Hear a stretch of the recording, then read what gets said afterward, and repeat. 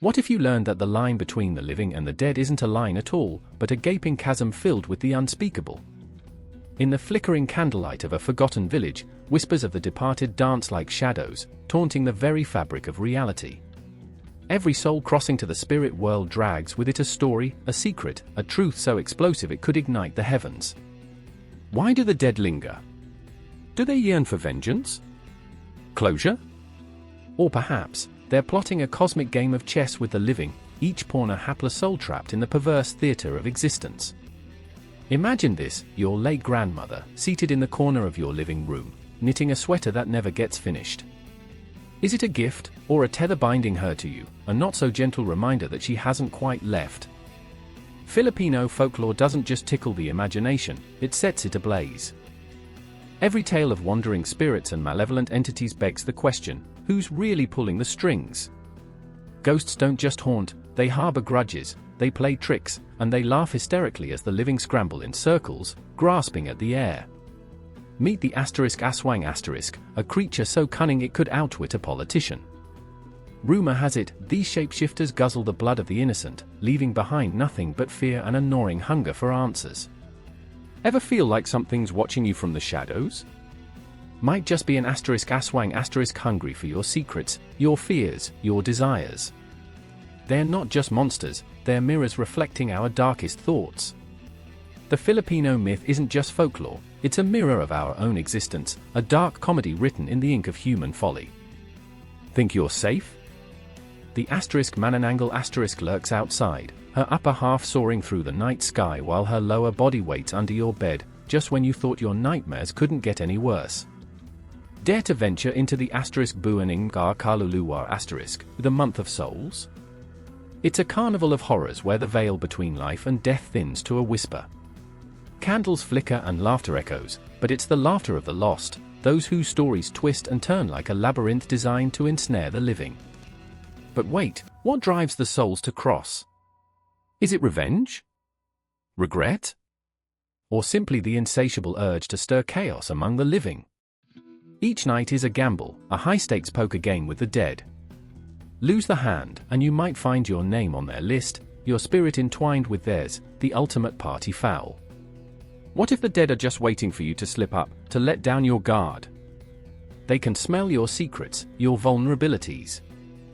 This twisted dance between the living and the dead is not a mere tale, it's a cosmic showdown, and every heartbeat counts.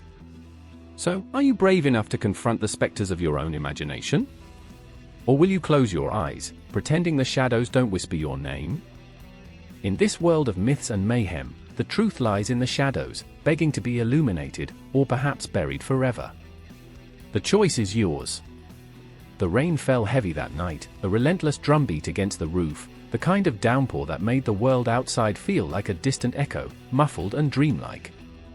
I stood at the window, heart pounding, breath shallow, as shadows danced across the room like specters caught in the throes of some ancient conflict. I remember the electric tension in the air, the way it buzzed with whispered histories, secrets buried beneath layers of time, waiting to claw their way to the surface. Outside, the storm raged on, but inside, the silence was thick enough to choke on.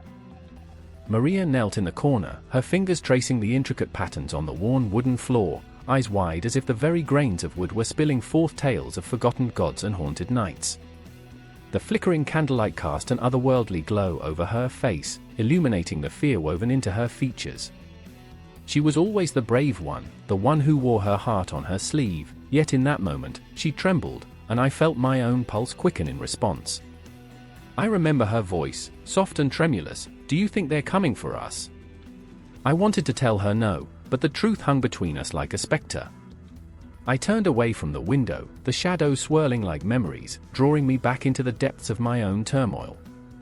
I remember my brother, Marco, standing defiantly by the door, arms crossed, a facade of bravado masking the fear swirling in his eyes. "Nothing can touch us," he declared, though his voice cracked like thunder in the silence, betraying the churning storm within. But what did bravery mean when faced with the weight of ancestors long gone? The stories of the Aswang crept into my mind, flesh-eating ghouls wandering the night, shadows slipping through the cracks of reality, just as we were. I remember the folklore my grandmother told us by the fire, her voice a haunting melody. They are the ones who come for the lost souls, the ones who wander too far into darkness. In that moment, as the wind howled outside and the rain lashed against the world, I felt the pull of those stories, the need to confront the ghosts of our past. Maria's voice broke through my reverie, urgent, "What if we're the lost ones?" Her trembling fingers clenched into fists, as if she could grasp the very fabric of fate itself. The shadows flickered, and for a moment, I saw a flicker of something, a figure just beyond the veil of the storm, watching, waiting.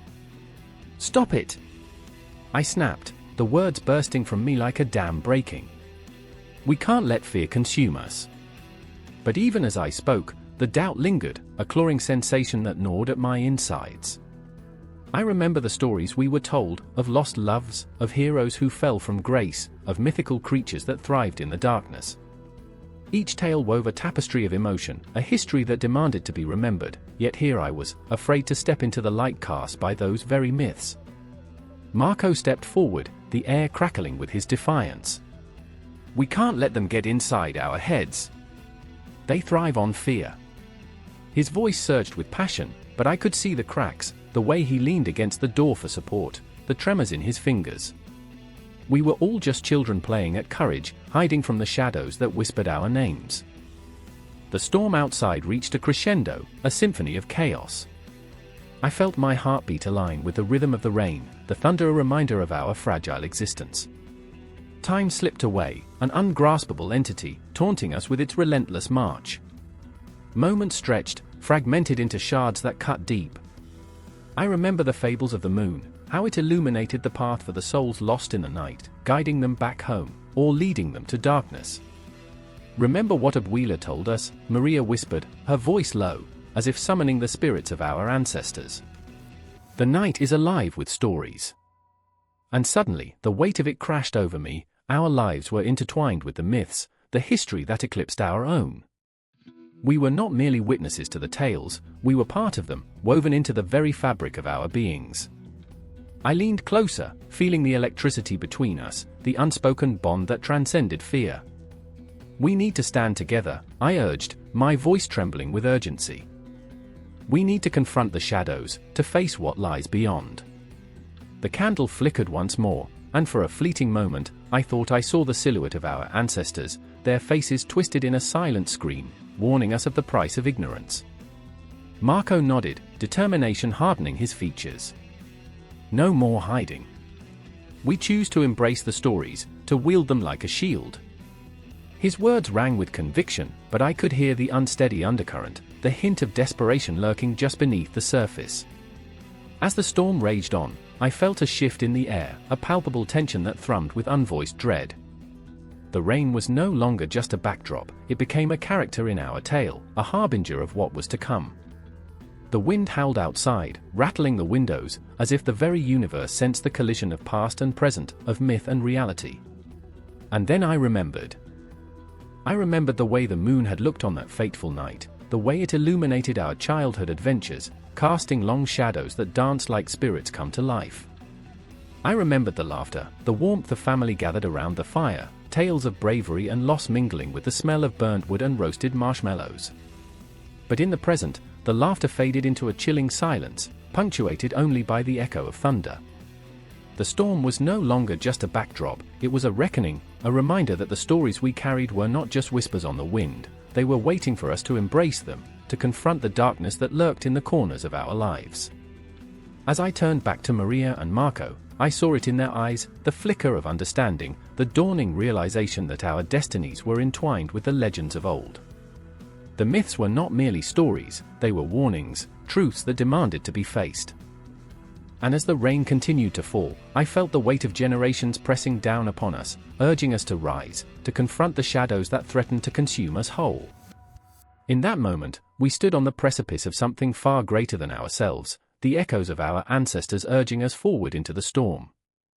The air hung heavy, thick with the scent of candles and the whispers of the past. It was a night like no other, shadows danced on the walls, flickering like souls caught between realms. In the dim light of the room, Isabella knelt, her fingers trembling as they brushed against the cool, wooden floor. She could feel it, a presence, a pulse that resonated with her heartbeat, a desperate plea from the beyond. "Mama," she called, her voice barely a whisper, laced with fear and longing. The silence answered, wrapping around her like a shroud. She remembered the stories, the tales her mother told her of the Kaluluwa*, the spirit that lingers, that yearns for connection, for resolution. "You can't leave me," she murmured, feeling the weight of her grief. "Not yet." Tears streamed down her face, hot and relentless, dripping onto the floor, each drop a memory, a regret. Across town, under the flickering streetlight, Marco leaned against the cold brick wall, the weight of his father's death settling like a stone in his stomach. He lit a cigarette, the flame illuminating the hollowness in his eyes. He thought about the Anito*, the guardians of the past, and how they were supposed to guide the living. Instead, he felt lost, adrift in a sea of his own despair. "What do I do now?" he muttered to himself, the smoke spiraling into the night, ethereal and fleeting. The city pulsed around him, alive with laughter and music, yet he was encased in a glass cage, separate from it all. Isabella's heart raced as she recalled the stories, the lessons embedded in her marrow. The soul, a fragment of the cosmos, a flicker of the divine, it lingers in our laughter, our pain, our stories. It is said that when a person dies, their Kaluluwa* wanders, searching for peace, yearning to be remembered. But what of those left behind? What of the heartache that gnaws at the living like a hungry ghost? She thought of her mother's voice, rich and warm like the scent of rice simmering, the way it filled the house with comfort. "I remember you, Mama," she whimpered, her words trembling against the silence. Marco flicked the ash from his cigarette, his thoughts a tangled mess of regret and confusion. "You left me," he spat into the darkness, his anger a raw wound. "You didn't even say goodbye." The city lights blurred around him, a kaleidoscope of vibrant colors, yet he felt nothing, only the void left by his father's absence. The Anito* were supposed to guide him, to help him navigate through grief, yet he stood alone, wrestling with the shadows of his own making, the memories clawing at his heart. Isabella's mind raced as she recalled the night her mother had succumbed to the relentless grip of illness. The frantic cries of the family, the hushed tones, the flickering of candles, the very essence of life dimming before her eyes. Was it the Kaluluwa* that took you, Mama? She wondered aloud, her voice echoing off the walls. She felt the chill of the night seep into her bones, the air electric with unspoken truths. Or was it something you left behind? She stood, feeling the weight of the world upon her shoulders, haunted by the memories that danced just out of reach. Each heartbeat was a reminder, each breath a struggle. "I need you, Mama," she whimpered, her voice breaking, pulling at the fragile strands of the universe, weaving her grief into the very fabric of the night. Marco, still leaning against the wall, closed his eyes, surrendering to the darkness that enveloped him. Moments whispered through his mind like the rustling of leaves, memories of laughter, of warmth, of lessons learned. "What would you say to me now?" he breathed, his voice a trembling confession to the void. "What do I do with this pain?" The night grew deeper, wrapping its arms around them both, drawing them toward an unseen confrontation. The shadows loomed, thick with the weight of unspoken words and unresolved fears. Isabella's heart raced as she felt a shift in the air, a stirring of the unseen. "I can feel you, Mama," she called out, her voice echoing through the stillness, a tether reaching into the depths of the unknown. Marco opened his eyes, the flickering streetlight casting long shadows on his face. "I can't keep living like this," he whispered, the weight of his grief pressing down like a suffocating blanket. "Help me find my way." The city buzzed around him, but the noise faded into a distant hum, leaving only the raw ache of loss. Isabella's fingers curled into fists as she felt a warmth envelop her, a presence that whispered promises of reconciliation. "I will find you," she vowed, her voice steady, her resolve hardening like steel. The Kaluluwa* deserved to be honored, to be remembered, and she would do whatever it took to keep her mother's spirit alive, to bridge the chasm between the living and the dead. As the clock struck midnight, echoes of laughter and sorrow intertwined in the air, ghosts of memories, spirits of the past, a haunting melody that resonated within both of them. Marco felt the weight shift, a flicker of something, hope, perhaps, dancing on the edges of his consciousness. "Can I forgive you?" he murmured, a question that hung in the air like a fragile thread. The night deepened, wrapping them in its embrace, as Isabella and Marco stood at the precipice of their own souls, each grappling with the intangible, the eternal. They were haunted yet alive, caught in the web of longing and memory, their hearts beating in unison as they faced the darkness together. The concept of the soul swirled around them, infinite and ungraspable, a testament to love that transcends even death.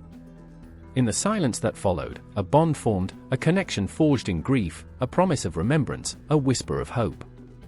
They were not alone, they carried the weight of their ancestors, the stories of their families stitched into their very beings. And as the shadows danced around them, they stood ready to confront whatever came next, the echoes of the past guiding them into the unknown. The wind howled through the trees, a ghostly moan that seemed to echo the cries of the lost. I stood there, heart racing, as shadows danced in the flickering light of the fire. The smell of smoke mixed with the damp earth, thick and cloying, as if the very ground wanted to swallow us whole. I remember the way the moon hung low in the sky, a cold eye watching, judging, an ancient sentinel over our trembling souls. "Do you hear them?" Maya whispered, barely audible above the crackling flames. Her eyes were wide, pupils dilated, fear and longing swirling together in their depths. She had always been drawn to the old stories, the ones that spoke of ancestral spirits living among us, guiding us, sometimes haunting us. Those stories, once comforting, now felt like a noose tightening around our throats. I nodded, though my throat was dry, and a chill crept along my spine. The stories were relentless, invading my mind like a swarm of restless spirits, each one tugging at my memory. I could almost feel them, those ancestors, hovering just out of sight, whispering secrets in the dark. "They're angry," I managed to say, trembling, unsure if the words were meant for her or for myself. "Or maybe they're just lonely," Maya replied, her voice a shaky laugh, desperate to pierce the thick tension that wrapped us in its suffocating embrace. We both knew it was a lie, a flimsy veil over a gut-wrenching truth. Loneliness didn't lead to vengeance, it led to despair, and despair sometimes screamed. Across the fire, David sat hunched over, his fingers digging into the earth, palms pressed against the cool soil. He had always been the skeptic among us, the one who rolled his eyes at Maya's tales of spirits and shadows. But tonight was different. Tonight, the air felt charged, alive with an energy that rattled our bones and sent shivers down our spines. I could see it in the way he trembled, the way his gaze flitted over the trees, searching for something unseen. "I remember," I said, almost to myself, when Grandma told me about the night she saw her mother. Standing right there by the willow tree, just like a wisp of smoke. I was lost in the memory, and it swept over me like a wave. She said her mother wanted her to follow, to come home. My voice cracked, and a lump formed in my throat. How could she have known? How could anyone? "Do you think they're watching us?" David's voice was so small, it felt like it came from somewhere deep within the earth. The ones who died too young, with so much left undone. His eyes were wild, searching for something beyond the flickering shadows. "What if they're angry because we've forgotten them?" Maya leaned closer, her face illuminated by the firelight, her features cast in haunting relief. "I don't think they want us to forget," she said, voice trembling. "But what if the memories are tainted? What if we remember them wrong?" Her words coiled around us, pulling tighter, suffocating in their intensity. "What if they're not just watching? What if they're waiting?" The forest around us seemed to lean in closer, the trees whispering secrets, their branches reaching like skeletal fingers. I felt the weight of time pressing down, the universe spinning wildly, yet we remained frozen in this moment of primal fear. My heart pounded against my ribcage, a warning of the storm brewing within. I could taste the sharp tang of dread on my tongue. Then came the sound, a low rumble, a growl, primal and ancient. It echoed through the night, reverberating in our bones. David's face paled, and Maya's eyes widened, reflecting the firelight like shards of broken glass. "What was that?" David's voice cracked, a thin veneer masking his fear. "I don't know," I whispered, but deep down, I felt it, a terrible knowing that clawed at my insides. the spirits were restless, and we had stirred something beyond our understanding. I remembered stories of the Watchers, the guardians who roamed the shadows, keeping the balance between our world and theirs. I remembered the warnings, never call upon the ancestors unless you are ready for their answers. The wind shifted, carrying with it the faintest hint of something sweet, something rotten. "They're here," Maya breathed, clutching my arm, her grip fierce and terrified. In that moment, I felt the weight of her fear, the pull of our shared history, the ties that bound us to those who had come before. I glanced at David, whose face was a mask of disbelief cracking under the pressure of our reality. "We need to do something," he said, his voice rising, tinged with desperation. "We can't just sit here and wait for them to come to us." The fire flickered violently, casting long, grotesque shadows that danced wildly across his face. "What do you suggest?" I shot back, frustration bubbling like a hot spring. "Start a seance? Summon the dead? What if they don't like what we have to say?"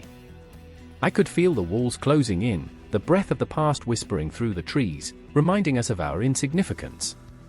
But Maya was already on her feet, her eyes locked on the horizon, where the trees twisted into the dark like fingers beckoning.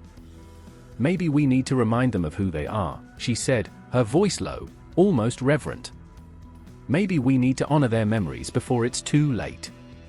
And suddenly, I remembered the stories my grandmother told, the rituals that connected us to the spirits, the songs that echoed through the ages.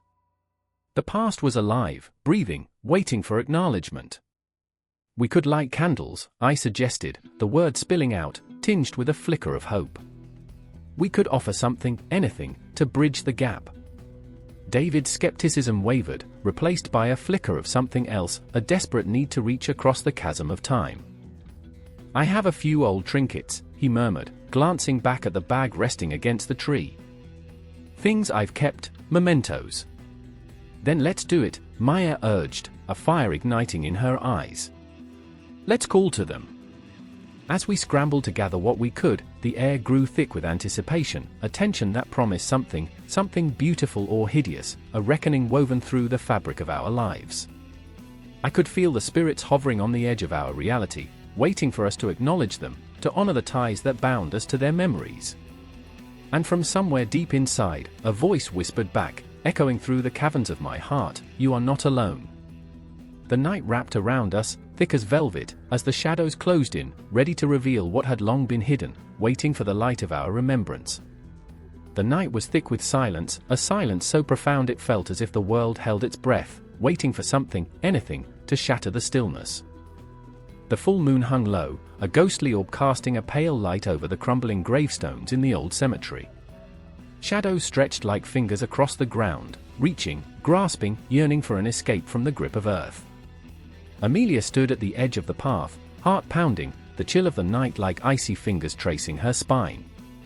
"I shouldn't be here," she whispered to herself, but her feet, restless and defiant, drew her closer to the heart of the graveyard. There was a weight in the air, the kind of tension that made your skin crawl. And there, in the midst of the gravestones, stood Jonah, his silhouette stark against the moonlight. He looked lost, eyes wide with fear, as if he could see something that slipped through the veil of existence, something that beckoned him into the darkness. "Amelia," he called, voice trembling, "you have to help me." Help him? How could she help him when she didn't even know if he was truly here, or just a spectre of her own making? Memories swirled around them, echoing past laughter and tears, moments that felt as real as the earth beneath her feet and yet as ephemeral as smoke. She remembered the warmth of his hand in hers, the way laughter danced between them like fireflies on a summer night. But now? Now, the laughter felt like a distant star, something beautiful but forever out of reach. "Jonah!" She was breathless, the air caught in her throat. "What are you seeing?" "I don't know." His voice cracked, raw and desperate. "It's like a door is opening, and I can't close it. I can hear them. I can hear them calling." He turned, eyes wide, a wildness to him that terrified her.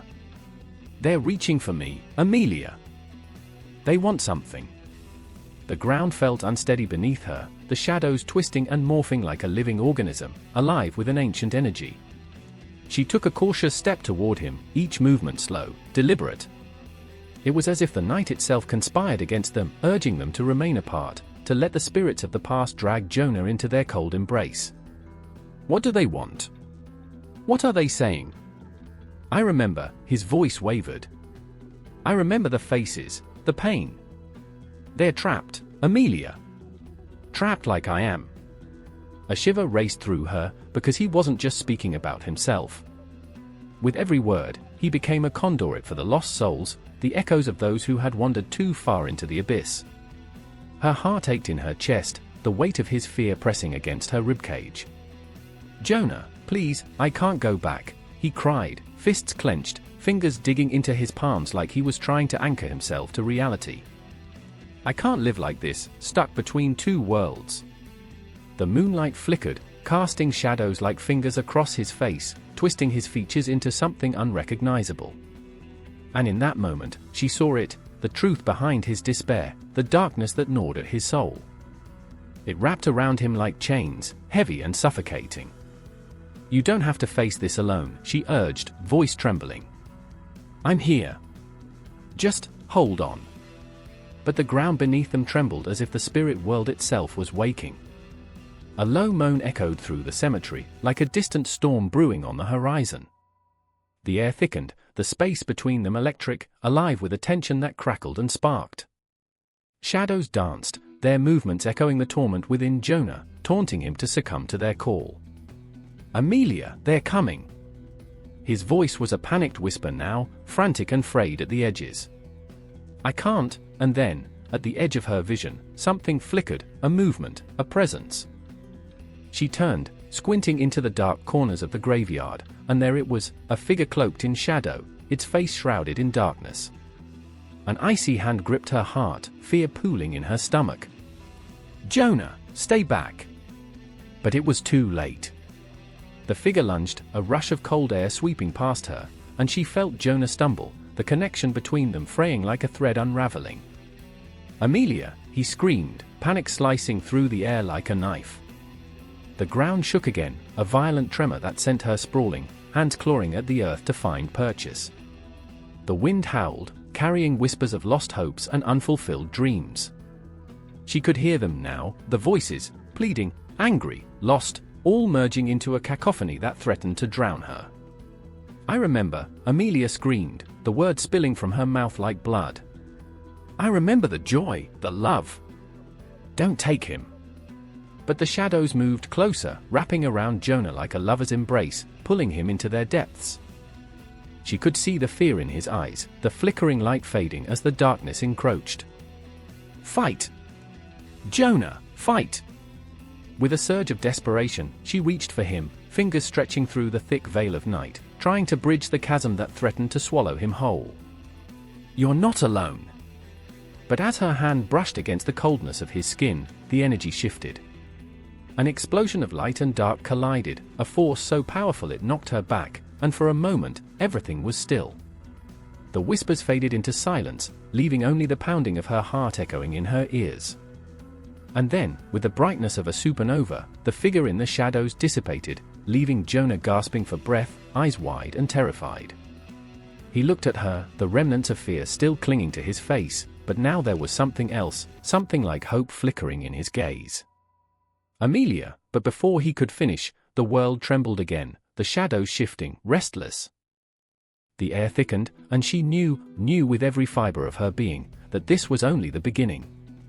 The confrontation wasn't over, it had only just begun. The veil between worlds was thin, and the spirits of the past still lingered, hungry for resolution, for recognition, for release.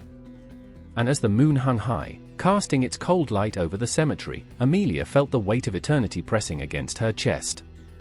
Time twisted and contorted, memories unraveling like threads of a frayed tapestry, and she knew she had to fight. Not just for Jonah, but for every soul caught in the web of the afterlife, for every whisper that echoed through the night, waiting for someone to listen, to remember. Tension hung in the air, thick enough to cut, as the night enveloped them, shadows swirling, memories beckoning. And there, in the heart of the darkness, they would confront the truth of what lay beyond, the visions of the spirit world that waited just out of reach. The air hung heavy, thick with the scent of wet earth and smoke, as the last remnants of twilight bled into the night sky. Crickets chirped a frantic rhythm, a countdown to many lives entwined in fate's tangled web. I remember that night, the night everything changed, when the drums began to beat, echoing through the forest like a heartbeat, each thump resonating with the primal pulse of the world around us. In the clearing, shadows danced, flickering like the thoughts racing through my mind. I stood with my brother, Chemo, his eyes wide with fear and excitement, like a startled deer caught in the moon's gaze. We were both on the precipice of a transformation, but the rift between us was as deep as the ocean. I wanted to embrace this moment, the ritual, the power of it all, but doubt gnawed at me like a hungry wolf. I felt his tension, the way his shoulders hunched, the way he fought against what was to come. "Are you ready?" I whispered, but the weight of my own words crushed my spirit. I wasn't sure if I was asking him or myself.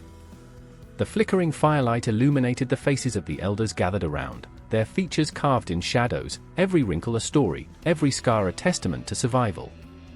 They watched us with eyes that glinted like shards of glass, and I felt as if the weight of their expectations bore down on my chest, constricting my breath. I remember thinking, if I fail, will the ancestors forgive me? Chemo stepped forward, his heart pounding like the drums, each thud echoing his fear of not being enough. I could see the conflict raging within him, the pull between tradition and the desire for freedom. "What if I can't do it?" he murmured, but the question hung in the air, heavy with unspoken betrayals. "Do it for them," the eldest elder urged, eyes glistening like stars caught in a net of despair. "Do it for the ancestors who walked before us, who carved paths through the darkness." Darkness! I felt it creeping in, like a shroud wrapping around my spine. I could almost hear the whispers of those who had come before, their voices calling from the edge of the void. "Remember your dreams, Chemo," I urged, my voice trembling. "They're waiting for us. They've always been waiting." As he stepped into the circle of firelight, a haunting silence enveloped us, the kind that steals your breath and makes your heart race in anticipation of the unknown. He faced the flames, and I watched as his silhouette flickered, a fragile image against the consuming fire. I wanted to scream, to pull him back, but the moment had come. The ritual was upon us, a rite of passage steeped in history, drenched in the blood of our ancestors. The drums began to crescendo, each beat like a pulse, calling forth spirits from the ether. The air charged with energy, and suddenly, I felt a jolt, as if the very ground beneath us trembled in recognition. I could hear whispers, soft and sinister, curling around my mind like smoke, tantalizing yet terrifying. I could see Chemo's brow furrow, his hands clenched into fists, and I knew that he was battling demons, both real and imagined. "Stand strong!" I shouted, the words spilling from my lips like a desperate prayer. "You are not alone!" But in that moment, the shadows thickened, and figures emerged from the dark, ghostly apparitions of our ancestors, their eyes filled with wisdom and sorrow. They surrounded Chemo, a tempest of souls tethered to his fate. I felt their chill and heard their lament, a reminder of sacrifices made, of choices that lingered like echoes in the corridors of time. "Will you join us?" they seemed to ask, their voices a haunting melody that sent shivers down my spine. "Will you honor us, child of the soil?" Chemo's breath hitched, and I could see the struggle etched upon his face, an internal war between duty and desire. He faltered, and for a split second, the world shifted. The drums slowed, a heartbeat fading, and I feared he would drown in the weight of expectations. Then, in a moment that felt as if the cosmos held its breath, he closed his eyes, his face softened, and he began to sway. I could almost see the memories flickering within him, visions of our childhood, the laughter shared, the secrets whispered beneath the stars. His heart beat in time with the drums, a fierce declaration of defiance against fear. "I remember," he whispered, voice barely audible, but I felt it resonate deep within me. "I remember who I am." In that instant, a flash of lightning illuminated the night, and I saw the elders nodding, their faces bearing the weight of pride and sorrow. They understood the delicate balance of this moment, the beauty and the terror intertwining like vines in the darkness. I felt tears prick my eyes, a bittersweet mixture of joy and sorrow. It was more than a rite, it was a reckoning. But as the fire crackled, a dark shadow loomed, creeping like a thief in the night. I sensed it before I saw it, an ominous presence that chilled the air, stealing the warmth from the flames. My heart raced as I spun around, searching the forest, the thick trees seeming to whisper secrets I was afraid to hear. "Do you feel that?" I gasped, my heart pounding like the drums that had once sounded like a celebration of life. "Something is wrong." Chemo froze, his eyes wide, but the shadows were closing in. The air thickened, a suffocating blanket of dread wrapping around us. The elders' chants turned to murmurs, a frantic plea woven into the fabric of the night. I could feel the tension rising, like a storm gathering its strength. "Fight!" I yelled, the word bursting forth from my chest, raw and primal. "You must fight!" But Chemo, caught in the web of ancestral memories and an impending darkness, stepped further into the abyss. The ground began to tremble, and the ethereal whispers escalated, urging him into the unknown. A clash of destiny and free will hung in the balance, and I knew this was the moment that would define us. In that chaos, I reached for him, tearing through the shadows, desperate to hold onto the last thread connecting us. My fingers grazed his arm, and in that fleeting touch, I felt the pulse of our shared past, the laughter, the tears, the dreams yet to be written. "Don't let go!" I shouted, my voice echoing through the chaos. "We can do this together!" But the darkness surged, swallowing the light, leaving us teetering on the edge of something vast and unfathomable. The drums thundered, and I could feel the universe holding its breath, waiting for the outcome of this dance with fate. "Hold on!" I screamed, a final desperate plea as the night spiraled into a whirlwind of emotion, fear, and the haunting echoes of all that had come before. The line between us blurred, and the confrontation loomed, our hearts racing, the ancestral spirits watching, the shadows stretching deeper into the night. The moment was alive, electric, and I was terrified of what lay ahead. And yet, there was a flicker of hope, a glimmer of something that told me that in this darkness, we would find our light. As the shadows closed in, I clung to that thought, an ember in the night, guiding us through the storm. Rain fell in heavy sheets, each drop a reminder that the earth was alive, breathing, and watching. I stood in the heart of the forest, soaked to the bone, surrounded by trees that twisted like ancient giants reaching for the sky, their gnarled roots weaving through the damp earth, as if trying to escape the weight of their own history. The air crackled with an electric tension, the kind that sends shivers down your spine. I could almost hear the whispers of the spirits, lost souls mingling with the wind, carrying stories of love and despair, joy and grief. And there she was, Myra, her face a mask of anguish, her breath trembling like the leaves overhead. "They took him," she gasped, her voice caught in the web of desperation. My heart raced, each beat echoing the urgency of the moment. I can't lose him. Not like this." Her eyes, wide and pleading, were pools of raw emotion, glistening with unshed tears that mirrored the storm above us. She was haunted, not just by the loss of her brother, but by the shadows of their childhood, the games they played, the stories told around the fire, the very soul of their bond now threatened by the encroaching darkness. Beside her, Marcus stood rooted to the spot, a specter of regret. His hands trembled as he clenched them into fists, knuckles white against the downpour. "I thought we could hide," he murmured, his voice barely above a whisper. "I thought it was over." But it had come back, like it always did, creeping through the cracks of their lives, the truth of their existence gnawing at the edges of their reality. His eyes flickered to the shadows, where the trees seemed to twist and turn, almost as if they were alive, entwined with the very essence of their pain. I remember the stories, the old tales of the ancients who believed that every stone, every leaf, every breath of wind held a spirit, a fragment of the cosmos imbued with meaning. I remember how Myra would gather us around her, eyes alight with the magic that filled the air, weaving tales of gods and demons, of souls trapped in the twilight between life and death. "They're all around us," she'd say, watching, waiting. Now, her words hung heavy in the air, a cloak of foreboding that draped over us like the storm clouds above, a constant reminder of the unseen world that lived parallel to our own. "Do you think they know?" she asked, her voice trembling with the weight of unsaid fears.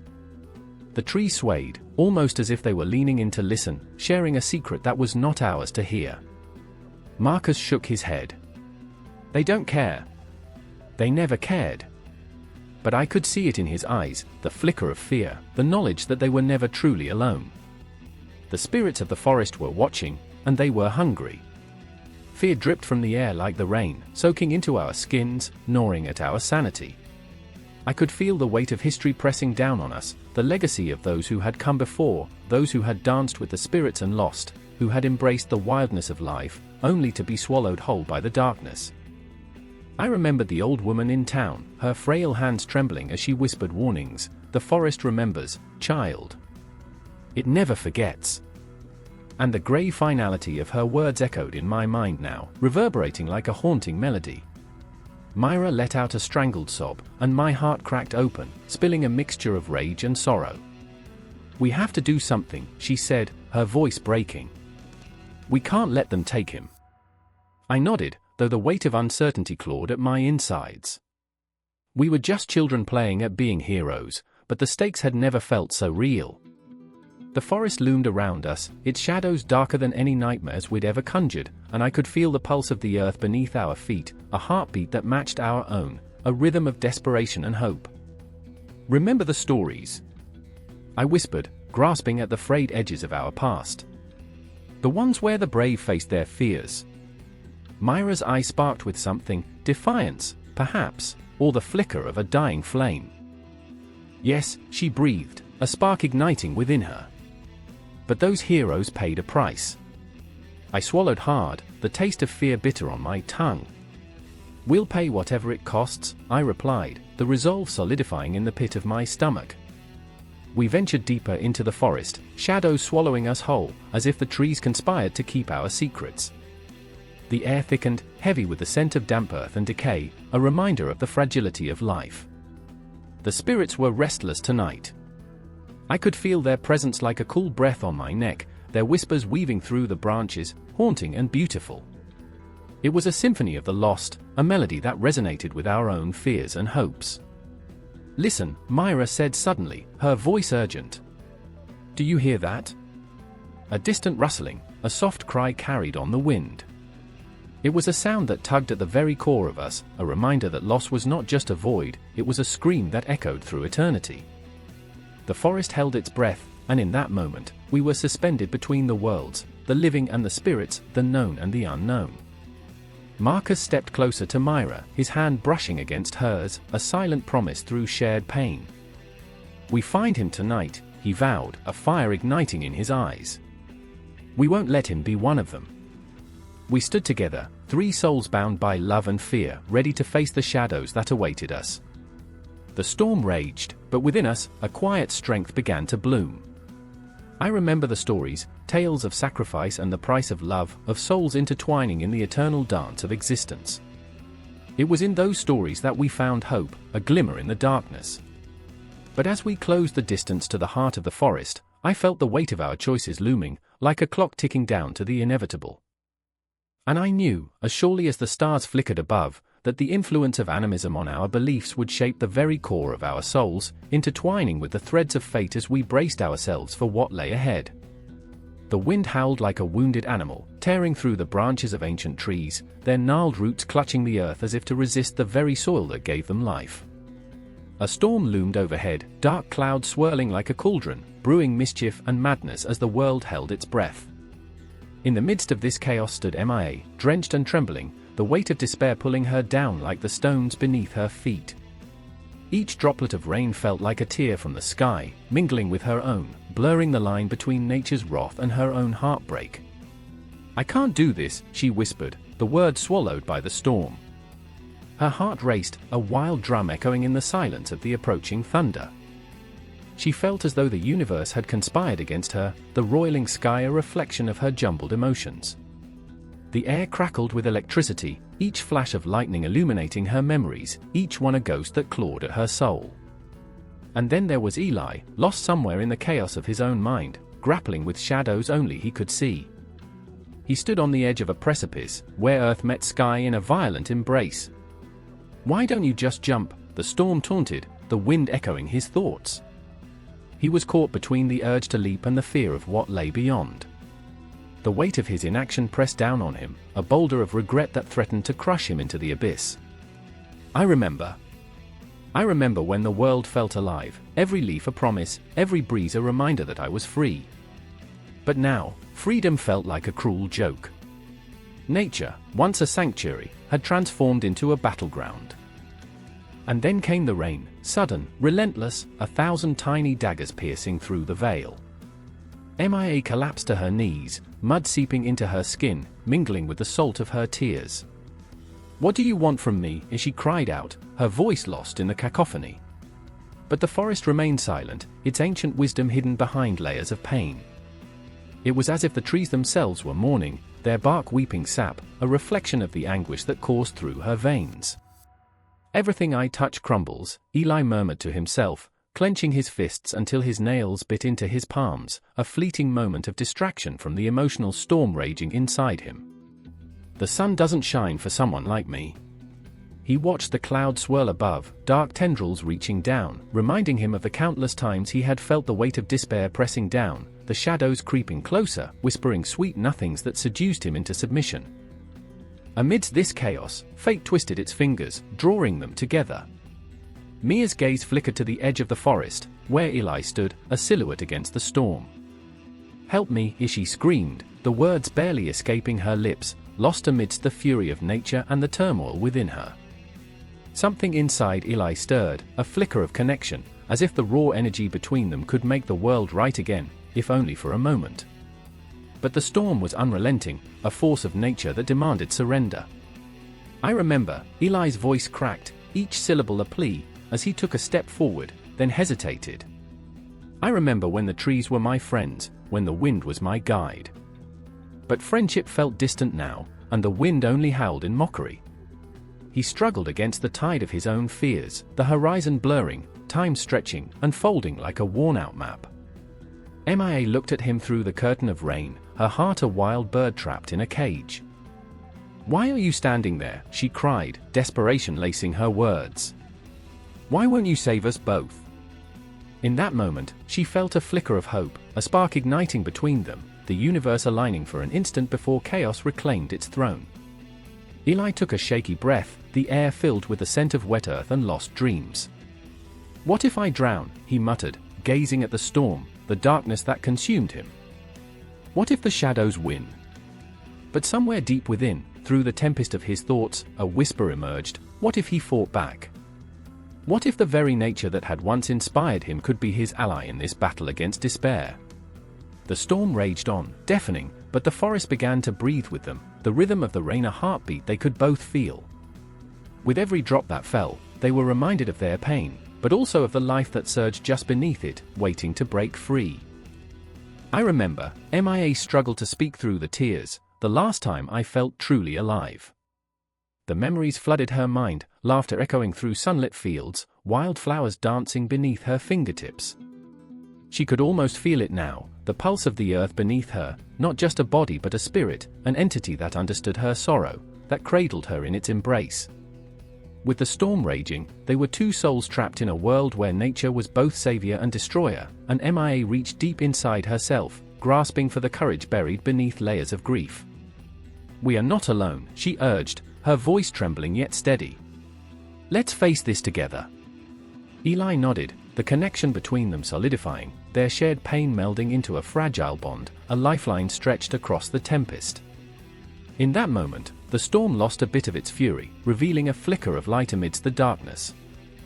The rain was no longer an enemy, it became a cleansing, a baptism of sorts, a reminder that even in the depths of despair, nature played a role in healing the soul.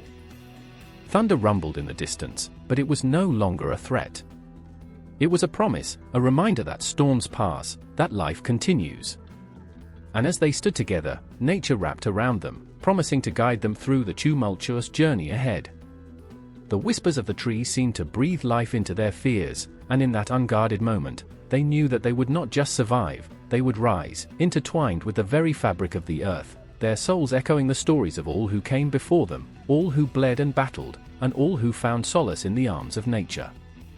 And so, as the rain poured down, they stood on the precipice, the storm now their testament.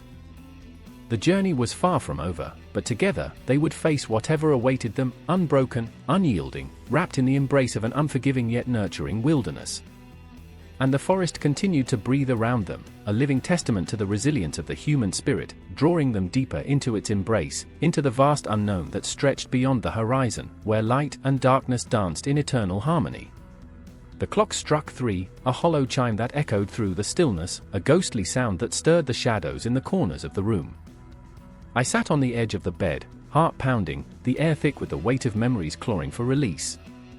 The walls seemed to lean in, as if they held their breath, waiting for the cascade of dreams that would soon spill forth. But not just any dreams, these were the harbingers of something deeper, darker, more urgent. Across from me, Sarah was thrashing, her body tangled in the sheets, as if the very fabric of her subconscious was trying to ensnare her. Her face, twisted in pain and fear, was illuminated only by the faint moonlight creeping through the window, casting an ethereal glow. I reached out, hesitant, knowing that touching her might drag her deeper into this nightmare. And yet, I couldn't look away. I remember, she gasped, eyes fluttering beneath closed lids, the fire, they were screaming, my breath hitched, a stone lodged in my throat. I had heard this before, had seen her eyes blaze with the memory of it. The fire, a constant spectre in her dreams, whispering truths both terrible and unresolved. Each night, it was the same scene, but each night, it seemed to carry new weight, new urgency. Sarah! You're safe. It's just a dream.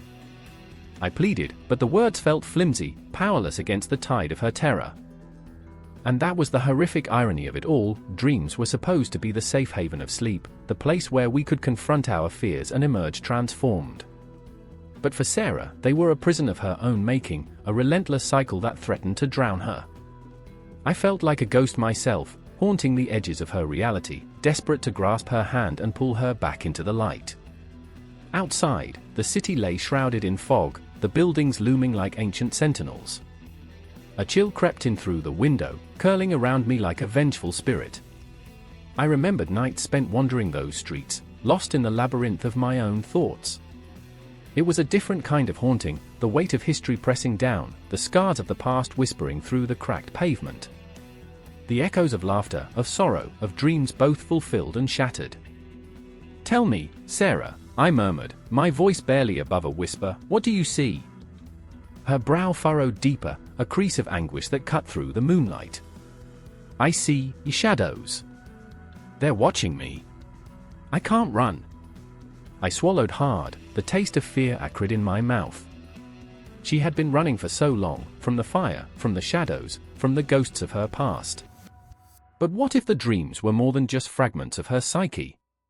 What if they were a bridge, a crossing over to something beyond the veil of this world? Do you think they're trying to tell you something? I asked, the words tumbling out before I could stop them. Her eyes shot open, glistening with unshed tears, and for a moment, time stood still. I saw the flicker of hope mingling with despair, a dangerous combination that set my heart racing. What if, she started, but her voice broke, choked by the fear of possibilities. What if they're trying to warn me? I wanted to reach out, to pull her back from the edge she was teetering on. But what if the dreams were a message, a sign that the fire wasn't just a figment of her imagination? What if it was a portent of something far worse? Suddenly, a shriek pierced the silence.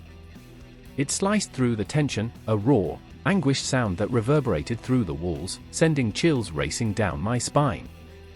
Sarah clutched her head, writhing as if the very essence of her dreams was clawing its way to the surface. Make it stop.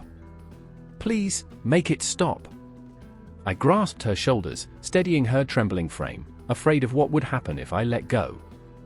You're safe, Sarah. I'm here.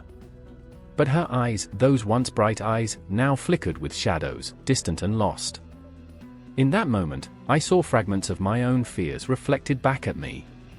I had my own ghosts, memories that whispered in the stillness, memories of loss and regret that weighed heavy on my soul. The dreams I had tried to bury, the moments I wanted to forget. I remember the night my brother vanished, the way the world had tilted on its axis as if the universe itself had conspired to snatch him away. It was a wound that never healed, a darkness that seeped into every corner of my being.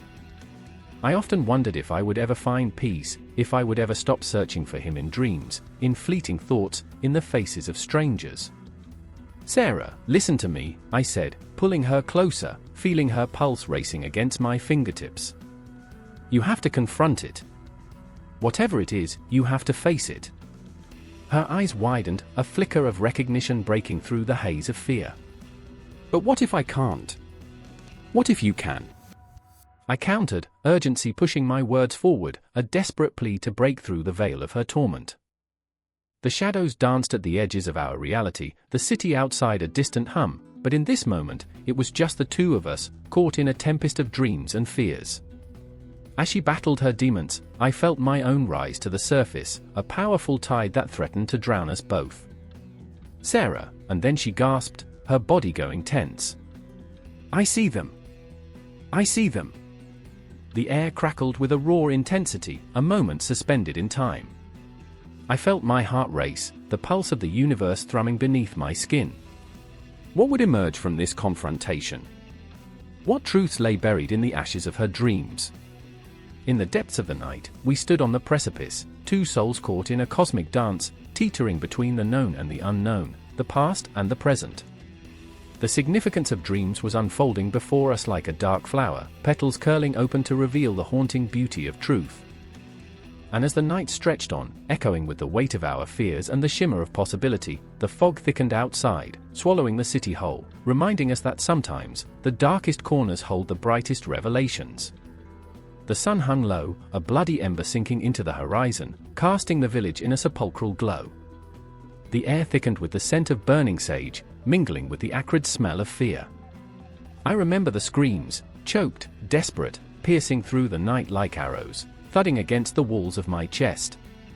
In that moment, I stood frozen, heart pounding, eyes wide, unable to comprehend the terror unfolding before me. Shadows danced wildly, flickering shapes of warriors and priests, of courage and betrayal, colliding in the twilight. I clutched the pendant around my neck, a gift from my mother, a symbol of our ancestors and their ancient beliefs. It felt heavy, almost suffocating, as if the weight of 1,000 dreams hung upon it. Every heartbeat echoed the prayer of my people, a cadence of hope, a longing for the spirits of the earth, the sky, the rivers. It was all slipping away. I could see the fear in Clara's eyes as she gripped my arm, her nails digging in, a silent plea. She was my sister, my confidant, but that night, she transcended flesh and bone, she became the embodiment of everything we were about to lose. Raphael, she screamed, pulling me back from the precipice of despair. We need to run. But I couldn't move. I was anchored in the past, caught in the web of ancestral spirits who whispered through the wind, who lingered in the corners of the village, urging us to remember the stories of our people, the wisdom of the elders, the sacredness of the earth. My mind raced through memories, images of harvest feasts, vibrant colors of woven cloth, laughter ringing like chimes in the air. Each memory a knife, each slice a reminder of what was being lost. The Spanish were here, clad in iron, with crosses that gleamed in the dying light. They spoke of salvation, yet their eyes held the fire of conquest. They offered us gods wrapped in silk, but what did we know of their faith, their truths? I remember the way they brandished their weapons, how the ground trembled beneath their boots, how our sacred mountain stood tall and silent, bearing witness to our devastation. Raphael, Clara's voice trembled, pulling me back to the present. They're approaching. I looked at her, fear etched deep into her young face, a face that had known little of the world but the warmth of our home and the stories of our ancestors. She was only a child, yet the weight of our heritage rested on her small shoulders. I wanted to shield her, to wrap her in the protective embrace of our culture, but how could I when the very fabric of our being was unraveling? A flash of metal caught my eye. One of the invaders had crossed into the village square, a grin of triumph carved into his face. He raised his sword, an expression of power that made my skin crawl. He was not just a man, he was an embodiment of everything we had fought against.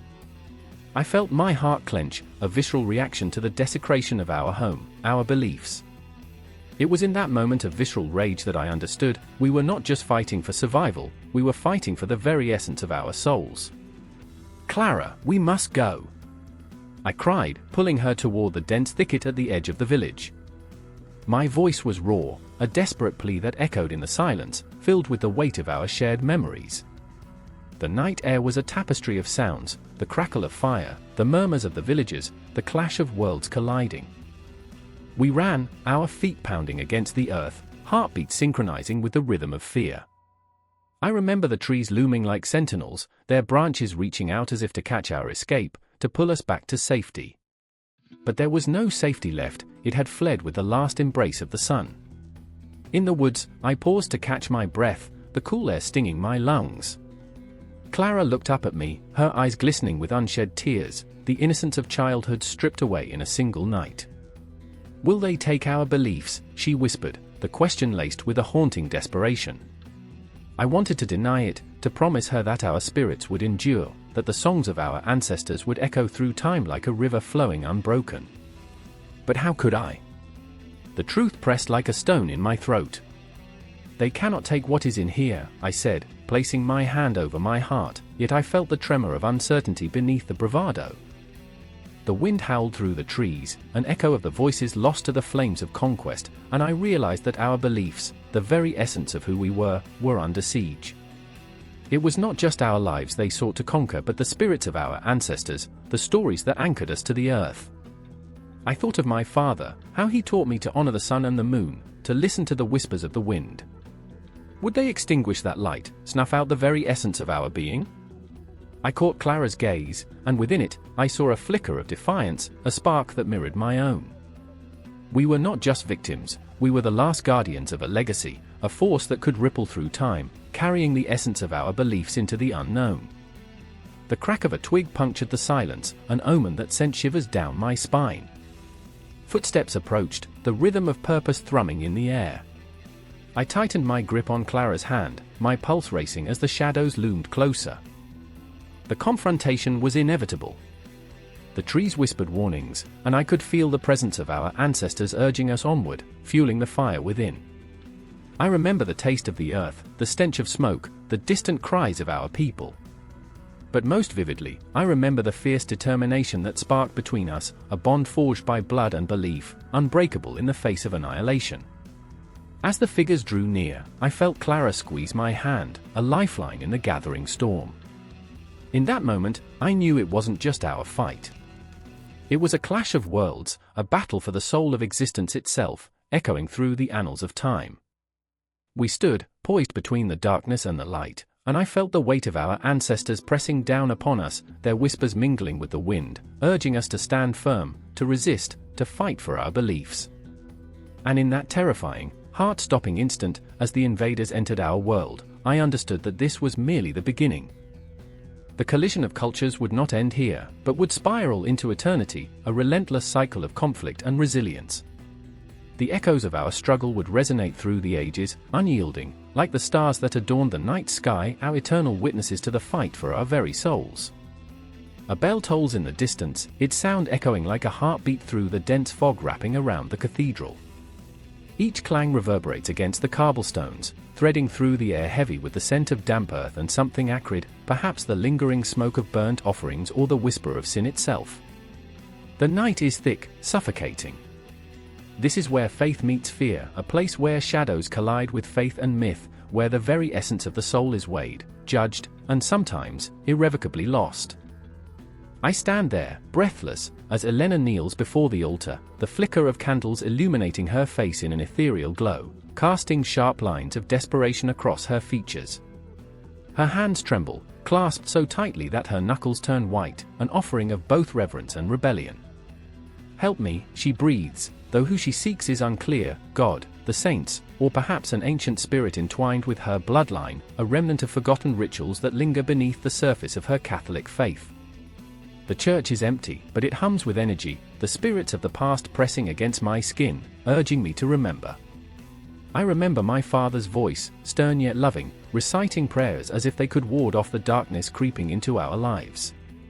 Faith is a shield, he would say, but sometimes it feels more like a prison. How right he was. I feel that prison now, its cold walls closing in as I watch Elena grasp the rosary beads, each bead a talisman against the encroaching shadows of her soul. Across the aisle, Matteo leans against the cool stone wall, arms crossed, his expression a mixture of skepticism and longing. "This is madness, Elena," he murmurs, his voice slicing through the heavy silence. "You can't bargain with ghosts." A bitter laugh escapes him, though it betrays a deeper fear, one that resonates within me. We are all haunted by our pasts, clinging to the stories we tell ourselves. But are they stories of salvation or chains that bind us? Elena's gaze flickers to him, a blaze of defiance igniting in her eyes. "And what do you suggest? That we forget? That we let their whispers drown in the darkness?" Her voice rises, a clarion call against the weight of the church's silence. The tension crackles like electricity, drawing us into a vortex of emotion, a cruel reminder of how each soul bears the weight of its own mythology, a tapestry woven with pain, love, and loss. I remember the nights when I too sought solace in this hallowed space, kneeling and praying for absolution. But what is absolution when the ghosts of our sins echo louder than the prayers we whisper? The spirits of those who come before us linger here, remnants of their beliefs clashing with the rigid structures of dogma. In this sanctuary, the walls bleed history, and we are mere shadows dancing between faith and the myths that have shaped us. Elena rises, the weight of 1,000 unspoken words hanging between us. I can feel them, Matteo. They're here, in this place, waiting for us to acknowledge them. Her voice drops to a whisper, laced with urgency and a flicker of fear. In that moment, I see her not just as a woman seeking redemption but as a vessel of the past, a conduit of the souls that claw at her heart, begging for recognition. Matteo scoffs, but I can see the flickering doubt in his eyes. "You think they care?" "They're dead, Elena. We're the ones who are alive, and we need to deal with our realities." But the lines between reality and myth blur in this sacred space, each breath charged with the weight of the unsaid, the unseen. I want to scream, to shake him and make him understand. These souls are not mere phantoms, they are part of us, woven into our very being. The air shifts, thickening with the tension of unaddressed emotions. I can feel the ghosts swirling around us, their whispers rising, filling the spaces between thoughts. Remember the stories, I want to yell, the ones we told each other late at night, the ones that made us believe in something greater than ourselves. But the words catch in my throat, swallowed by the gravity of the moment. Elena steps closer to Matteo, her eyes fierce, lit by an inner fire. "You think they don't have power? You think forgetting them will protect us?" Her voice trembles, echoing the anguish that resides within her. "What if they are waiting for us to fight back? To reclaim what's been lost?" The desperation in her plea strikes a chord deep within me, a resonant ache that connects us all, the desire to be seen, to be heard, to be remembered. In the corner of my vision, a shadow flickers, a reminder of the stories that haunt us. The clock strikes midnight, each chime resonating like a heartbeat, a countdown to the inevitable confrontation that looms ahead. I feel the weight of history pressing against my chest, the souls of those before us demanding recognition, both haunting and empowering. Matteo's veneer of cynicism cracks, revealing the raw vulnerability beneath. "What do you want from us, Elena?" His voice now a whisper, as if acknowledging the ghosts surrounding us. "What do you want to remember?" The question hangs in the air, a fragile thread connecting us, binding our fates to the myths that have shaped our identities. "I want to remember everything," she replies, her voice trembling but resolute. "The pain, the joy, the sacrifices. I want to hold them close, to honor them, and in doing so, find my own redemption." Her words resonate like a prayer, a plea that strikes deep within, echoing through the hallowed halls of the church, calling upon the spirits of the lost, the loved, the forsaken. The shadows flicker, closing in around us as if the very walls of the cathedral are listening, absorbing our conflicts and desires. I close my eyes, feeling the pulse of the past merging with the present, the weight of every unsung hymn and whispered prayer swirling around us, a tapestry of souls intertwined. As the final echoes of midnight fade into silence, I realize we are standing at the precipice of something monumental. Here, in this sacred space, we grapple with our beliefs, our doubts, our desires, tethered to a history that refuses to let go. No longer merely spectators, we are participants in a dance with the divine, every heartbeat resonating with the stories that breathe life into the myths we carry within us. The night is far from over. The shadows stir, the ghosts murmur, and our confrontation with the syncretism of faith and culture is just beginning. The wind howled through the cracked windows, a banshee's wail echoing around the dimly lit room. Candles flickered, casting shadows that danced on the walls like specters of the past. Here, in the heart of the city, where the living hurried by with their heads down, oblivious to the whispers of the departed, Sophia knelt before an altar, her heart hammering against her ribcage, a relentless reminder of what she had lost. She could almost hear his voice, a faded echo wrapped in sorrow. "Don't forget me," he had said, the last words echoing in her mind like a haunting refrain. Her hands trembled as she arranged the offerings, a slice of bread, a shot of tequila, a fragrant marigold. Each item was a piece of her heart, a thread woven into the fabric of their shared memories. She remembered the laughter, the warmth, the way he had crinkled his nose when she teased him. But now, it was only her and the silence, thick, suffocating silence that felt alive, as if it were watching her, waiting for something to break. Across the room, Matteo leaned against the wall, eyes glazed over like a painting left too long in the sun. His fingers twitched, an anxious rhythm against his thigh. He was lost in his thoughts, grappling with the shadow of guilt that loomed over him like a storm cloud. "I should have been there," he muttered under his breath, the words barely escaping his lips. He remembered his last conversation with Sophia's brother, each word laced with an urgency they couldn't have known would be their last. "Promise me, you'll take care of her." But promises, he had learned, were fragile things, like glass, easily shattered. "Matteo," Sophia snapped, breaking the trance that had ensnared him. Her voice was sharp, tinged with the bitterness of unresolved grief. "Help me." It wasn't a plea, it was a command, a desperate grab for connection in a world that felt utterly unforgiving. She needed him, needed to feel the weight of another soul beside her, even if it was one burdened with his own ghosts. He pushed himself off the wall, the shuffling of his feet a reminder of their shared strife, the shared weight of loss.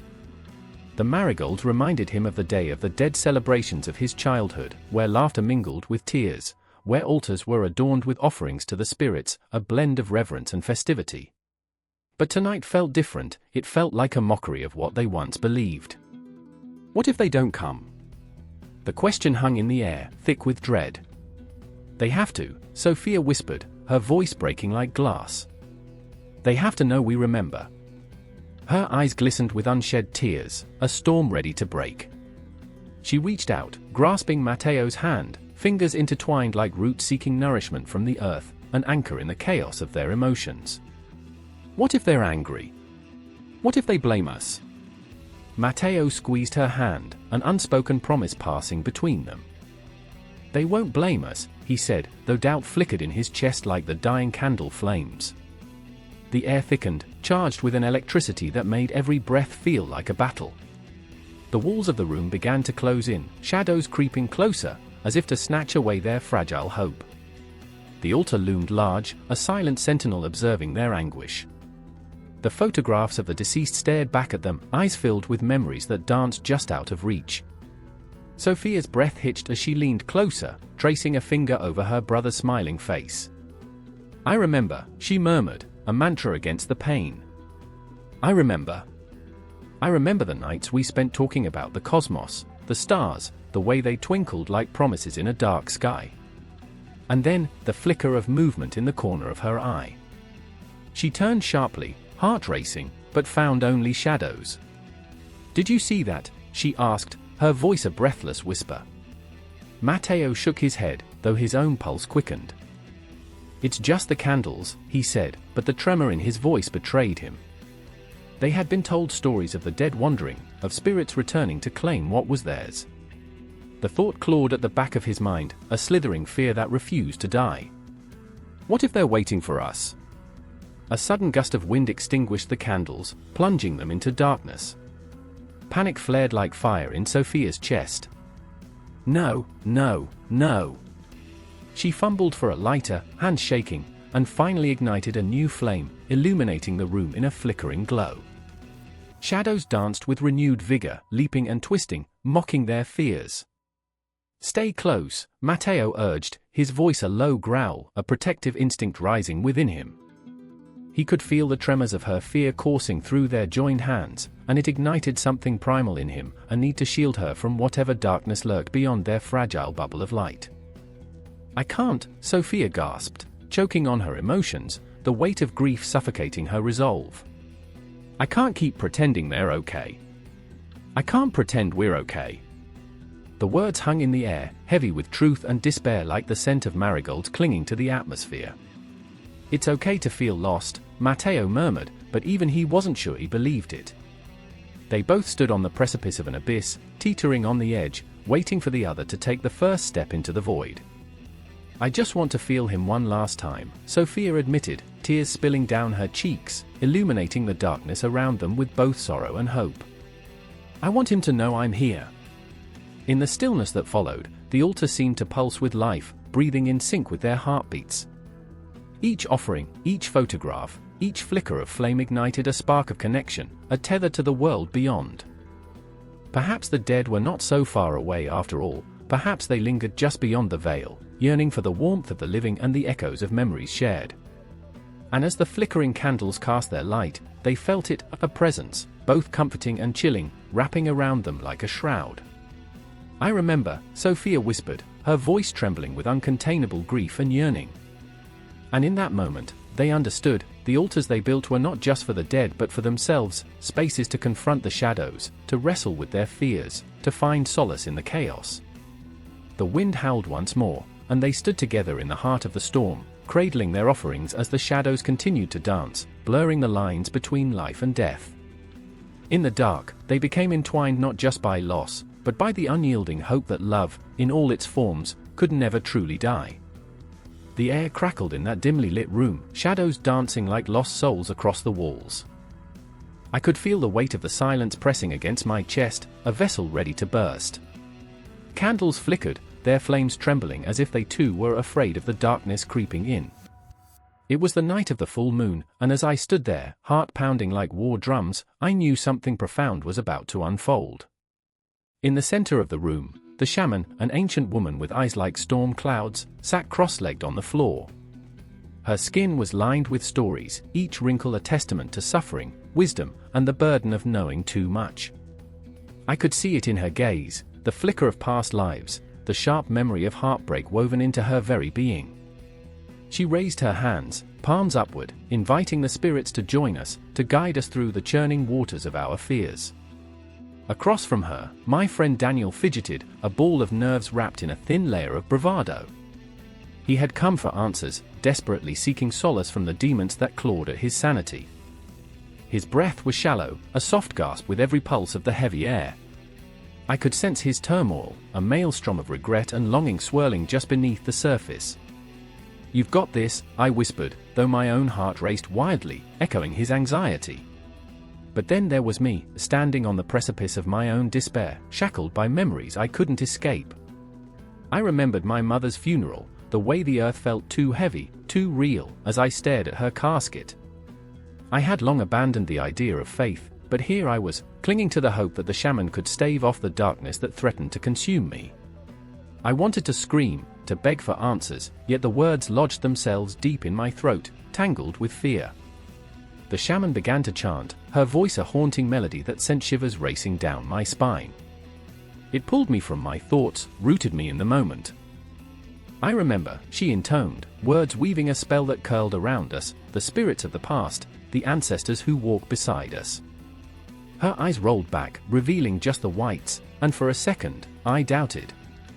I doubted her, and I doubted myself. As she spoke, the air thickened, saturated with something otherworldly. Memories flooded my senses, lost childhood dreams, laughter that echoed in empty rooms, the sweet scent of jasmine trailing behind a ghostly figure. Each memory was a dagger, piercing through the layers I had built to protect myself. I was painfully vulnerable, stripped of my defenses, exposed to the raw edges of my soul. Daniel's voice broke through the haze, trembling and raw. "I need to know why." His words hung in the air, desperate like a drowning man reaching for a lifeline. The shaman's gaze locked onto his, and in that instant, time stretched, the world around us blurring into insignificance. I felt the pulse of the universe in my ears, a heartbeat that resonated with every cry of anguish. I remember, she whispered, the pain of loss, the weight of sorrow. And the silence that followed felt like an eternity, heavy like a storm cloud ready to burst. It was a moment steeped in collective grief and understanding that transcended words. Daniel's face crumpled, a fragile mask breaking beneath the pressure of his emotions. Tears streamed down his cheeks, and I wanted to reach out, to comfort him, but I was paralyzed by my own fear. I could see the flicker of doubt in the shaman's eyes, a cloud passing over the moon. Her voice trembled as she spoke again. The spirits can guide us, but they do not answer to fear. My heart raced, an echo of Daniel's desperation, and I fought against the tide of uncertainty. What if the answers we sought were not the ones we wanted? What if they led us deeper into darkness? Then, suddenly, the candles extinguished, snuffed out by an unseen force, plunging us into a suffocating blackness. The silence roared, drowning out everything but the sound of my own frantic breathing.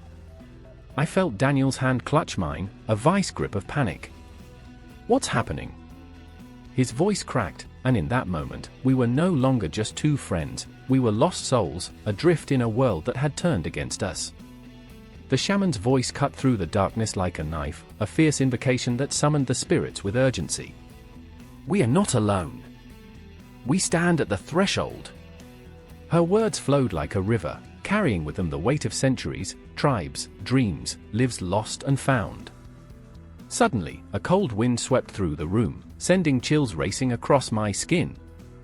I could feel the whispers of those who had come before, their secrets curling around us like smoke. And then, in the heart of that storm, I felt something shift within me. It was as if the ground beneath my feet had opened, revealing the raw, bleeding truth of my past. I remembered my mother's laughter, the way it danced through the air like sunlight. The ache of her absence surged through me, a tidal wave that threatened to pull me under. I gasped, a sound ripped from my core, and in that moment, I understood, I had to confront the pain to find peace. Daniel squeezed my hand tighter, and I turned to him, our eyes locking in a silent acknowledgement of our shared suffering. We were two broken pieces searching for wholeness, and the shaman was our guide, leading us through the darkness. The air crackled with a sense of possibility, a promise that we could emerge from this alive, transformed. But then the silence deepened, a heavy blanket that smothered all hope. The shadows thickened, clawing at the edges of our consciousness. I could feel fear radiating off of Daniel, a palpable energy that threatened to consume us both. The shaman's expression shifted, her voice rising in urgency. You must confront your truth. The spirits will not guide those who fear their own shadows. The words ignited something primal within me. I stood tall, heart pounding, and I shouted into the void, I will not be afraid. The declaration echoed through the darkness, a battle cry that shattered the silence. In that moment, the world trembled, and I could feel the spirits responding, their energy swirling around us like a whirlwind. Daniel's breath hitched beside me, a spark of hope igniting in his eyes. I won't either. Together, we faced the abyss, arms raised to meet the storm. And as the shadows closed in, I felt a flicker of light breaking through, a reminder that even in the darkest night, the dawn would inevitably come. We were not merely seeking answers, we were forging a path through the chaos, finding strength in vulnerability. The shaman's chant rose to a fever pitch, resonating with the rhythm of our hearts. We are the bearers of our own stories. We are the architects of our fate. The words wrapped around us like a lifeline, pulling us closer to the edge of revelation.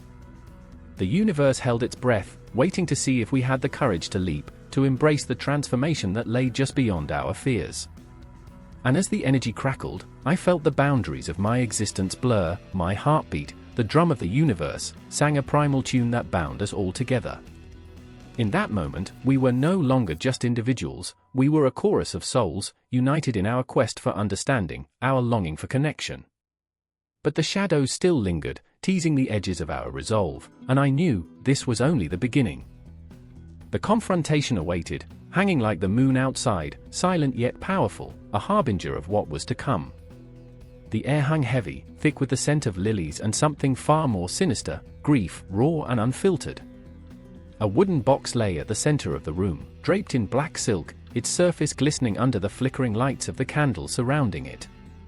Time itself seemed to freeze, the world outside muffled by the weight of sorrow. I stood there, heart racing, memories clawing at the edges of my mind, memories of laughter, of warmth, now twisted into shadows. I remember my mother's delicate hands, always so capable, always so warm, now encased in silence. She had touched every life she entered, transforming mundanity into gold. And now, her essence lay encased in that box, her spirit somewhere just beyond the veil of our understanding. I could almost hear her voice, a haunting melody that danced on the edge of my consciousness, urging me to remember the traditions, the rituals that would guide her home. Danny, my sister, stood across the room, her face a portrait of anguish. Her eyes, usually so fierce, now brimmed with tears that threatened to spill over like the tide. She had always been the stronger one, the one to shove me back from the ledge of despair. But now, she was the one teetering, the one grasping futilely at the fraying edges of her sanity. There was a ghost of a smile on her lips, a cruel joke played by the heart. We were at war with ourselves, each heartbeat a drum echoing our shared loss. "Do you remember the funeral of Grandma Rose?" she whispered, voice cracking like thin ice. "The way they dressed her in that garish pink dress, like a porcelain doll." I nodded, a shiver racing down my spine. The memory was vivid. I could see her, all lace and frills, lying motionless, yet somehow still commanding attention. It was terrifyingly beautiful. Moments like these wove through our family's history, each one saturated with meaning, each gesture a thread in the tapestry of our lineage. The traditions, the mourning clothes, the black veils, the procession through the dimly lit streets, had once provided comfort, structure, a way to navigate the labyrinth of grief. But now, they felt like chains, dragging us deeper into the abyss. I stepped closer to the casket, the flickering candlelight casting eerie shadows that danced on the walls. My fingers brushed against the cold wood, a shudder coursing through me. The symbolism of it all struck me like a punch to the gut. The box was not just a vessel for her body, it was a bridge, a final journey from one world to the next. In that moment, I understood, the casket was her chariot to the afterlife, adorned with the weight of our love, our sorrow, our regrets. "Do you think she can hear us?" Danny's voice broke through my thoughts, fragile like glass. I could see her trembling, a raw wound exposed to the elements. "What if she's just gone? What if all of this is just for us?" The truth of her words hung heavy in the air, a cruel reminder of our insignificance against the whims of fate. "I remember when we buried Dad," I replied, my voice barely a whisper. "The way the earth swallowed him whole, the dirt collapsing over him like a blanket. I thought, in that moment, that he was just gone. But sometimes, I feel him still." A bitter laugh escaped my lips, but it felt hollow, like echoes reverberating in the vastness of a void. Each tradition, from the black attire we wore to the songs we sang, carried the weight of generations.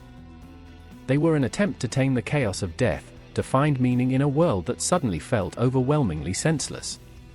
The rituals were meant to guide the departed, to honor their journey while we stood, trembling and lost, left behind to face our own mortality. We would light candles to illuminate their path, whisper prayers that danced on the edges of despair, each flicker a fragile hope against the darkness that threatened to engulf us. The cemetery loomed in my mind, a place of solemnity and shadows, where the earth breathed heavily beneath the weight of tombstones. I remembered how we had stood there, shivering in the cold, our hearts pounding like war drums. We had watched the casket descend, the finality of it slicing through us like a blade. Each shovelful of dirt felt like betrayal, the ground closing over the remnants of our love. Danny stepped forward, clutching a small bouquet of white roses, the soft petals a stark contrast to the dark reality surrounding us. "For her," she murmured, placing them delicately atop the casket, a final offering to the woman who had nurtured us, who had shaped our lives in ways we were only beginning to comprehend. Each rose symbolized our love, our grief, and the unbreakable bond that tethered us to her spirit. "Do you think she knows?" I asked, the words escaping before I could catch them. The question lingered in the air, heavy with uncertainty. Did she know how much we loved her? Did she feel us aching and clawing at the fabric of our memories to hold on to her essence? And as we stood together, two broken souls in a sea of despair, I couldn't help but feel the weight of all the traditions that had led us here. The whispers of ancestors echoed around us, their shadows lurking in the corners, urging us to honor not just the dead, but the living. Each custom was a heartbeat, a reminder that love transcends even the finality of death. Danny and I shared a glance, a silent understanding passing between us, a fleeting promise that whatever shadows haunted us, we would face them together. The flickering candles cast long shadows, wrapping around us like the embrace of a mother, reminding us that we were not alone. The ceremony would not end with a farewell, it would transition, like the turning of a page, into the next chapter of our lives, a haunting, beautiful continuation woven with grief and resilience. And I felt it then, that familiar ache, the reminder that love never truly dies.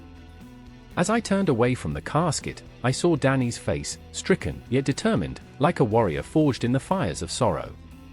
Together, we would carry her memory, honoring her through our own stories, our own struggles, forever entwined in the fabric of this heartbreaking, beautiful existence.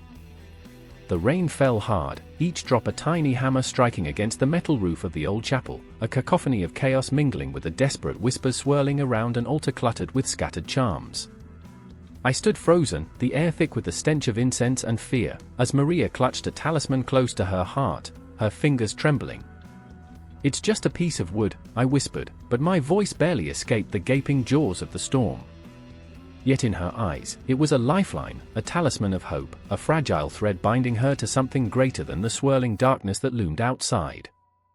"I remember the stories," she breathed, her voice almost lost to the thunder. "The anting can shield us. It can save us." Her eyes, wide and wild, glinted with desperation, and I felt the weight of her belief pressing on my chest like a stone. I wanted to believe her, to take her hand and run into the night, but the spectral vibes of the past echoed around us, whispering secrets I dared not confront. Across the altar, Raphael stood shivering, not from the cold, but from the weight of his own memories. The anger in his eyes flickered like a candle, fragile yet fierce. "You think a piece of wood can stop what's coming? You think we can charm our way out of this?" There was bitterness in his voice, a resentment that curled like smoke around our desperation. I understood him, a man who'd lost too much, who had watched helplessly as shadows swallowed his family whole. He was the skeptic in this storm, the one who had buried faith alongside his loved ones. I felt the tension coil tighter, a noose of unresolved emotions, fear, loss, anger, binding us together in this moment of impending doom. "I remember when my father gave me my first anting," I said, forcing the memory to the surface, a fragile bubble clinging to the chaos. "It was just a trinket, a piece of bone with a story wrapped around it like a warm blanket. He said it would keep me safe from harm, that I could carry the past and the spirits with me." My voice cracked, and I wished I could summon the warmth of that memory instead of the chill of the present. Raphael scoffed, his voice harsh, layered with grief. "And where is he now? Where are all those charms when darkness comes for you?" His words struck deep, a cruel reminder that the past bears scars that can never heal. The rain drummed harder against the chapel, an unyielding reminder of the storm raging outside, as if the universe itself was mocking our feeble attempts to conjure protection from the impossible. "Sometimes," Maria whispered, her eyes darting to the shadows lurking just beyond the flickering candlelight, "the anting isn't about the charm. It's about the belief. It's about the power we give it." She closed her eyes, and for a moment, I saw her transport herself to a different realm, a place where the past didn't suffocate her spirit with every breath. "When I wear it, I can feel my ancestors. I can feel them guiding me, protecting me." Suddenly, a loud crash echoed from the back of the chapel, and Raphael lunged forward, panic bursting through the tension like a bubble. What was that? His eyes were wide, pupils dilated, and I felt my heart race, 1,000 pieces of fear colliding inside me. The darkness beyond seemed alive, a beast waiting for a moment of weakness to pounce. "Stay here!" I hissed, though I was already moving, drawn by an urge I didn't understand. I stepped toward the shadows, the weight of the moment pulling me deeper into the abyss of uncertainty. With every step, I felt the air grow heavier, thick with dread and unanswered questions. Was it the charm they sought? Or was it us, mere mortals clinging to the remnants of faith in a world that had forgotten mercy? As I crept closer to the source of the noise, a figure emerged, broken and haunting. It was a child, soaking wet, skin pale as moonlight. "Help me," the child whispered, and I felt the ground shift beneath me, the very fabric of reality stretching thin. I remembered stories of lost souls, trapped between worlds, begging for release. My heart twisted painfully at the sight, a reflection of what could have been, haunting and beautiful. "Get away!" Raphael shouted, stepping forward, his protective instincts igniting like a firestorm. "It's a trick!" He shook, caught between the urge to save and the fear of being ensnared. The child's eyes were like endless wells of sorrow, and I felt Maria's hand slip into mine, squeezing tight, a lifeline in this tempest of emotion. "Please," the child croaked, voice breaking like glass, "I need to go home." I felt Maria's grip tighten, the warmth of her faith seeping into my veins, and I stepped forward, driven by a force greater than fear. "We will help you," I said, but my voice quivered. "We will find a way." But darkness loomed, thick and oppressive, like a weight on my chest. The very air vibrated with a relentless tension, a reminder that belief can sometimes breed delusion, that hope can be a mirage. My heart raced at the uncertainty, at the very edge of reason, and in that moment, I understood the fragile line between faith and folly. Anting, I whispered, the word rolling off my tongue like a spell, a chant, a promise. "Protect us." The child's gaze, filled with an ancient sorrow, pierced my soul, and I suddenly felt the weight of every charm ever crafted, every prayer ever uttered, hanging in the air like a sword above our heads. Yet, in the dim light, amidst the rain that pounded like a war drum, I felt a flicker of something. Was it hope? Or desperation? My heartbeat synchronized with Maria's, a rhythm pulsing with possibilities and fears, and I knew that whatever lay ahead, we would face it together, bound by our beliefs, our scars, and the unyielding darkness that threatened to consume us all. The struggle wasn't just against the eerie shadows seeking to tear us apart, it was a battle within ourselves, a confrontation with the very fabric of our humanity. And as the storm raged on, we stood on the precipice of a decision that could change everything. The clock struck midnight, its chime slicing through the heavy air like a knife through flesh. In the dim glow of a flickering street lamp, shadows danced along the cobblestone streets, whispering secrets only the night could hold. I stood there, heart pounding in my chest, a prisoner of my own fears, watching as my sister Elena stumbled out of the dark, her eyes wild, haunted, as if the ghosts of our past were clawing at her heels. Her breath came in ragged gasps, and the pain in her voice gripped my heart with icy fingers. "I can't do this anymore," she cried, hands trembling, clutching at the fabric of her blouse as if it were a lifeline. "Every step takes me further away." Her words echoed in the silence, and I could feel the weight of our shared history pressing down on us like a suffocating shroud. I remember when we were children, when laughter filled the air, and the world felt infinite, untainted by the harshness of reality.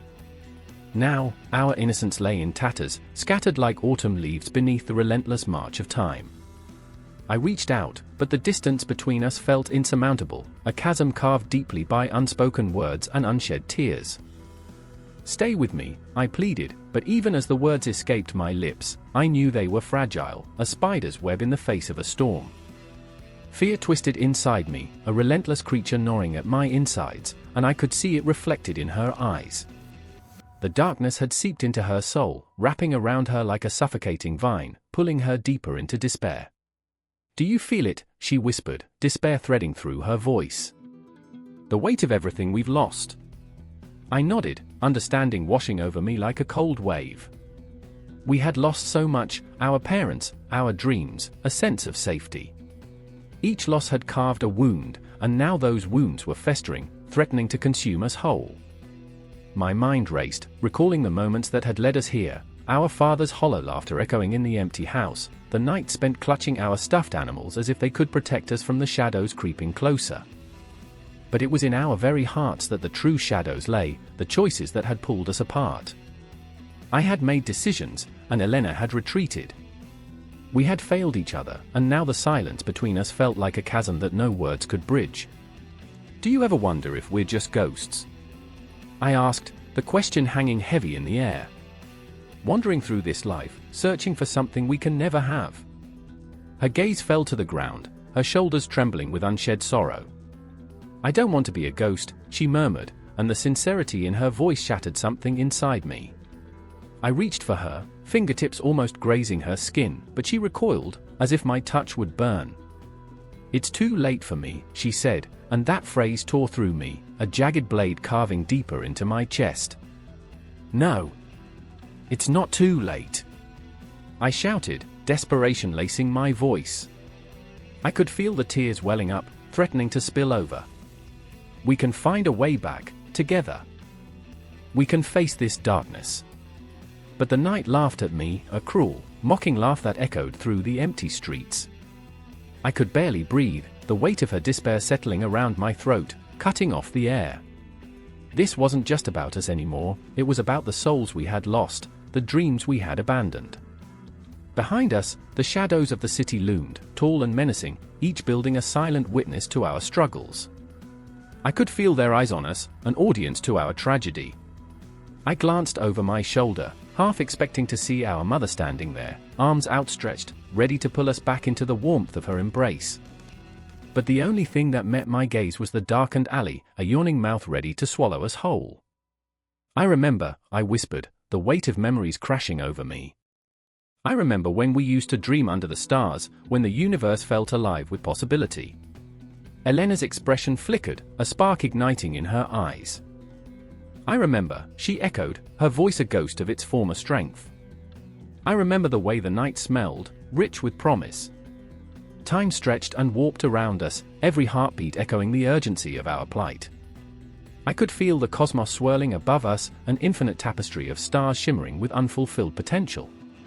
But down here, in the depths of our pain, we were nothing but shadows, fumbling through the darkness, desperate for a light that felt just out of reach. "I refuse to let the darkness win," I said, my voice firm, even as my heart trembled. "Not anymore."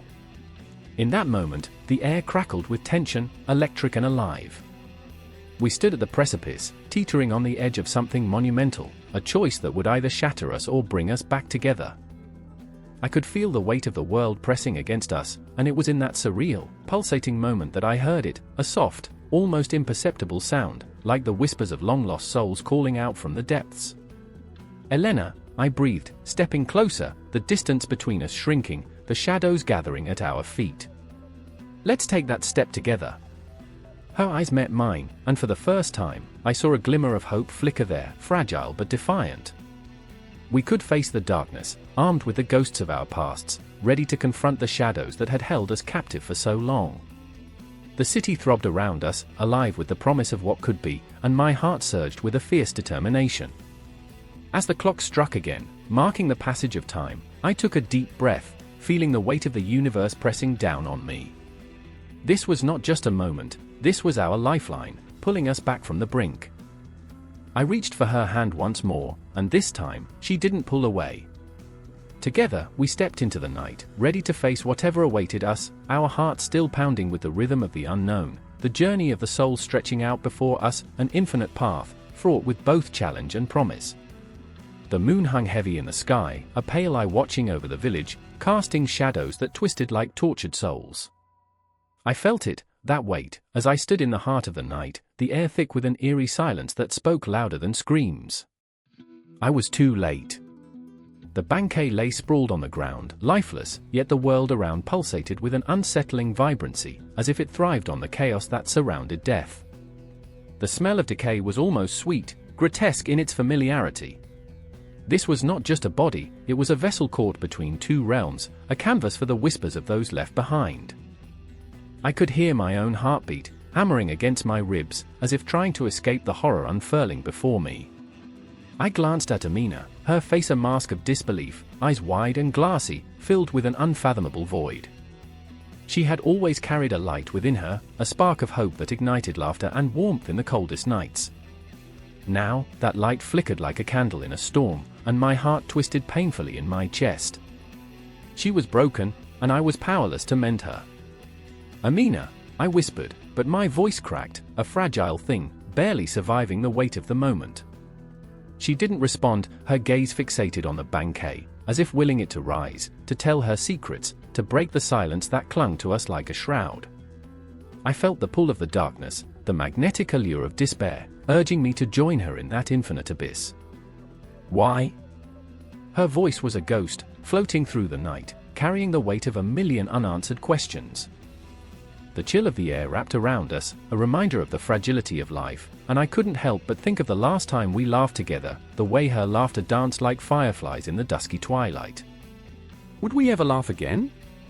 The banquet was a paradox, a lifeless husk yet full of stories waiting to be told. I remembered the old tales whispered by the elders, tales of the banquet, the bridge between worlds, the sacred transition of souls. They said the spirit lingers, tethered to the earth, waiting for closure, for a farewell that would never come. The thought sent shivers down my spine, and I fought the urge to look away, to deny the truth that lingered in the cool night air. "Come back to me, please," Amina murmured, her voice trembling, and I felt the air grow heavier, suffocating, visceral. I wanted to scream, to tear at the fabric of reality and pull her back from the precipice of despair. Instead, I stood there, rooted in my own helplessness, wrestling with an unseen enemy. The shadows around us danced, mocking our pain, reminding me that the world was indifferent to our grief. A shudder rippled through me as I recalled the stories of the banquet. I remembered the tales spun like webs, of how the soul must navigate the darkness, guided by the tether of love and memory. I wanted to believe it, to believe in the magic of connection amidst the horror, but doubt gnawed at me like a ravenous beast. What if the soul could not find its way? What if it became a wraith, forever trapped in the liminal space between life and death, a prisoner of unfulfilled dreams? As if summoned by my thoughts, the wind howled, carrying with it the distant echoes of laughter. I turned sharply, half expecting to see familiar faces from the past, the ones I had lost along my journey. But all I found was darkness, a void that swallowed the sound whole. Amina shivered beside me, and I reached out, my fingers brushing against her arm, anchoring us in that moment of despair. "I remember the stories," I said, my voice barely above a whisper. "The banquet carries the heart of the departed, the memories wrapped in warmth, ready to guide them home." But even as I spoke, I felt the weight of my words, the hollow ache of hope in the face of stark reality. What if the heart was lost? What if it beat only for the living, leaving the dead in eternal silence? Her eyes met mine, searching, pleading for something, answers, solace, hope. "What if it doesn't work?" she asked, and the question hung heavily in the air, a fragile thing that threatened to shatter our already fractured world. What if they can't find their way? I wanted to promise her that everything would be okay, that the universe had a way of balancing itself, of bringing lost souls home. But the truth was a cruel specter, and I couldn't lie. All I could do was wrap my arms around her, pulling her close as if to shield her from the abyss. The darkness whispered, singing lullabies of despair, and I fought against its seductive call. The banquet lay still, a lifeless statue in a world that continued to spin. The moonlight danced upon its skin, illuminating the shadows that clung to it like a second skin. I felt the pulse of the night, the interconnectedness of life and death, the eternal cycle that weaves through the fabric of existence. It was beautiful and terrifying, a reminder that we are all just echoes of those who came before, shadows waiting to be released. Suddenly, Amina gasped, her eyes widening in shock. I followed her gaze, heart racing, as I saw it, a flicker of movement, a shimmer of light above the banquet, like moths drawn to a flame. It pulsed, vibrant and alive, weaving through the air with purpose. The spirit? Was it truly reaching out? My breath caught in my throat, I felt the energy shift, a palpable tension that electrified the air. "Amina," I breathed, but my voice trembled with awe and fear. "Look!" She followed my gaze, awe and terror mingling in her expression. The light swirled, beckoning, a dance of sorrow and hope, and in that moment, the air hummed with possibility. I felt the weight of our memories, the laughter, the love, the pain, rise like smoke, coiling around us, binding us to something far greater than ourselves. Time stretched, a fragile thread fraying at the edges, and I couldn't help but think of the moments lost, of dreams unfulfilled, and the heart-wrenching beauty of it all. Would the banquet release its hold? Would the soul find peace? The tension pulsed, a heartbeat in the void, and as the light flickered, I knew this was just the beginning of something far more profound than death. The cycle was never-ending, a loop of grief and joy, a dance in the darkness. I felt the chill of the night seep into my bones, and the world around us faded, leaving only the banquet and the light, a divine connection that echoed through time. The air was electric, a promise of what was to come, and I held Amina tighter, both of us drawn into the cosmic dance of existence where hope and despair intertwined like lovers in a forbidden embrace. This was the moment, the point of no return. In the depths of that night, when darkness reigned, we would learn what it meant to navigate the chasm between life and death. Our hearts echoed as one, bound by love and loss, and the shadows whispered secrets only we could hear. The banquet awaited, a silent witness to the power of the soul's transition, and we were but players in this haunting symphony of existence. The air was heavy, thick with the scent of incense and wilted flowers, as the shadows danced under the flickering light of candles, casting ghostly outlines on the walls of the small room. It felt as if the very walls were breathing, holding their breath, waiting, just like us. I could hear the muffled sobs from the other room, a haunting echo of grief that clawed at my insides, twisting them into knots. My hands trembled around the delicate rosary beads, an anchor in this storm of despair, but even they felt slick and foreign, like wet stones in a raging river. I remember the last time I saw Lola, her frail body wrapped in vibrant fabric, her face a map of stories, laughter, and love. Now, her absence etched an unbearable silence in the corners of my heart. I remember how she used to tell me about the souls that lingered, the whispers of the past that would brush against my skin when the night felt too still. "They're close, my child," she'd say with a knowing smile, her eyes twinkling like stars. Tonight, her absence was a palpable weight, a ghost that loomed larger than life, shackling me in relentless memories. Outside, the world pressed on, unaware. The cacophony of life blended into a dull roar, but inside, time felt suspended, an endless loop of grief that stretched far beyond the boundaries of logic. I looked at Miguel, my brother, standing by the window, his shoulders hunched under the weight of sorrow. He was never one to wear his emotions on his sleeve, but the crack in his facade was unmistakable. I could see the pain etched in the lines of his brow, the way his fists clenched and unclenched, an unconscious rhythm of a heart breaking slowly. "Do you think she can hear us?" His voice cracked, a whisper barely rising above the funeral dirge playing softly in the background. I wanted to reach out, to comfort him, but the words caught in my throat, tangled in the web of my own despair. I remember how I used to tease Miguel about his fear of the dark. He'd hide under the sheets, clutching a flashlight like it could ward off the shadows. But the darkness was no longer just a figment of childhood nightmares, it was a living, breathing entity in our lives, wrapping its cold fingers around our throats, squeezing tighter with every heartbeat. "Maybe she's out there," I murmured, half-heartedly, but the words felt hollow, a mere echo of the desperation clawing at my insides. "Maybe she's waiting for us, watching over us." For a moment, the image of Lola floated before me, vibrant and alive, enveloped in warmth. I pictured her in her garden, tending to her beloved plants, her laughter spilling into the bright morning like sweet nectar. But the thought faded, replaced by the harsh reality of her empty chair at the table, a void that swallowed every ounce of joy we once shared. From the other room, Auntie Nina's cries grew louder, a symphony of anguish that pierced through the silence like a knife. I could feel the weight of our family's sorrow pressing down on us, and it reminded me of the night we buried Lola's husband, my Lolo. The earth had swallowed him whole, and I had stood there, spine tingling, as if the ground were a living being, eager to embrace him into its cold, dark embrace. Lola had never been the same after that. She spoke to him in whispers, her voice barely a breath, as if afraid the world might hear her. "He's still here," she'd say, her gaze distant, lost in a fog of memories. I thought of her then, of her fierce love that transcended the boundary between life and death, the belief that those we lose never truly leave us. But like everything else, that belief felt frayed, delicate as spider silk, threatening to snap with the slightest breeze. Miguel stepped away from the window, his eyes searching mine. "We have to do something," he said, desperation thickening his voice. "We can't just let her go." I felt the flicker of rebellion in my chest, a surge of energy that pulsed through me. I was tired of the silence, the mourning that felt like a shroud. "What do you want to do?" I asked, my heart pounding as if daring him to speak the truth we both feared.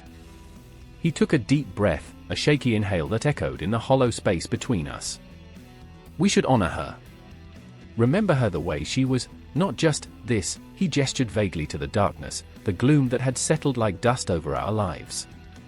"I remember her stories. Her laughter, her love. We should tell them. Celebrate her." It was as if a spark ignited in that moment, a flicker of light against the encroaching darkness. I could see Lola smile again, hear her voice, rich and vibrant. "Yes," I whispered, and the word felt like a promise wrapped in fragile hope. We turned to the other room, where Auntie Nina sat crumpled on the floor, a wild storm of grief and memory. "Auntie," I called softly, and she looked up, eyes red and puffy, a raw wound of heartbreak. "We want to share stories about Lola. Will you join us?" The air shifted, tension thickening as she processed our request. The silence stretched, poised on the edge of something profound and terrifying. But then she nodded, the tiniest of movements, and it felt like a tremor, a quake that might break the dam of sorrow.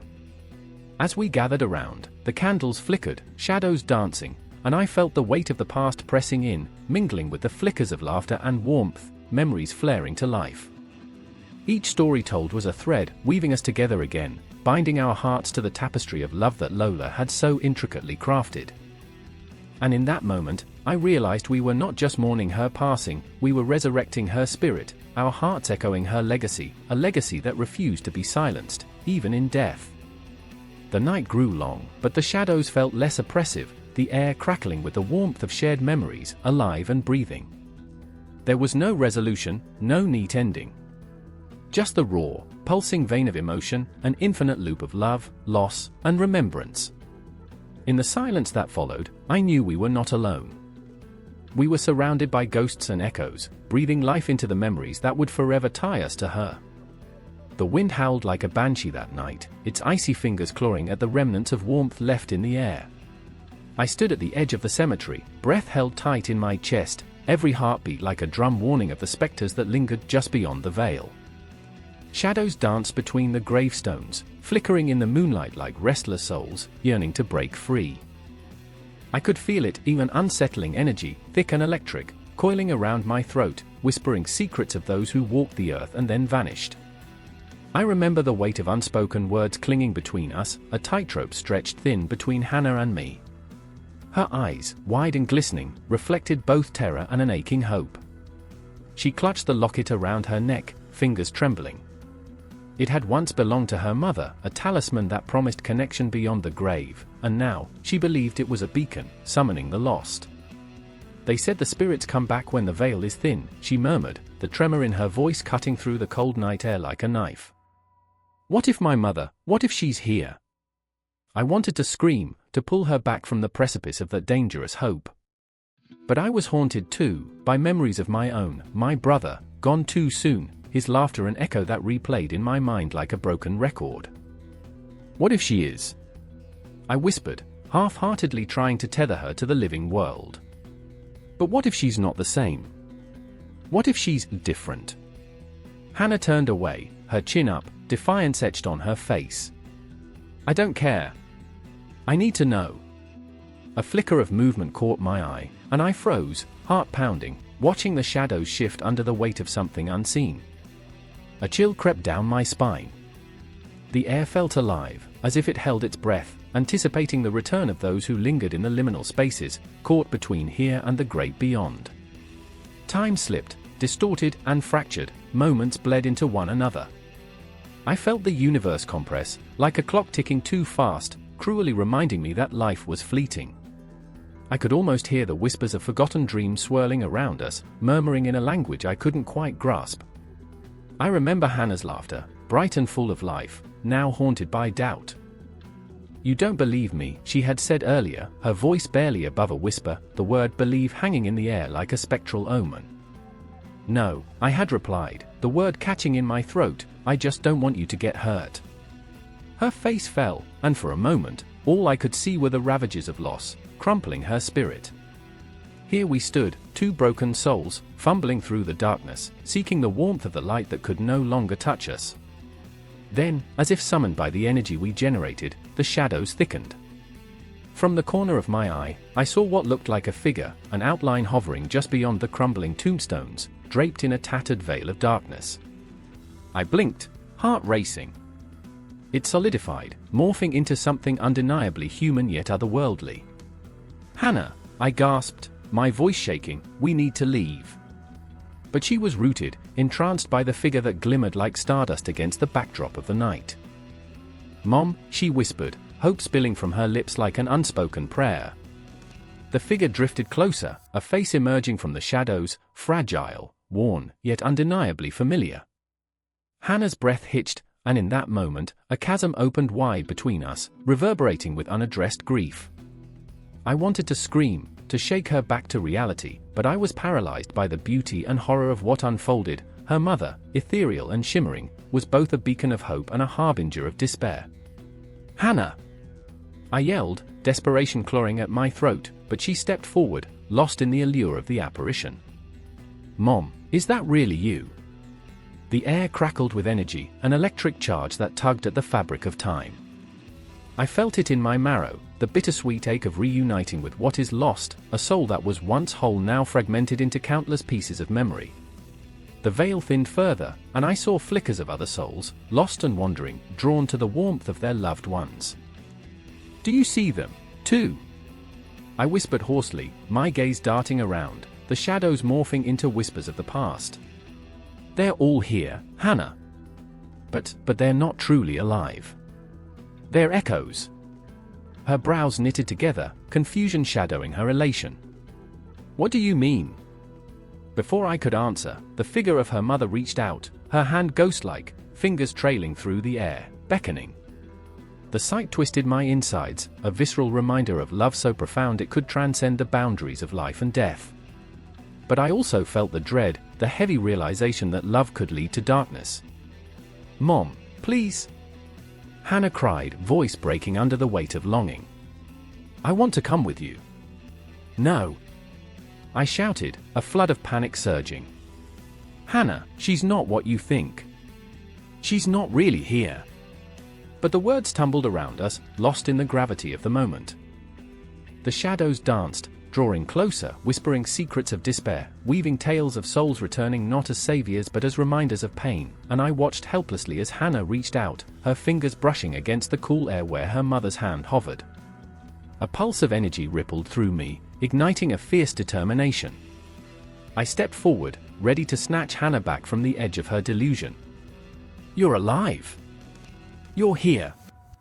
I cried, tears streaming down my face, the words pouring out like a dam broken. "Don't you see? You're not meant to follow them." But the shadows darkened, the air grew thick with sorrow. The figure of her mother turned, her face etched with love and longing, yet veiled in shadows that whispered of the abyss.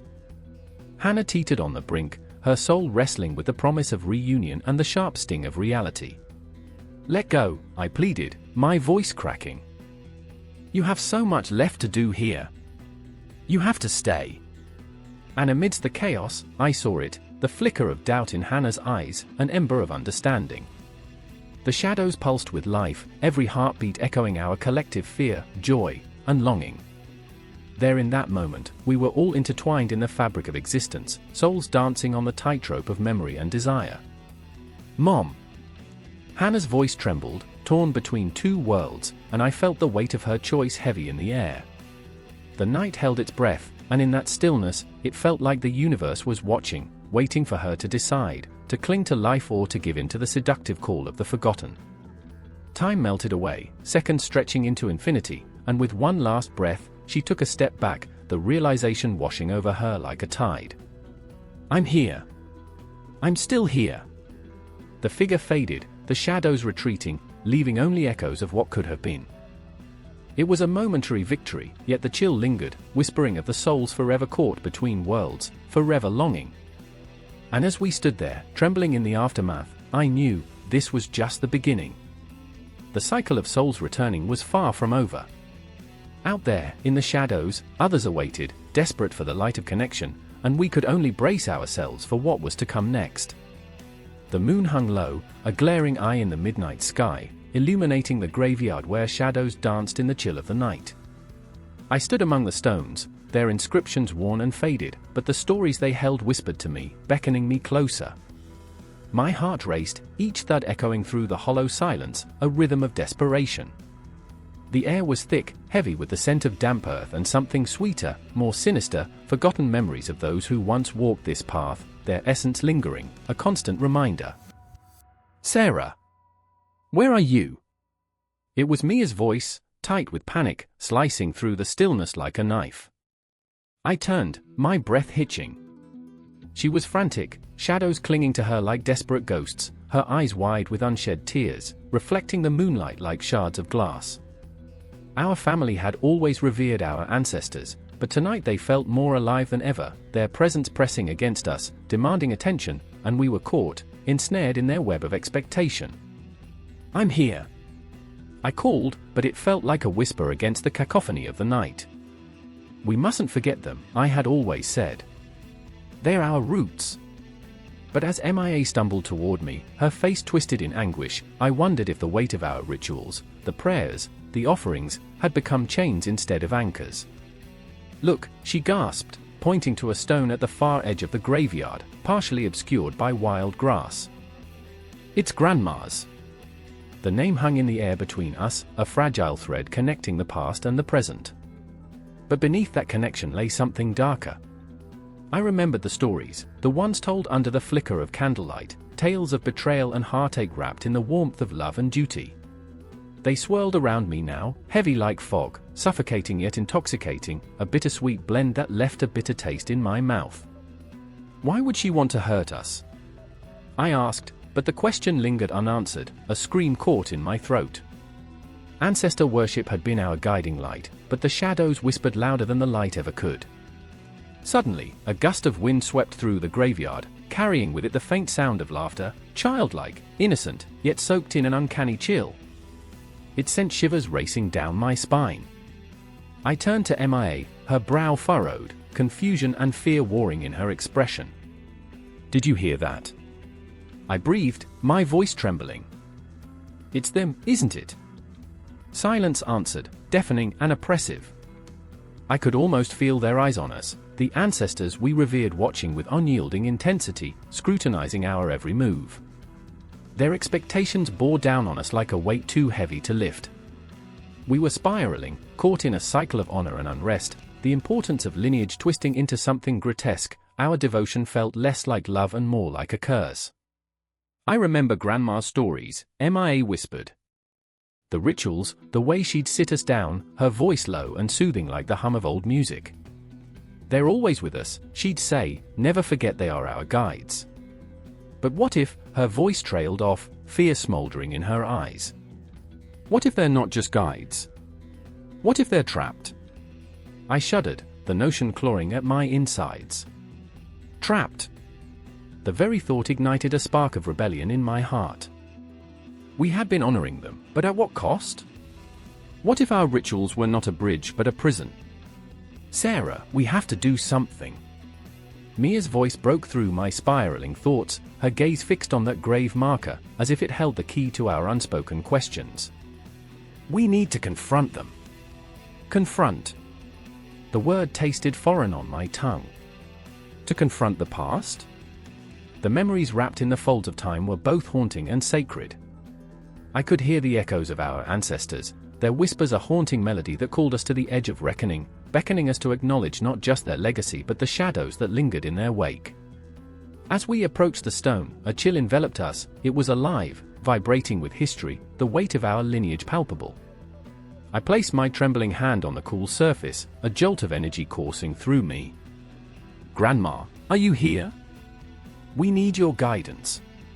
But instead of reassurance, the air thickened, tightening like a noose around our throats, the voices rising in a mournful crescendo, blending with the wind, a cacophony of the forgotten, demanding attention.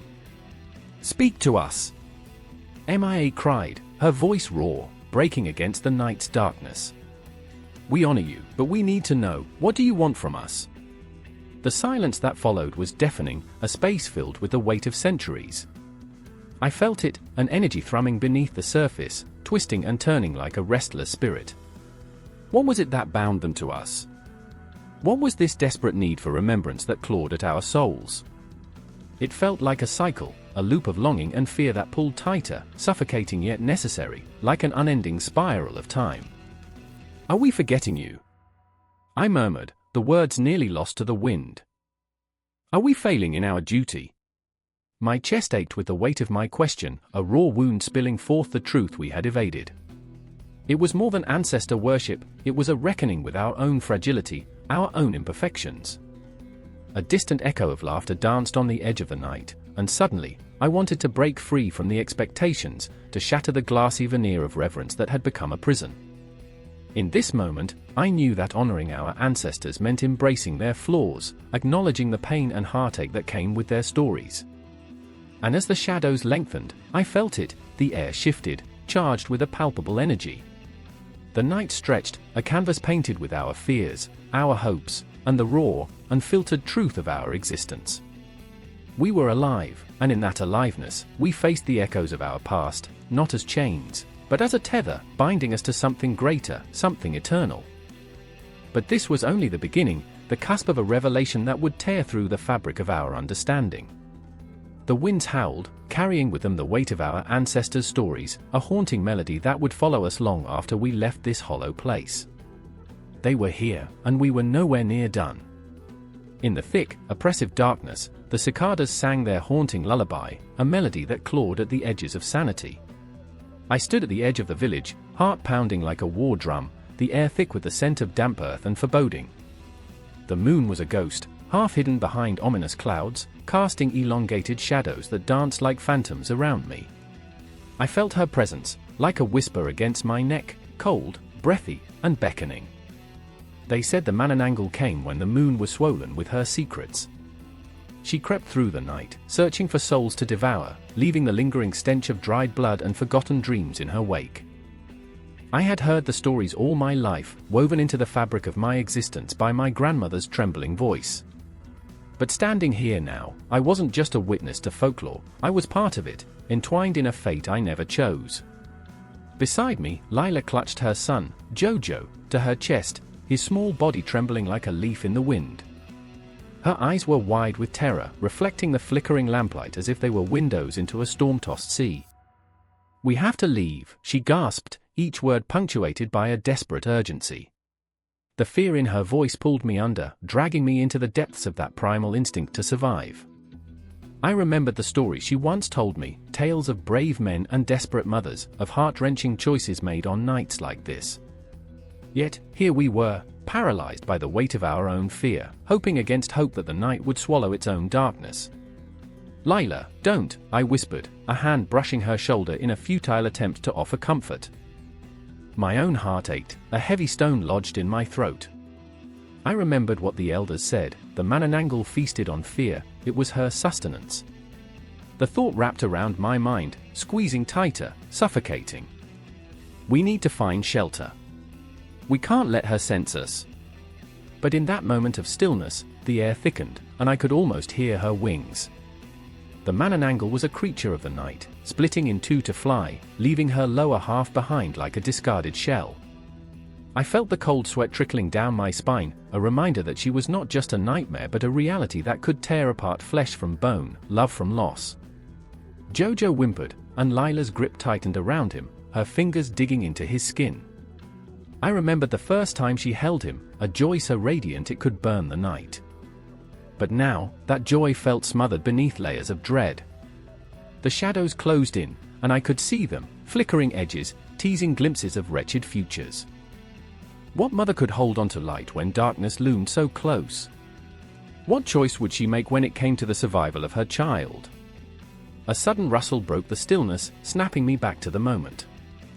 Instinct kicked in, I turned, scanning the perimeter for the source, heart racing. And then, there it was, a shadow flitted between the trees, ethereal and graceful, a vengeful spectre caressing the night. My breath hitched.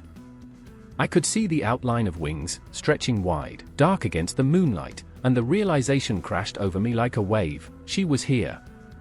"Run!" I screamed, adrenaline propelling me forward as I ripped Lila from her rooted place. We bolted toward the only sanctuary we knew, the old church at the center of the village. Each step was a battle against the ground that threatened to swallow us whole, every heartbeat a countdown to impending doom. Behind us, the fluttering of wings grew louder, echoing what felt like a death knell. Lila's sobs mingled with the shrill cries of the night, a desperate soundtrack to our flight. "What do we do?" she gasped, her voice cracking under the weight of fear. I could feel her desperation seeping into my veins, igniting an anger deep within. What kind of world was this, where mothers had to run from demons, where children were seen as the spoils of an insatiable hunger? "I don't know," I shouted back, half dragging her forward. "Just keep moving." My mind raced, thoughts colliding like errant stars, igniting flashes of memories a childhood spent listening to tales of bravery, of heartache, of the sacrifices made in the name of love. Yet, none of those stories prepared me for this. How could you fight a monster that feasted on the very essence of humanity? And then, I saw it. The church loomed ahead, dark and foreboding, but it was our only hope. We stumbled through the door, gasping for breath, and the heavy wood creaked ominously behind us as we slammed it shut.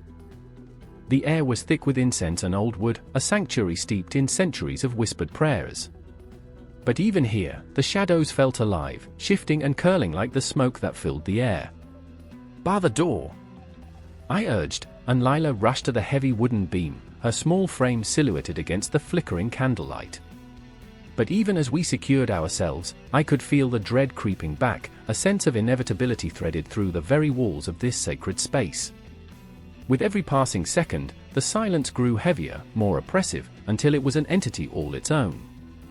It was a silence filled with anticipation, a waiting game where the clock ticked louder than my own heartbeat.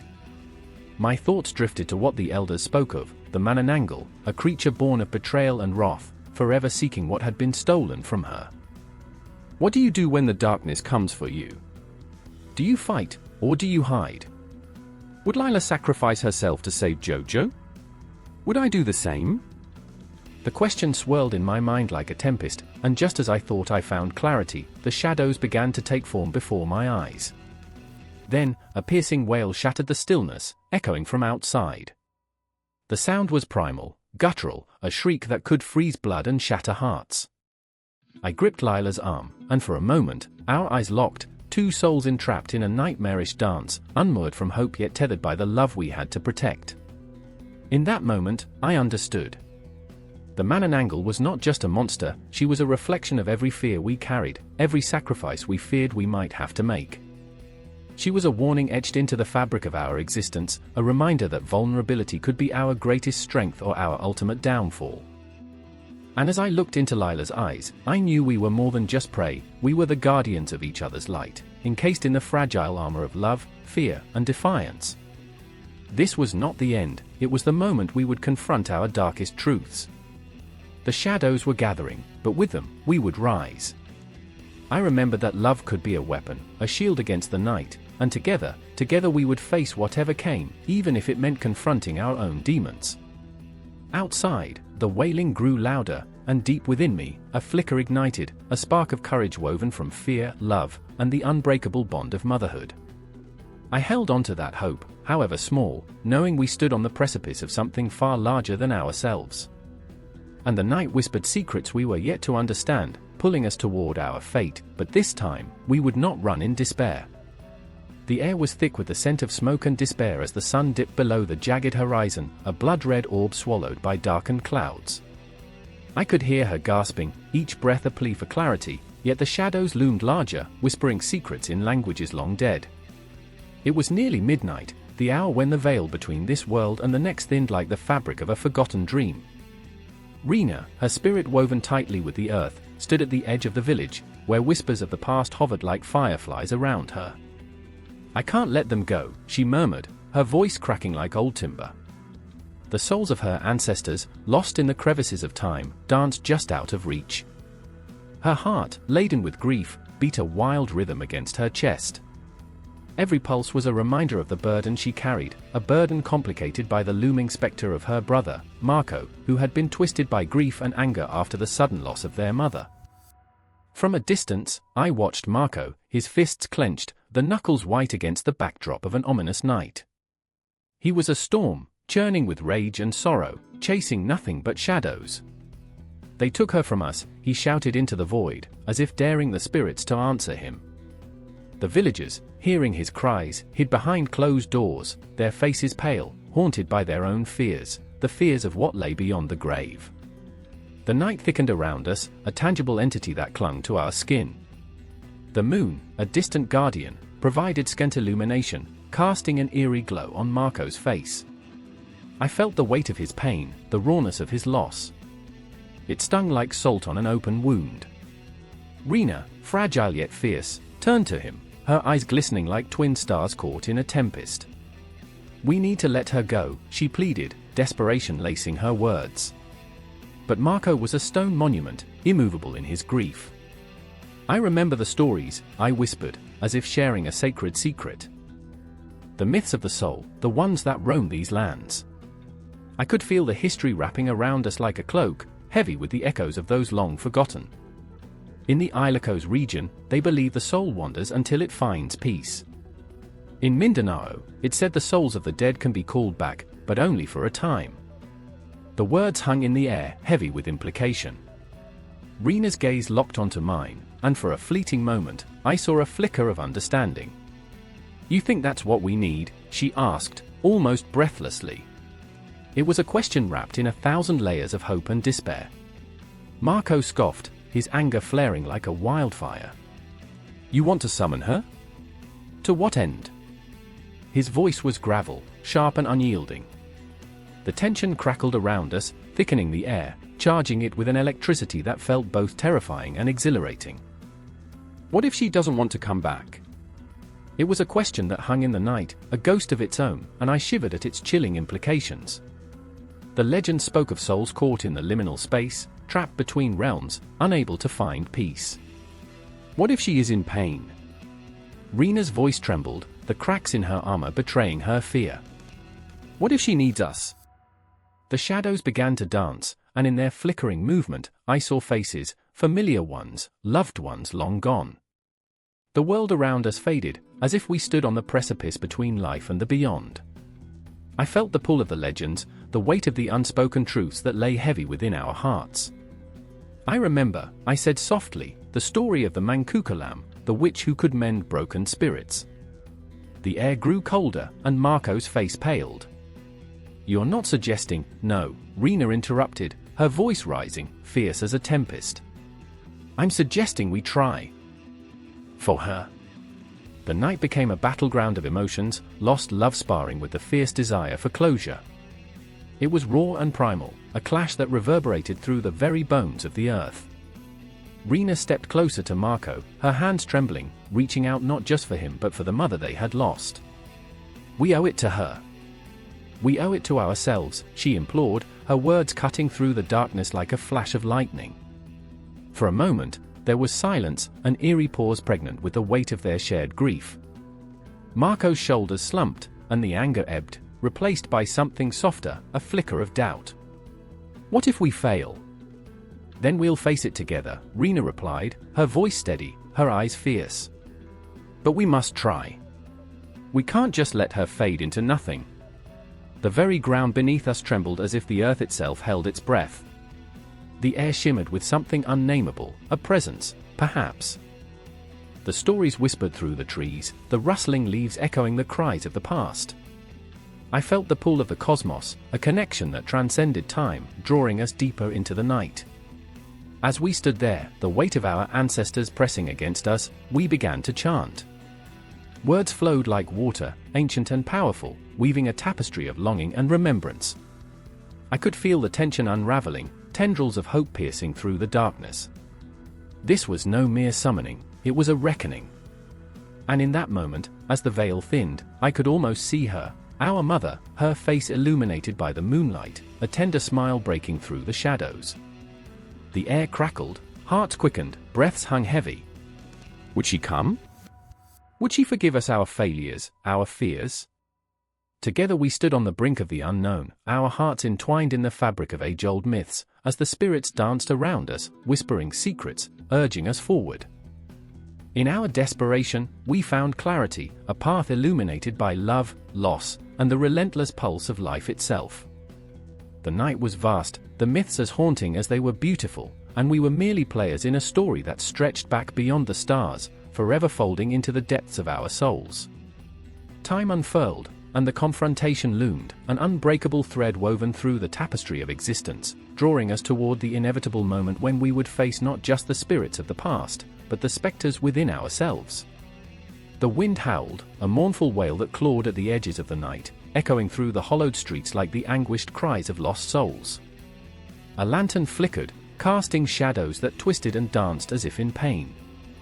In this trembling light, Lena stood at the center of the gathering, her heart a cage of wild birds, each beat a desperate plea. Around her, the faces of the community were etched with sorrow, their collective grief forming a palpable mist that hung heavy in the air. "I remember," she whispered, voice quaking, the words barely escaping her lips.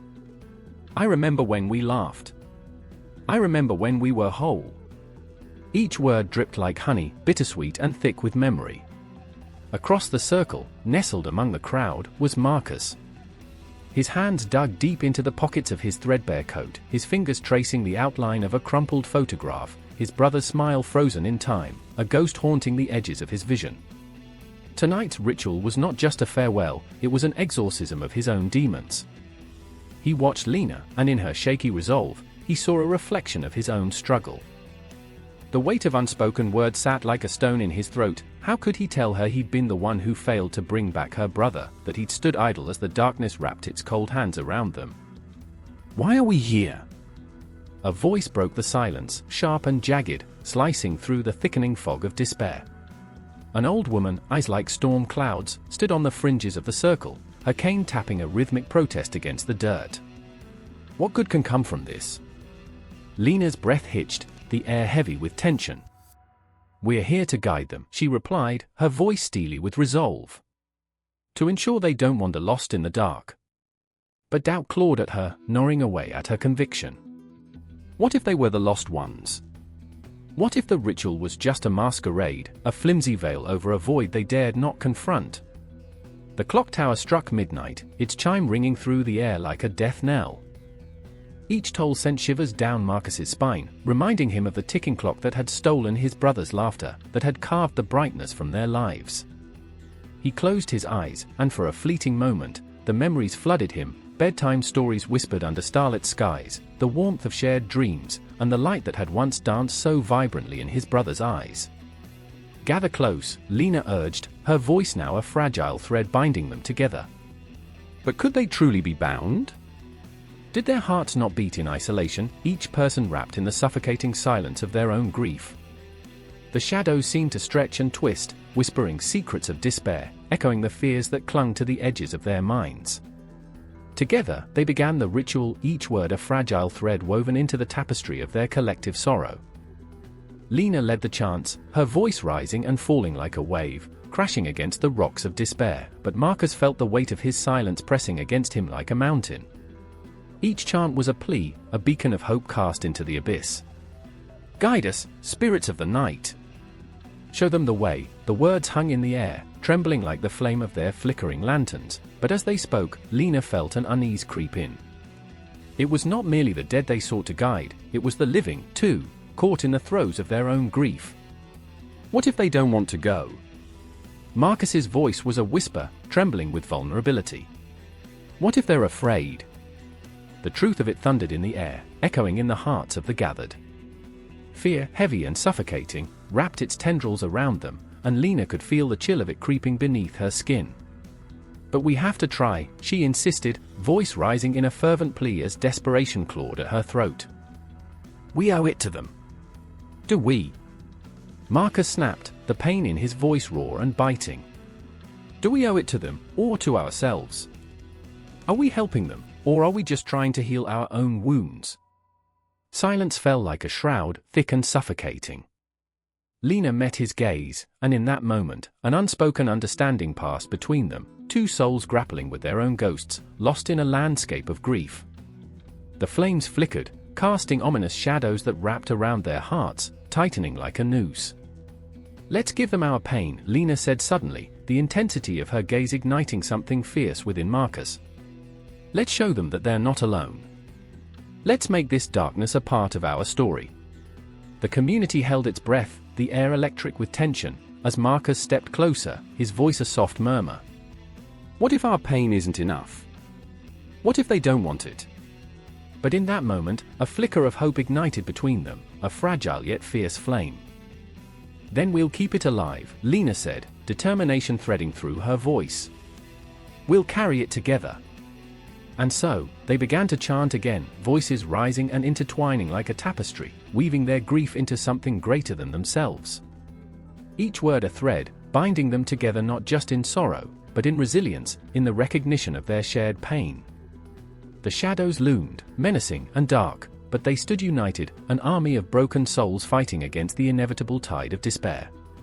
Time stretched and twisted around them, the clock's hand spinning wildly, but they lost themselves in the rhythm of the chant, in the echo of each other's hearts. With every verse, the air thickened with the weight of their collective sorrow, the community transforming into a living entity, a pulsating heart beating in unison. The night unfolded like a dark flower, revealing the raw fragility of their existence, a testament to the power of connection, of shared pain, and the undeniable truth that even in darkness, they could find light. They reached through the shadows, fingers brushing against the veil that separated them from the ones they had lost. And as the final echoes of their chant faded into the night, a silence enveloped them, heavy yet filled with a promise that they would remember, that they would honor the souls of those who had passed, and that their story, woven with threads of grief and love, would endure. The lanterns flickered, shadows danced, and the night stretched on, wrapping them in its silent embrace, where the line between the living and the dead began to blur, a haunting reminder that even in darkness, community could illuminate the path forward. The air was thick with tension, a silent scream buried beneath layers of history. I stood in the middle of the crumbling courtyard, the echoes of laughter mingling with the whispers of ghosts. Shadows danced along the walls, flickering like memories, sharp, vivid, and haunting. Each brick of this ancient building bore witness to the stories of those who had come before, their hopes, their fears, their anguished cries trapped in the very stones. "Don't!" Maria's voice sliced through the air, sharp as broken glass. Her eyes were wide, pupils dilated, searching for a way out, yet drawn back to the center of the storm. She could feel the weight of history pressing against her chest, suffocating and relentless. "You'll regret it. You'll regret it all." Milo stood, fists clenched, trembling with an urgency that settled in the pit of his stomach. The fever of rebellion burned in his veins, but the shadows whispered their warnings, chilling him to the bone. He wanted to break free, to shatter the chains of the past, yet he feared that in doing so, he might awaken something far darker, something that had been slumbering, festering beneath the surface. "I remember the stories," he murmured, his voice barely above a whisper, a confession wrapped in dread. "I remember the way they spoke of our ancestors, their bones still wandering these streets." The wind howled, carrying with it the weight of forgotten prayers and curses. "They say the ghosts of those we wronged still haunt us, watching, waiting." The courtyard was alive, a carnivorous jungle of emotion and memory. Every heartbeat felt like a drum echoing through the ages, a rhythm that pulsed in sync with the chaos within them. Maria's mind spiraled, a whirlpool of thoughts dragging her deeper into the abyss. Her grandmother's story spun through her memory like a tether. Tales of land stolen, of cultures erased, of blood spilled on foreign soil. A legacy of shadows that clung to their very being. "I can't keep running from this," she gasped, a tear tracing a path down her cheek.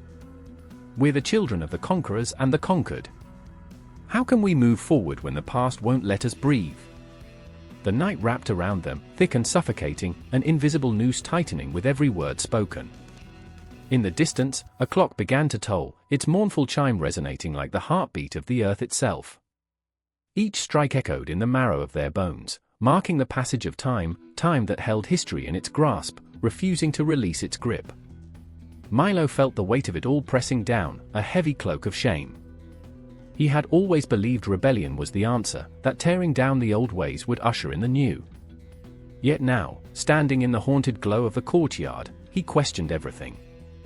What if rage only breeds more hurt, he thought, the irony stinging like a slap. What if we're just repeating the cycle, a dance of shadows dragged from the past? Do you hear them? Maria suddenly asked, her voice trembling. The voices, the cries for justice? They call for us to remember. It was as if the stones themselves were urging them to listen, to acknowledge the pain woven through their collective existence. They were caught in a web of history, a tapestry of colonialism's relentless grasp. Each thread was stained with blood, blood of the marginalized, the erased, the forgotten. It was here, in the invisible lines drawn by the hands of their ancestors, that the weight of their modern beliefs was born. I remember, Milo echoed, his breath hitching as he felt the collective weight of generations pushing against his chest. I remember my father telling me how they stripped the land bare, how the rivers ran red with anger, how the cries of the oppressed were drowned in the laughter of the powerful. And in that moment, the courtyard transformed. The walls weren't just stones, they were memories, vivid and alive. Dark faces, bright eyes filled with both hope and despair, floated before them like specters demanding recognition. A woman, once proud and fierce, now a ghost of grief, her silhouette flickering against the moonlight, as if pleading for justice from beyond. Are we the ones who will continue to silence them? Maria cried, her voice breaking, shattering the silence. Or will we finally listen, finally break the cycle? With a sudden intensity, the shadows around them shifted. The air crackled with electricity, the weight of history pressing down, winding tighter and tighter, until it felt like a band about to snap. They were teetering on the brink of a revelation, a confrontation that could either bind them to the past or set them free. But the fear was suffocating. They could feel it creeping in, the uncertainty wrapping around their throats like a noose. The ghosts watched, waiting for them to take a step forward, to make a choice. Milo took a deep breath, grounding himself in the chaos swirling around them. We can't keep running, he said, each word heavy with the weight of his resolve. We need to face this, to confront the shadows. Only then can we find our light. Maria nodded, her heart pounding like a war drum. We must bear witness to their pain. We owe it to them. Each heartbeat echoed like thunder, a promise to acknowledge the past, to honor it, to learn and grow. As the clock tolled again, its deep, resonant chime swallowed the air, signaling a change. They stood together, a fragile alliance forged in the fire of shared history, the flames of rebellion flickering to life in their hearts. They would face the ghosts, the cries for justice echoing through the night, and in doing so, perhaps they would find a path forward, a way to break free from the shackles of colonialism that still bound their beliefs and their dreams. But the shadows loomed ever closer, and the ghosts were restless, as if daring them to take that first step into the unknown. Would they rise or would they fall? The answer hung uncertainly in the air, waiting to be grasped, waiting to be spoken. And in that suffocating silence, the night held its breath, a universe of stories spiraling out of control, waiting to unfold. The clock ticks mercilessly, a relentless heartbeat reverberating through the dimly lit room. Shadows cling to the walls like ghosts of forgotten dreams. Outside, the wind howls, a mournful wail that carries whispers of secrets long buried. In this suffocating silence, the air is thick with tension, and time feels distorted, stretching like a taut string ready to snap. I stand, my heart pounding, caught in the eye of a storm brewing within these four walls. Damn it, Miguel! You don't understand. Clara's voice breaks through the stillness, raw and tremulous, the kind of sound that could shatter glass. Her eyes are wide, a tempest of confusion and despair swirling within them. She's the Pangane, the eldest daughter, expected to shoulder the weight of family legacy, the firstborn who must always lead, always sacrifice. But in that moment, as she stands before her younger brother, I see the cracks in her facade, a fragile dam holding back a flood of emotion. Miguel's brow furrows, uncertainty etched across his youthful face. He's the baby of the family, the one who's always been protected, the one who never learned how to fight for his place. I thought you would be proud of me, he whispers, voice trembling.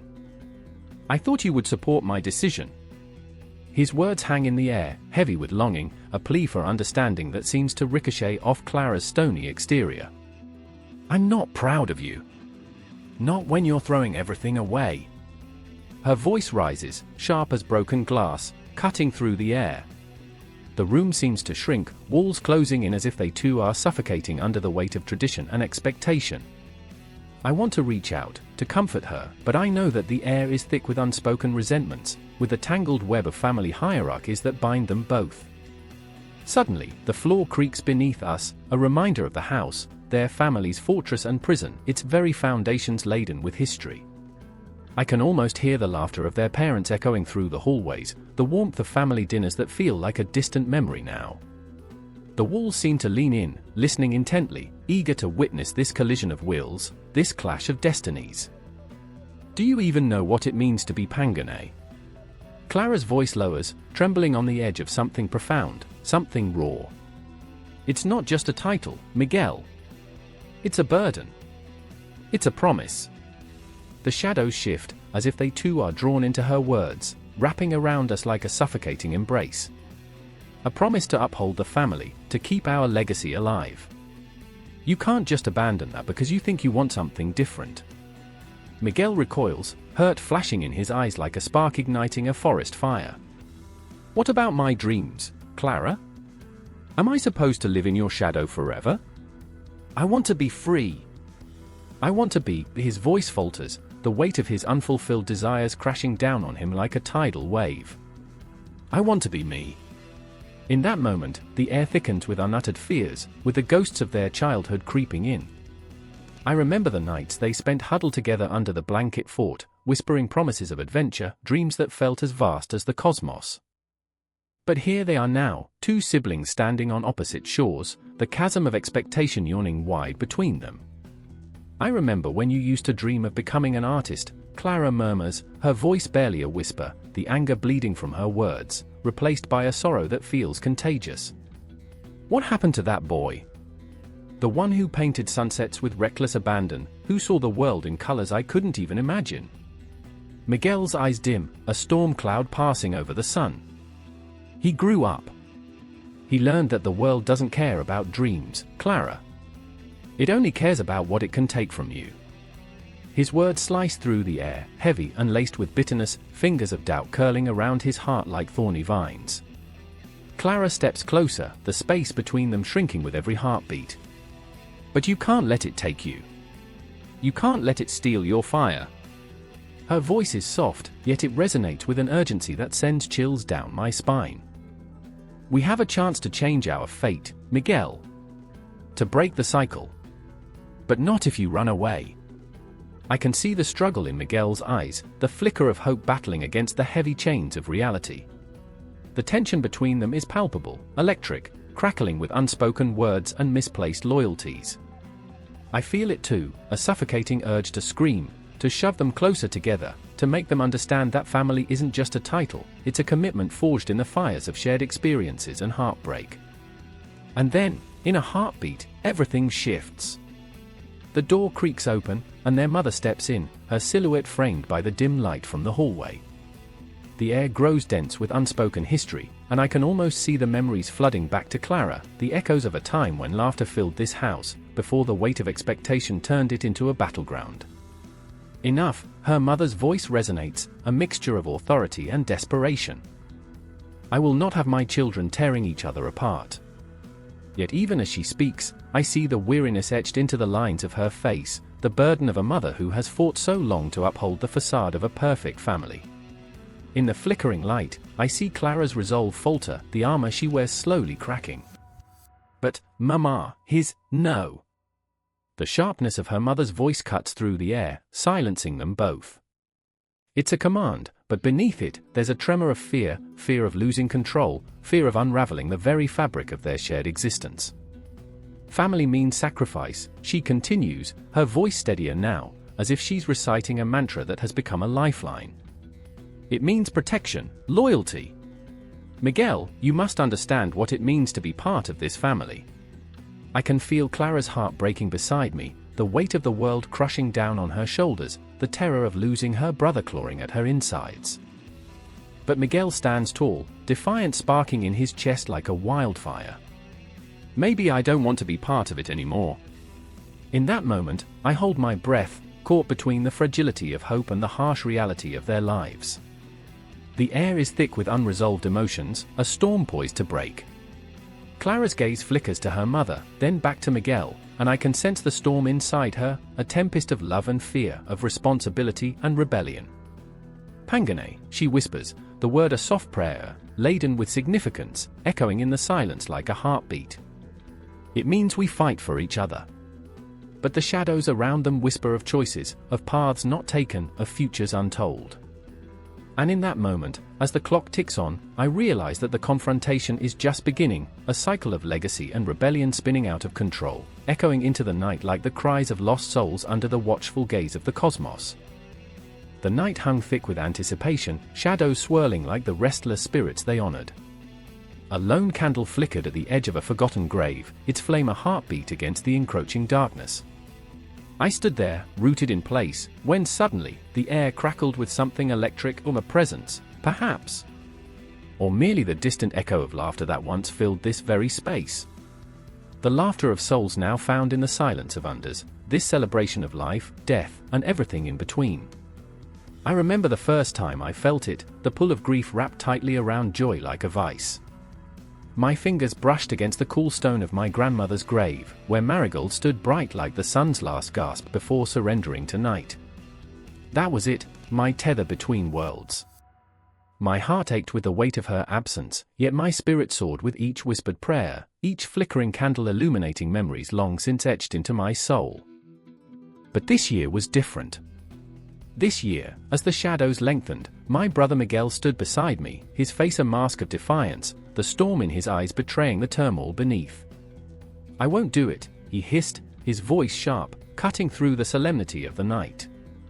Anger, fear, nostalgia, each emotion clawed at him like the nails of the past. The ghosts of our childhood danced in the corners of his mind, taunting him with memories of laughter and love that once enveloped our family. "Do what?" I asked, though I already knew the answer. The family tradition, laying offerings at the graves, sharing our stories with those who had gone.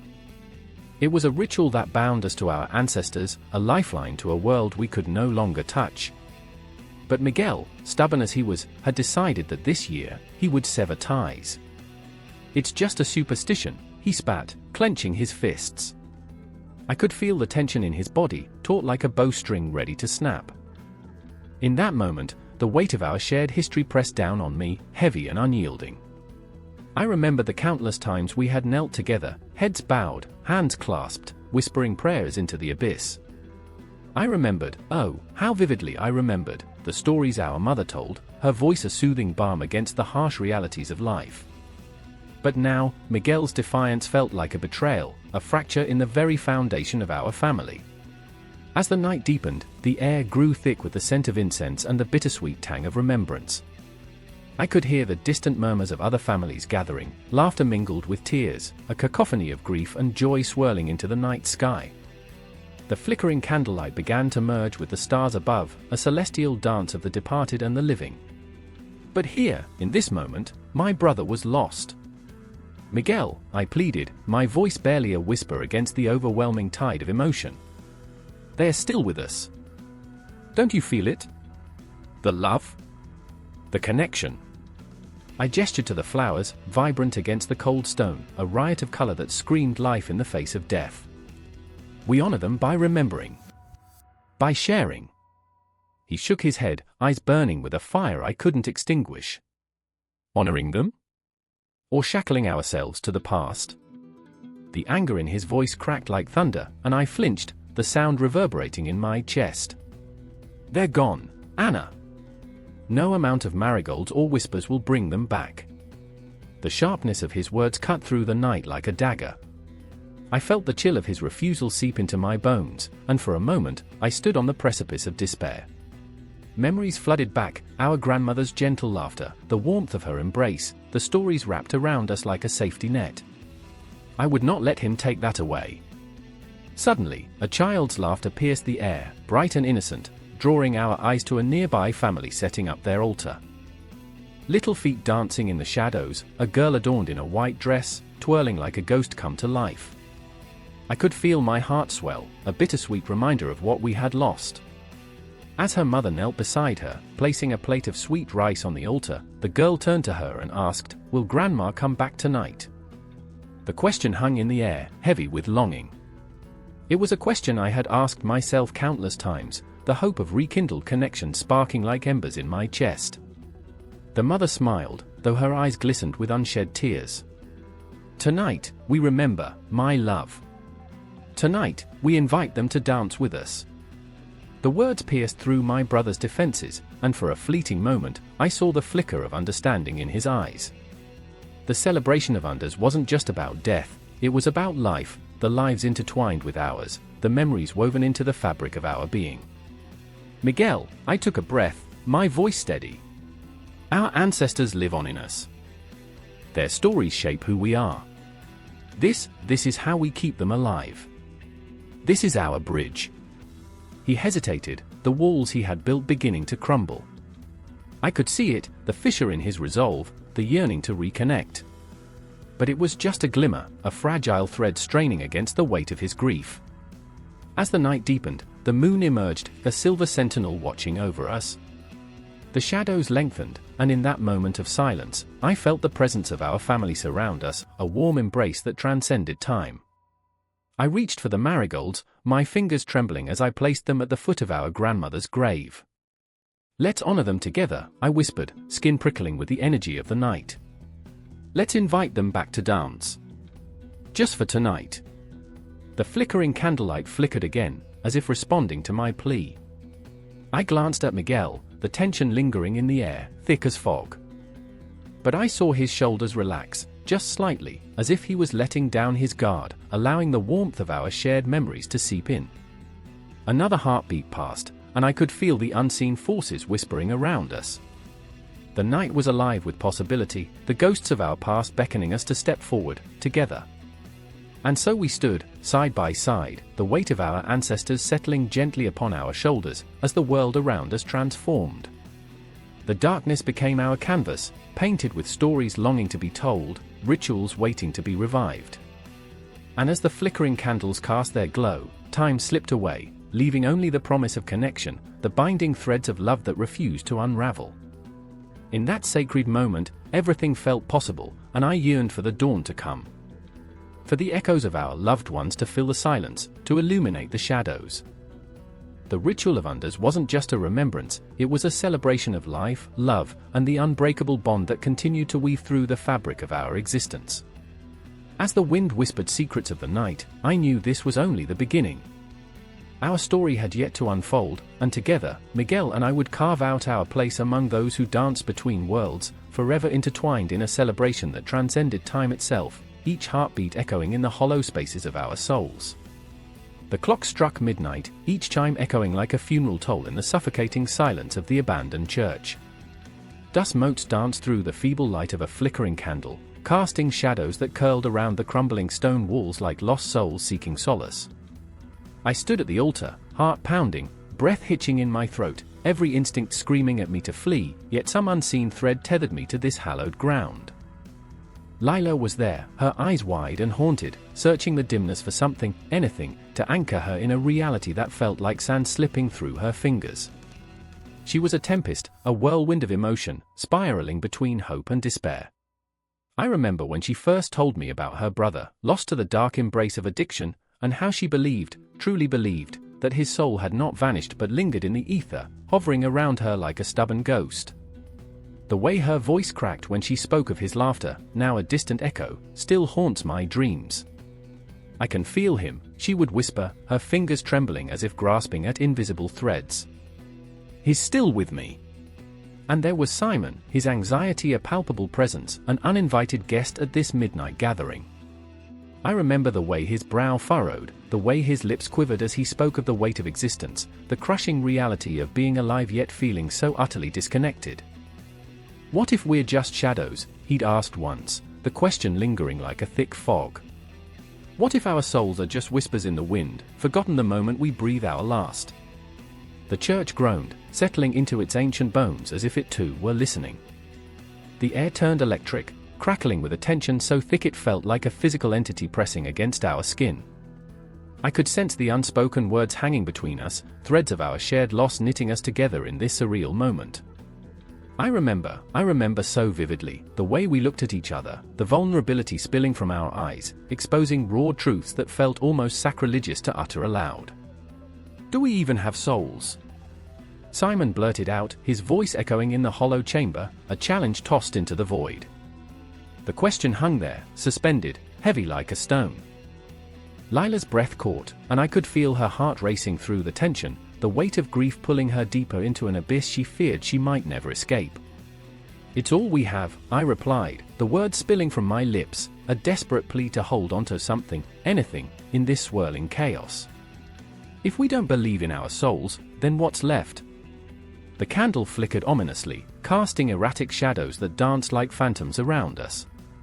For a moment, I thought I saw a figure move just beyond the altar, a fleeting glimpse of something that made my heart stutter in fear. But when I blinked, it was gone, leaving behind only the oppressive silence and the weight of shared anguish. Lila took a step forward, her eyes locked onto mine, searching for reassurance, for certainty in a reality that felt anything but real. "I can't let him go," she whispered, voice trembling. "I won't. If I believe he's still here, then maybe I won't lose him completely." Her words sliced through the air, each syllable laced with an agony that resonated in my bones, a haunting melody of love and loss. I felt the heat of her sorrow, the desperate need to cling to something eternal, something that transcended the finality of death. Simon, caught in his own tempest, struggled to grasp the weight of her pain. "But what if it's just a trick we play on ourselves?" he pressed, his voice a shaky whisper. "What if believing in souls is just a way to cope with the unbearable reality that we are alone?" His words hung in the air, heavy and dense, like the oppressive humidity of a summer storm, threatening to break at any moment. Tears brimmed in Lila's eyes, shimmering like stars caught in a web of despair. "Maybe," she said softly, "but I'd rather live in a world where I can feel him, even if it's just an illusion, than face a void that swallows everything whole." The vulnerability in her voice shattered something inside me, a dam breaking under the weight of unacknowledged grief. And then, the lights flickered out completely, plunging us into an inky blackness that felt alive, pulsating around us. My heart raced, each beat echoing in the silence as an icy breeze swept through the church, carrying with it a whisper, a fleeting suggestion that our fears and hopes were intertwined like the gnarled roots of a dying tree. "Lila?" I called, panic creeping into my voice, and in that moment, the darkness felt like a living entity, wrapping around us, smothering every flicker of courage I had left. "Stay close," she cried, the sound of her voice a lifeline in the consuming void. I could hear Simon's breathing, quick and shallow, each inhale filled with dread. I was acutely aware of the space between us, the unspoken fears echoing louder than any words we could muster. What if the souls we sought were mere shadows, trickster spirits playing with our minds, feeding on our grief and longing? And then, like a candle ignited in the darkness, Lila's voice broke through the fear like sunlight piercing the clouds. "I remember," she said, trembling yet resolute. "I remember the way he laughed, the way he loved. I remember the warmth of his soul." In that moment, I felt the air shift, a tension releasing like the first breath after a long-held gasp. If I can remember him, then he lives on within me. Those words hung in the air, an incantation, a spell that bound us together in the darkness. I remember the way Simon leaned closer, his face illuminated by the faint flicker of hope igniting in Lila's eyes. The shadows crept closer, but for a moment, we stood defiant, united in our belief that love transcends even the most suffocating darkness. We were lost souls searching for light, and in that moment, we refused to let the abyss claim us. As the clock continued its relentless march, each tick a reminder of our fragile existence, I knew this wasn't the end. The confrontation loomed, the questions would rise again, haunting our dreams like restless spirits, but for now, we stood together against the night, hearts pounding in sync, as we dared to believe in something greater than ourselves. The clock struck midnight, its echo drumming into the stillness of the abandoned city, a heartbeat lost in the echoing void. Shadows leapt and danced across the cracked pavement, twisting into shapes that seemed to mock the very essence of humanity. A figure emerged, breathless and wild-eyed, the ragged breaths heavy with desperation, the heartbeat away from despair. Her name was Mara, and tonight, she wasn't just running from ghosts, she was running toward something far more terrifying, the truth. I remember the weight of that night, the air thick with the scent of rain and regret, the pavement glistening under a reluctant moon. I remember Mara's heart hammering, not just from the adrenaline, but from the fear that clawed at her throat, whispering dark promises of failure. There was something primal in her gaze, something that spoke of ancient battles and timeless myths, tales etched into the very marrow of existence. The stories of gods and monsters had never faded, they had merely transformed, slipped like shadows into our world. Across the alley, a man emerged, his presence sudden and electric. Jonah, a reluctant hero with scars etched into his soul, stood beneath the flickering streetlight, a modern Prometheus, struggling against the chains of his past. Mara, he called, the sound reverberating, a lifeline tossed into turbulent waters. He was flawed, oh so human, haunted by shadows of choices long made. The weight of his own history pressed against him like a crushing tide, but tonight, he chose to fight. Together, they were a storm, a tempest of unresolved feelings, a convergence of dreams and nightmares. Mara's hands trembled as she grasped the pendant around her neck, a relic from her mother, a talisman connecting her to a story older than time itself. Myths told of gods who walked among mortals, seducing and destroying, offering power in exchange for blood. Now, they weren't just stories. They were warning signs, flashing in red, blood-soaked crimson. "I can't go back," she whispered, her voice quaking as the darkness pressed in around her, swallowing her whole. "I can't face what I've done." Jonah stepped closer, his gaze intense, penetrating the veil of her fears. "You're not alone. You never were." But the words hung heavy between them, like smoke curling into the night sky, beautiful, but suffocating. In that moment, time distorted, stretching into an eternity. Memories of laughter and loss surged forward, drowning them both. I remember the innocence of their youth, days spent under the sprawling trees, weaving fantasies of heroism and adventure, unaware of the darkness that awaited them, the monsters that lurked just beyond the edge of their dreams. But childhood was a distant echo, a whisper lost in the chaos of adult burdens. They had forgotten the stories, or perhaps, had chosen to ignore them. Then came the sound, the faint rustle of wings beating against the night air. Mara stiffened, her heart plummeting. The spectre of an owl glided overhead, a symbol of wisdom cloaked in ominous feathers, and within it, a message: the past is never far behind. Jonah's hand gripped her wrist, grounding her. "We face it together," he said, and though his voice trembled, there was a flicker of bravery in his eyes, a flame against the cold. With a surge of courage, they surged forward, stepping through the shadowy corridor of the alley, where the walls whispered secrets and the very air crackled with tension. Here, the city became a labyrinth, twisted and gnarled, a reflection of their own entangled hearts. Laughter echoed from the nearby bars, but it was hollow, a mockery of joy. They couldn't be part of that world, not yet. And then they saw it, the ancient mural on the brick wall, peeling and faded, depicting the war of the gods. Each figure walked by time, but unmistakable in their fury. Mara's breath caught as she traced the outline of a goddess, a fierce warrior, unyielding. This is us," she murmured, her fingers brushing the wall, connecting with something primal and fierce. "We're fighting for our story." But the shadows shifted, and the air turned electric, pulsing with an inexplicable tension. They were not alone. Figures emerged from the darkness, specters of their past, the phantoms of choices made and unmade. A whisper of betrayal curled through the air, chilling them both. Jonah's breath quickened, his resolve wavering as he faced the embodiment of his regrets, the people he had let down, the paths not taken. "What if we're not enough?" he breathed, the vulnerability sharp, cutting through the bravado. Mara turned to him, defiance igniting in her chest, a fire that refused to be extinguished. "Then we'll find out together." Her voice was a battle cry, a promise forged in the crucible of their pain. But beneath that confidence lay an unspoken fear, a question that haunted her: what if they were destined to fail? The confrontation loomed, the air thickening with the weight of impending choices. They were on the precipice of something vast and unyielding, an ancient narrative that could either break them or forge them anew.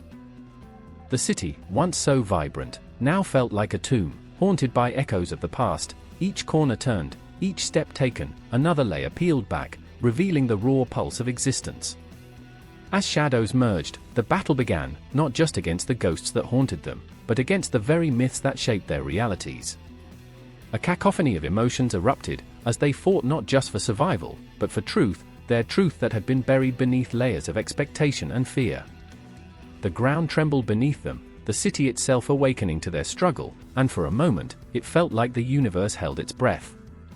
In those fleeting seconds, the cosmos aligned, a fleeting glimpse of hope amidst the chaos, a promise that perhaps, just perhaps, they could rewrite their destinies.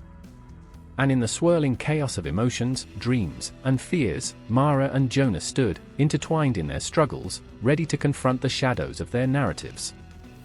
The night was alive, crackling with potential, and as they prepared to step into the unknown, the whispers of the past echoed around them, urging them forward into the depths of their own stories, where myth met reality, and the true fight for their souls began. The clock ticks like a dying heart, each second a pulse of anxiety that reverberates through the air thick with tension. I stand in the musty room, shadows dancing on the walls, memories echoing like whispers in the dark. Marisol's eyes glisten like wet stones, a storm of unshed tears swirling beneath the surface. She grips the edge of the coffee table, knuckles white, a trembling leaf caught in a tempest. The TV flickers, illuminating the space with ghostly light, broadcasting a news anchor's voice that feels like a distant thunder. Another life lost, the anchor drones, words dripping with a gravity that seems to hang over us like an oppressive fog. Marisol's breath hitches. This time, a young artist, a voice silenced before it could resonate. Her jaw tightens, and I can see the storm brewing within her, rage and sorrow intertwined like serpents writhing in a cage. I remember the way he painted the world, she whispers, breathless. Colors bursting, alive. Before everything turned gray. Her voice cracks, and I feel each shard of pain pierce through the silence. The walls seem to close in, populated by specters of unsung dreams and unfulfilled promises. I reach out, wanting to comfort, but the weight of her grief holds me back, a chasm that feels insurmountable. Across the room, Daniel sits hunched, his gaze fixed on a photograph pinned to the wall, a snapshot of laughter, just days before the chaos began. His eyes, usually vibrant with mischief, are hollow now, as if someone plucked the very essence of joy from him. "It's happening again," he mutters, the words spilling from his lips like poison. "They want to bury us, to silence our stories." A tremor runs through his body, the anger bubbling just beneath the surface, ready to erupt. I remember the night we sat under the stars, sharing our dreams, our fears mingling with the night air. "We are the storytellers," Daniel had said, his voice firm, each word a vow inscribed in our hearts. But now, that fire is replaced with shadows of despair, as if the narrative of our lives has become a collection of fading echoes. Marisol's phone buzzes violently on the table, breaking the stillness. She glances at it, every beep a reminder of the world outside, an unyielding tide of brutality that calls for silence. "What if it's him?" she gasps, fear etching deeper lines into her face. But it's just a notification, another reminder of our collective trauma, of lives lost to the unrelenting machine of oppression. "Do you remember when we thought art could change the world?" I venture tentatively, my heart pounding, desperate to pull them back from the darkness. "When we believed in the power of our voices." The words spill like fragile glass, shattering the suffocating silence, but the memories don't seem to breathe life into the room. They weigh heavier, like an anchor dragging us deeper into despair. Marisol shakes her head, frustration flaring in her chest. "And what good did it do him? What good did it do us?" Her voice rises, a raw edge cutting through the tension. "They took him for daring to speak." I see her, a warrior unraveling under the weight of a world that insists on silencing the brave. Her passion feels visceral, a fire that once burned brightly now flickering, desperately clinging to life. It's a haunting reminder that our stories, our souls, are constantly at war with the relentless tide of a media landscape that thrives on our suffering, commodifying our pain for views and clicks. Daniel's voice, a low growl, fills the air, thick with emotion. "We can't let them win," he growls, standing abruptly. "We owe it to him, no, to all of them, to keep fighting." Each word strikes the atmosphere like lightning. I can see the electricity in his eyes, the flickering hope battling against despair, but it's laced with the bitterness of reality. Fighting. Marisol's tone drips with cynicism. What does that even mean anymore? She's spiraling, her voice cracking like glass under pressure. Do we just shout louder until they drown us out? Her despair is palpable, a heavy cloak that wraps around her, suffocating and cold. I want to reach out, to tell her that in the depths of darkness, there lies an ember of hope, but the words die in my throat, choked by the weight of her sorrow. The room is thick with unspoken fears, the walls heavy with the ghosts of our past selves, of dreams that once soared high above the squalor of our reality. What if our voices are just whispers in the wind? Marisol murmurs, almost to herself, her gaze drifting away. What if the world doesn't care? The question hangs in the air, an echo that reverberates through the cracks of our souls. I can almost feel the shift, the palpable tension tightening around us like a noose. The TV blares on, a reminder of a cruel reality outside, and I wonder, is that where our stories go to die? On the cutting floor of a narrative that doesn't care if we breathe, if we hope, if we love?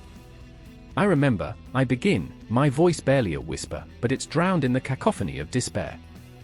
I remember when we used to laugh, but laughter feels like a distant memory, an echo of innocence lost. And then, we are all silent, the gravity of our shared pain binding us together like a fragile thread. Outside, the world continues, oblivious, unyielding, a machine that grinds away at our very essence. In that moment, the shadows gather, whispering secrets and stories of those who came before us. The night outside deepens, and I feel the weight of time pressing down on us, a reminder that every moment counts, that every heartbeat is a battle cry in the face of oblivion. And yet, we remain, entangled in our fears, our desires, our dreams. We are the storytellers, even in darkness. Together, I finally say, breaking the silence, and it feels like a vow. We will keep telling our stories. In that moment, something shifts. The flicker of hope breathes life into our souls, igniting a fire that refuses to be extinguished. We are not just shadows, we are the echoes of voices, the whispers of dreams, the relentless pulse of a soul that refuses to die. And as we stand together, the weight of the world pressing down on us, we know that this is just the beginning, an unending confrontation with a reality that demands our resilience, our passion, our voices. A promise that will carry us into the night, into the unknown. And as the darkness envelops us, we hold on to that promise, for it is our lifeline. The air was thick with the scent of smoke and sorrow, a palpable weight resting on the shoulders of those gathered. I stood among them, my heart thundering, listening to the mournful wails that echoed through the flickering shadows cast by the fire. A single tear traced a path down my cheek, glistening in the light of the pyres. This was the festival of the forgotten, a night when the veils between worlds thinned to a whisper. A night when the dead whispered their names through the living, a night when grief became a tapestry woven with love and loss. Lena, with her wild auburn hair and fierce determination, clutched a tattered photograph of her brother, a ghost from another time. I could see the tremor in her hands, the way her breaths came quick and shallow as if the very weight of memory threatened to pull her under. "He should be here," she said, her voice a ghost itself, echoing with longing. "He should be laughing, not this." The fire crackled, as if in response, and I remembered the first time she had introduced me to him, his laugh booming like thunder, a sound that seemed to pull the dark clouds away. Now, in his absence, the laughter hung in the air like an unfinished song, each note sharp with the edge of despair. Across the clearing, near the ancient oak that stood like a sentinel, stood Marco, his eyes glazed like marbles, staring into the distance. He was a man caught in the throes of a battle with his own heart, a heart that beat for a mother lost too soon. "I remember," he murmured, his voice barely rising above the crackling flames, "the way she used to sing to me before bedtime. Stars are not what they seem," she'd say. "They carry our dreams. But what if my dreams are lost?" The words fell from his lips like ash, drifting in the wind, and I felt my own heartache mirror his. The shadows danced around us, twisting and turning, weaving stories of those we had loved and lost. Each flicker of the flame painted memories on the canvas of night. Families huddled together, the weight of their loss hanging heavy like clouds before a storm. Each face was a canvas of grief, love, and remembrance. Candles flickered with life, illuminating the altar at the center where offerings lay, worn toys, favorite meals, fragrant flowers. The remnants of lives lived, vibrant yet fleeting. I remembered my own pain, raw and unhealed, a father lost to the silence of the night, the day turning to darkness in a heartbeat. I remember standing at the edge of that grave, the ground freshly turned, the weight of the world resting on my chest. In that moment, I could feel the universe shift, time folding around us, a spiral of anguish and love, and an understanding that we were all threads in this intricate tapestry, woven together by loss. As Lena stepped forward, the air crackled with electricity, her voice cutting through the night like a sharpened blade. "Let them come. Let them see. Let my brother feel the warmth of the fire and the love that endures." She raised the photograph high, a beacon in the darkness, and I could see the figures behind her, shrouded in shadows, seemed to sway as if in agreement. The ghosts of the past were around us, spectral witnesses to our sorrow and joy, a bizarre audience for the grand performance of grief. I felt a chill creep down my spine, a whisper on the wind that carried the ache of those who had come before. The drums began to beat, a slow, rhythmic pulse that matched the cadence of our hearts. With each thud, I could feel the earth beneath us alive, throbbing with the memories of the departed. The festival wasn't just a time to mourn, it was a time to call forth the spirits, to dance with them, to invite them to join in our laughter and tears. "Dance!" Marco shouted suddenly, breaking the silence, his voice filled with an unexpected fervor. "Dance with me, for her. For the ones we love." He spun, arms wide, caught in the dizzying whirl of his grief. Lena, caught in the magnetic pull of his energy, joined him, and soon others followed, the circle widening, laughter and tears mingling in a symphony of life and death. I felt the weight of my own hesitation, a fear that gripped my heart like a vice. What if the dead returned, not as phantoms but as living memories, haunting us with their absence?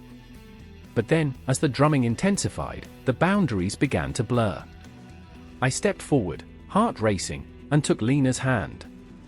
The warmth of her palm ignited something within me, a reminder that love does not fade. It transforms, shapes itself into the very air we breathe. The dance became a tempest, a wild, fervent celebration of life lost and love that remains.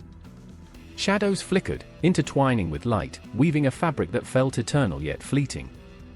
I felt the presence of my father, his laughter echoing in my bones, urging me to let go, to embrace this moment, a moment where pain morphed into something profound, a connection that transcended time itself. The night wore on, the air heavy with the stories we told and the memories we cherished. I could see Lena's brother among us, caught in the light of the flames, his laughter mingling with ours, a reminder of the beauty that lies in remembering. Marco's mother twirled in the corner of my eye, her presence a gentle caress, a whisper that said, "You are never alone." And just as the night reached its zenith, just as joy and sorrow danced in unison, a silence fell, a stillness so profound it felt like a heartbeat suspended in time. We held our breath, the weight of our collective grief hanging over us. Then, in the distance, a single voice rose, a haunting melody that drew us closer, uniting us in our shared humanity. "We remember," it sang, and with each note, the darkness shifted, transformed into something beautiful and haunting, a reminder that in honoring the dead, we honor ourselves. As the festival continued, time blurred and reality shifted. The night was a tapestry woven with threads of laughter and tears, memories and dreams. And as the flames flickered, I knew deep within that this was not an ending, but a continuation. A cycle of love, loss, and life that echoed through the stars, reminding us that we are all part of something greater. The thunder rolls outside, the sky boiling with bruised clouds, electric anticipation crackling through the air like a warning. In the middle of the street, Marisol stands frozen, her heart beating like a war drum. She can taste the rain in the air, sharp and sweet, a stark contrast to the heavy dampness of her thoughts. She remembers her grandmother's voice, woven with ancient tales, warning her of the shadows lurking in the corners of their lives, shadows that globalization has brought closer, whispering new languages and unfamiliar dreams. Marisol! The shout cuts through the storm, a sharp knife of panic. It's Raphael, her brother, a tempest of frustration and confusion.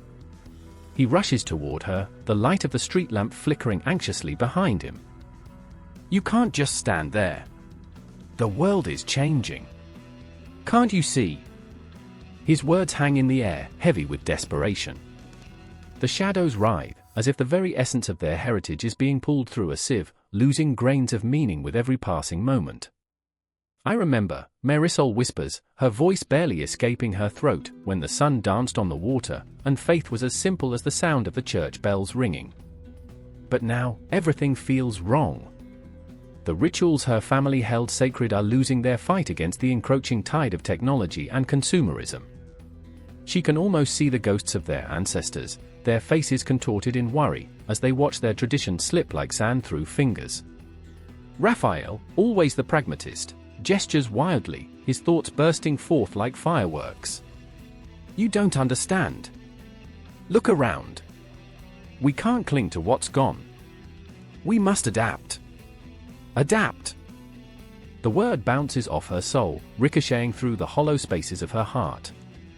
But what does it mean to adapt when all that is familiar is slowly being rewritten? She remembers her mother's hands on the altar, lighting candles, each flicker a prayer, an offering to the spirits who walked before them. You think this is progress, she says, eyes narrowing against the downpour, her voice rising, clashing with the rumble of thunder. This is erasure. Raphael's face twists, frustration and hurt mixing in a tempest of emotion. You're being naive. They want us to succeed. Globalization opens doors. His voice is raw, as if he is tearing at the fabric of their lives, trying to stitch together something that feels whole. Marisol feels the weight of her grandmother's spirit pressing against her, a comforting presence amidst the chaos.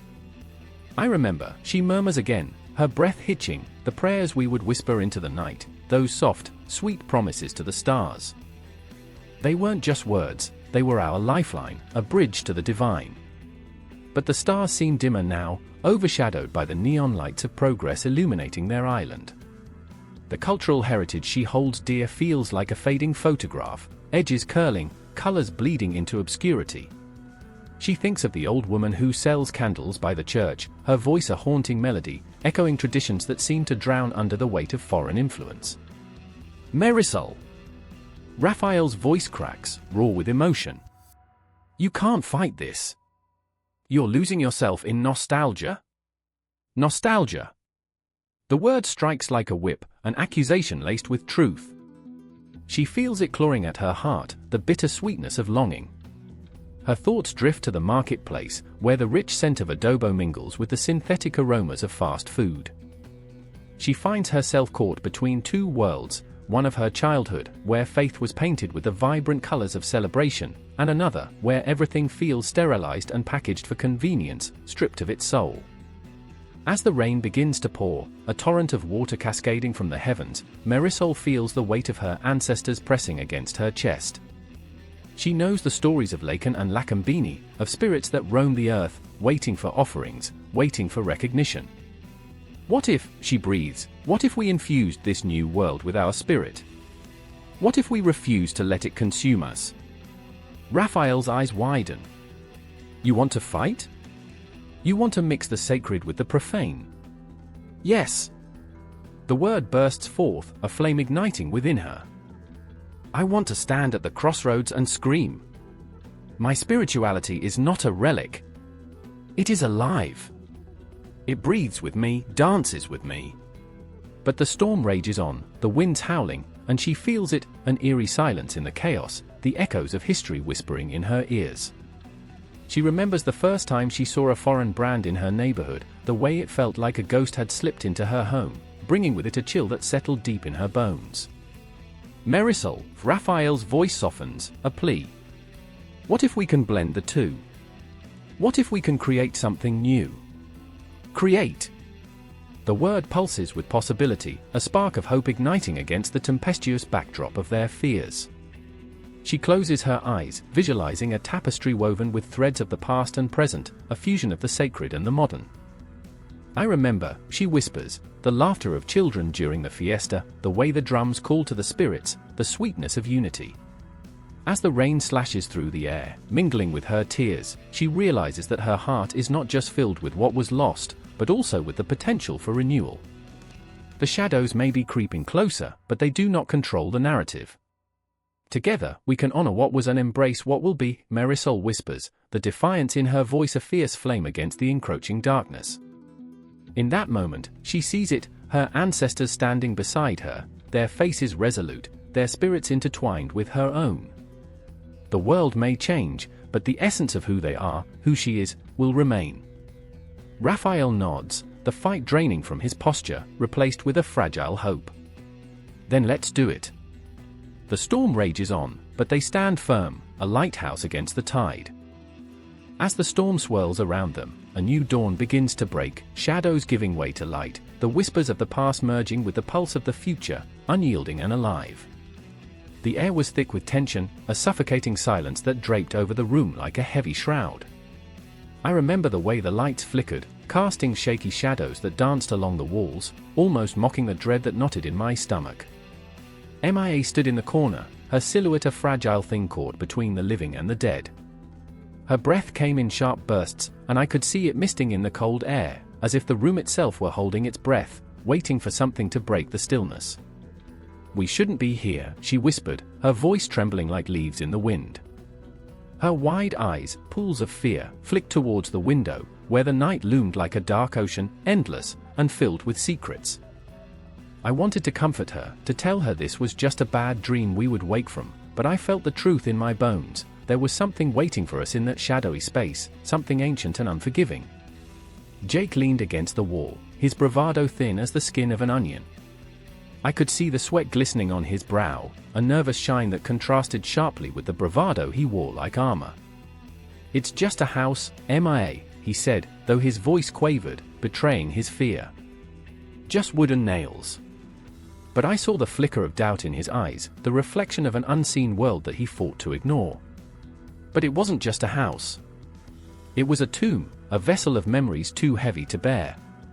I could almost hear them whispering, echoes of the past brushing against my skin like a lover's touch.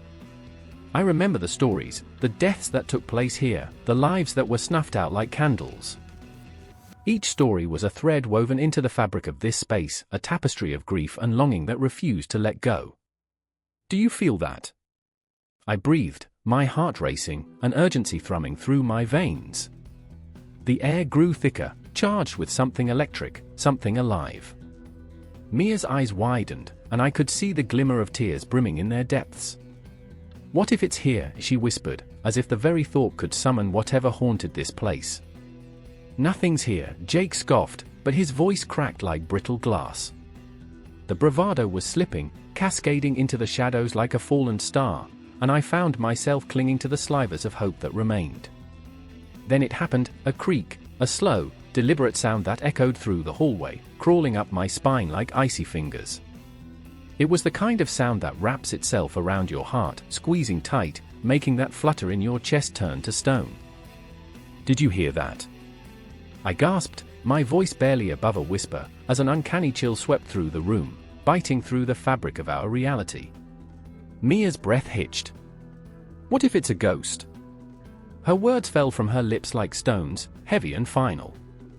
I could see the way her hands trembled, how she wrapped them tightly around her arms, trying to shield herself from the unseen. Ghosts, what a ridiculous notion, yet here we were, standing at the precipice of belief and disbelief, teetering on the edge of a nightmare.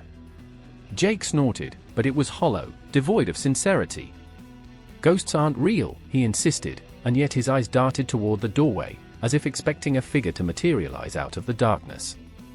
I could feel the tension rebuilding, thick as molasses, wrapping around us, pulling us closer to something we could not touch, nor see. The shadows deepened, coiling around us, whispering secrets too terrible to articulate. I could almost hear their voices, a cacophony of despair and longing that echoed through the ages. I remember, I started, but the words felt like stones lodged in my throat. The memories clawed at me, forcing their way to the surface, and suddenly I was drowning in a tide of emotion. I remember the way my grandmother used to speak of this place, I said, my voice trembling. How she felt the presence of those long gone, how they would visit her in dreams. I remember, she would sit by the window, eyes distant, lost in the past, and I would watch her, a child, believing in the magic of her stories.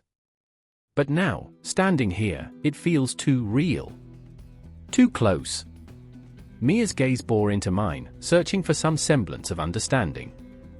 What did she say? She asked, her voice a thread pulling me back from the abyss. She said they were trapped, caught between worlds, waiting for someone to remember them, I whispered, the weight of the words heavy on my tongue. Maybe that's why we're here. To remember.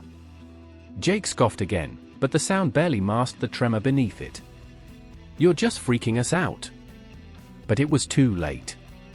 The shadows thickened, drawing nearer, wrapping around us like a cloak of despair. I could feel their cold breath on my skin, hear the faintest stirring of whispers just beyond the veil of perception. Then, without warning, the air shifted, a palpable sense of sorrow crashing down like a wave. I turned, and there it was, a figure standing at the edge of the hallway, just beyond the flickering light. It was vague, indistinct, yet it consumed my vision, pulling me into its depths. I felt my heart pound, a relentless drum echoing against the silence. Do you see that?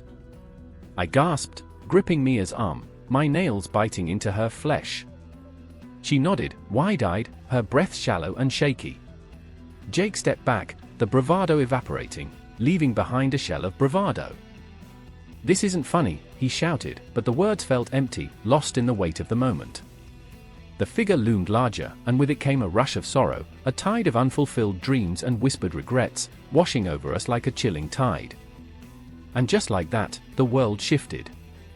We were no longer just three scared kids in a haunted house, we were players in a cosmic play, each heartbeat echoing through the hushed corners of the universe.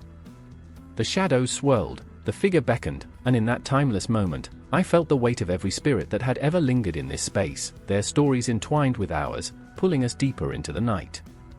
With a jolt, I realized there would be no easy escape, no simple resolution. The past was here, alive and breathing, and we were merely threads in its tapestry. The darkness pulsed, a heartbeat of its own, and I couldn't help but feel that we were on the brink of something far greater than ourselves. The air grew dense, anticipation thickening around us like the fog rolling in from the sea, and I knew, this experience would not end here. It would spiral into something deeper, something more profound, just like the stories we carried within our souls, waiting to echo through the ages. The clock on the wall ticked, each second a sledgehammer against the fragile silence. Maya stood in the dim glow of the lab, the fluorescent lights flickering like dying stars. Her frantic fingers hovered over a cluster of vials, each one filled with a liquid that pulsed with the promise of revelation. It can't be true, she whispered, her breath shaky, nearly lost in the chaos surrounding her. The air tasted metallic, thick with fear and desperation. Shadows danced like phantoms on the walls, but the real specters lurked inside her, gnawing at her mind, her scientific integrity clawing at the very essence of her being. Outside, the storm raged, a ferocious symphony of thunder and rain, but in here, it was the tempest inside her that roared loudest. She was teetering on the brink, standing at the precipice of reason, staring into the abyss. Each beat of her heart echoed the turmoil within. What if? The words hung in the air, an insidious whisper that twisted her thoughts. She paused, feeling the weight of the vials, the weight of her choices. Each one was a gamble, a leap into the unknown, a collision between what she had always believed and what her heart dared to hope. Across the room, Marcus leaned against a desk, his brow furrowed, arms crossed, a fortress built around his skepticism. His dark eyes bore into her, a storm of emotion swirling just beneath the surface.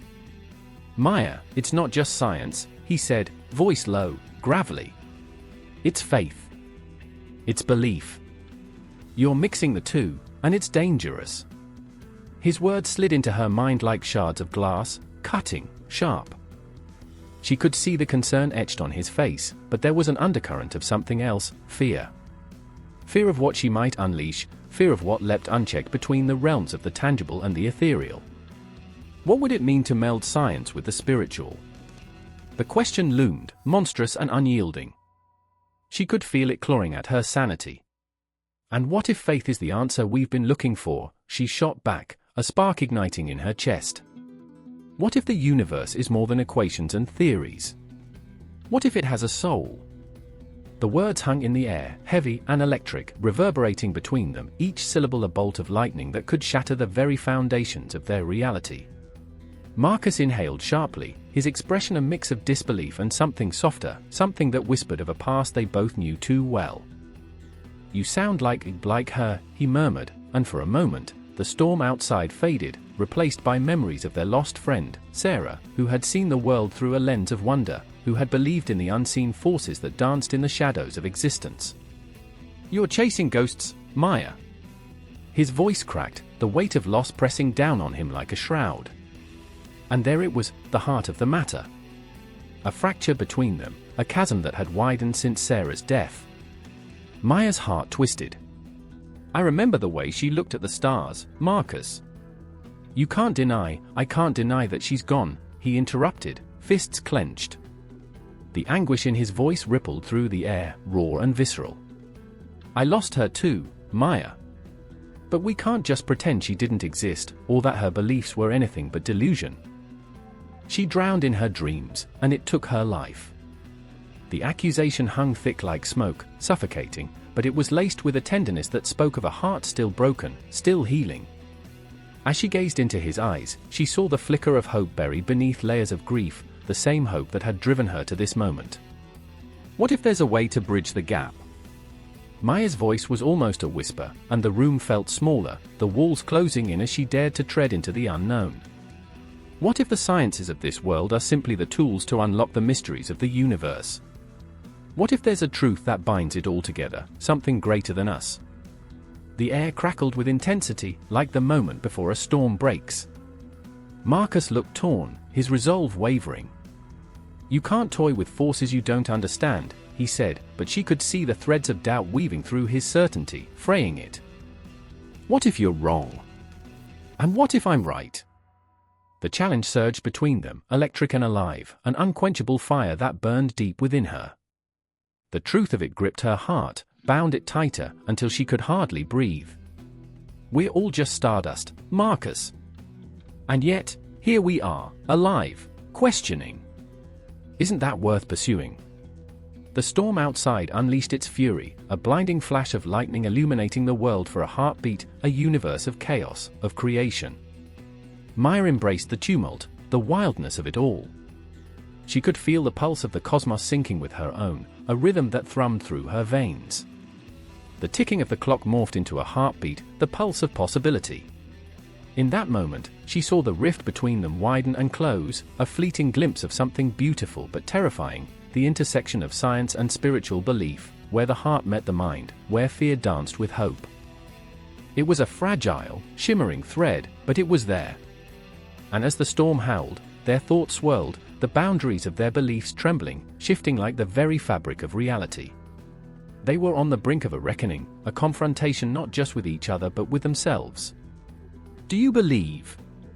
Maya's voice broke, raw and trembling. "Do you believe there's something more?" The question hung heavy, the atmosphere thick with unspoken truths. Outside, the rain poured relentlessly, drumming against the windows like 1,000 restless souls, echoing the turmoil in their hearts. In that charged moment, they stood on the edge of discovery, teetering between science and spirituality, between loss and resurrection. The clock ticked on, and time itself felt suspended, holding its breath as the storm outside roared, a world in chaos, yet somehow beautifully alive. What awaited them beyond the storm? What truths lay hidden, waiting to be unearthed? The storm raged on, but within that lab, under flickering lights and amid swirling shadows, a deeper battle was waged, a battle for belief, for understanding, for the very essence of existence itself. And in that sacred intersection, everything was possible. The night was a canvas of shadows, painted by the flickering streetlights along the cobbled road, where whispers clung like fog. I stood there, heart racing, the air thick with the scent of rain-soaked concrete and burnt dreams. Voices echoed around me, laughter mingling with sorrow, a chorus of young souls bound by the weight of their own expectations. Lenny, her face streaked with tears, clutched a crumpled letter in trembling hands, the ink smudged like her hopes. Her eyes were twin black holes, sucking in the light of the world, and I could feel her despair radiating like a fever. I thought I was enough, she choked out, her voice splintering the night. I wanted to reach for her, to pull her into the safety of our shared pain, but the space between us felt like an abyss. I remember thinking, what does it mean to be enough? In a world where dreams are traded for survival, where every whisper of ambition is drowned out by the drumming of a relentless clock, how do we measure our worth? Across the street, Marco stood, a statue carved from insecurity. He leaned against the brick wall, the weight of his own demons pulling him down. His fingers traced the outline of a guitar, the very instrument that could speak the words he never could. I watched, held captive by the realization that the music he craved was shackled by fear. "I'll never make it," he murmured, almost to himself, yet the universe seemed to conspire to make sure I heard. I felt the chill of his words penetrate my skin. The haunting melody of his self-doubt was a song I knew too well. I remember. The moments we shared, drenched in the bittersweet nectar of youthful dreams. We wandered the streets like lost souls, searching for something tangible, something that felt like hope. We were the children of the stars, molded by the myths of our ancestors, yet shackled by the weight of a modern world that asked us to abandon our stories, to silence our screams. Lenny and Marco were the embodiment of this struggle. As the clock ticked, each sound a reminder of the life we should be living, our souls writhed in a delicate dance between the ancient and the contemporary, between tradition and the relentless tide of a new reality. The myths we grew up with had morphed into something unrecognizable. Our souls were not merely vessels, they were battlegrounds where past and present collided. "Do you think our dreams are just ghosts?" Lenny whispered, her voice barely breaking the silence. "Like the stories we tell ourselves." I remember the way the moon hung heavy in the sky, its light spilling over us like an omen. It felt like the universe was listening, waiting, holding its breath.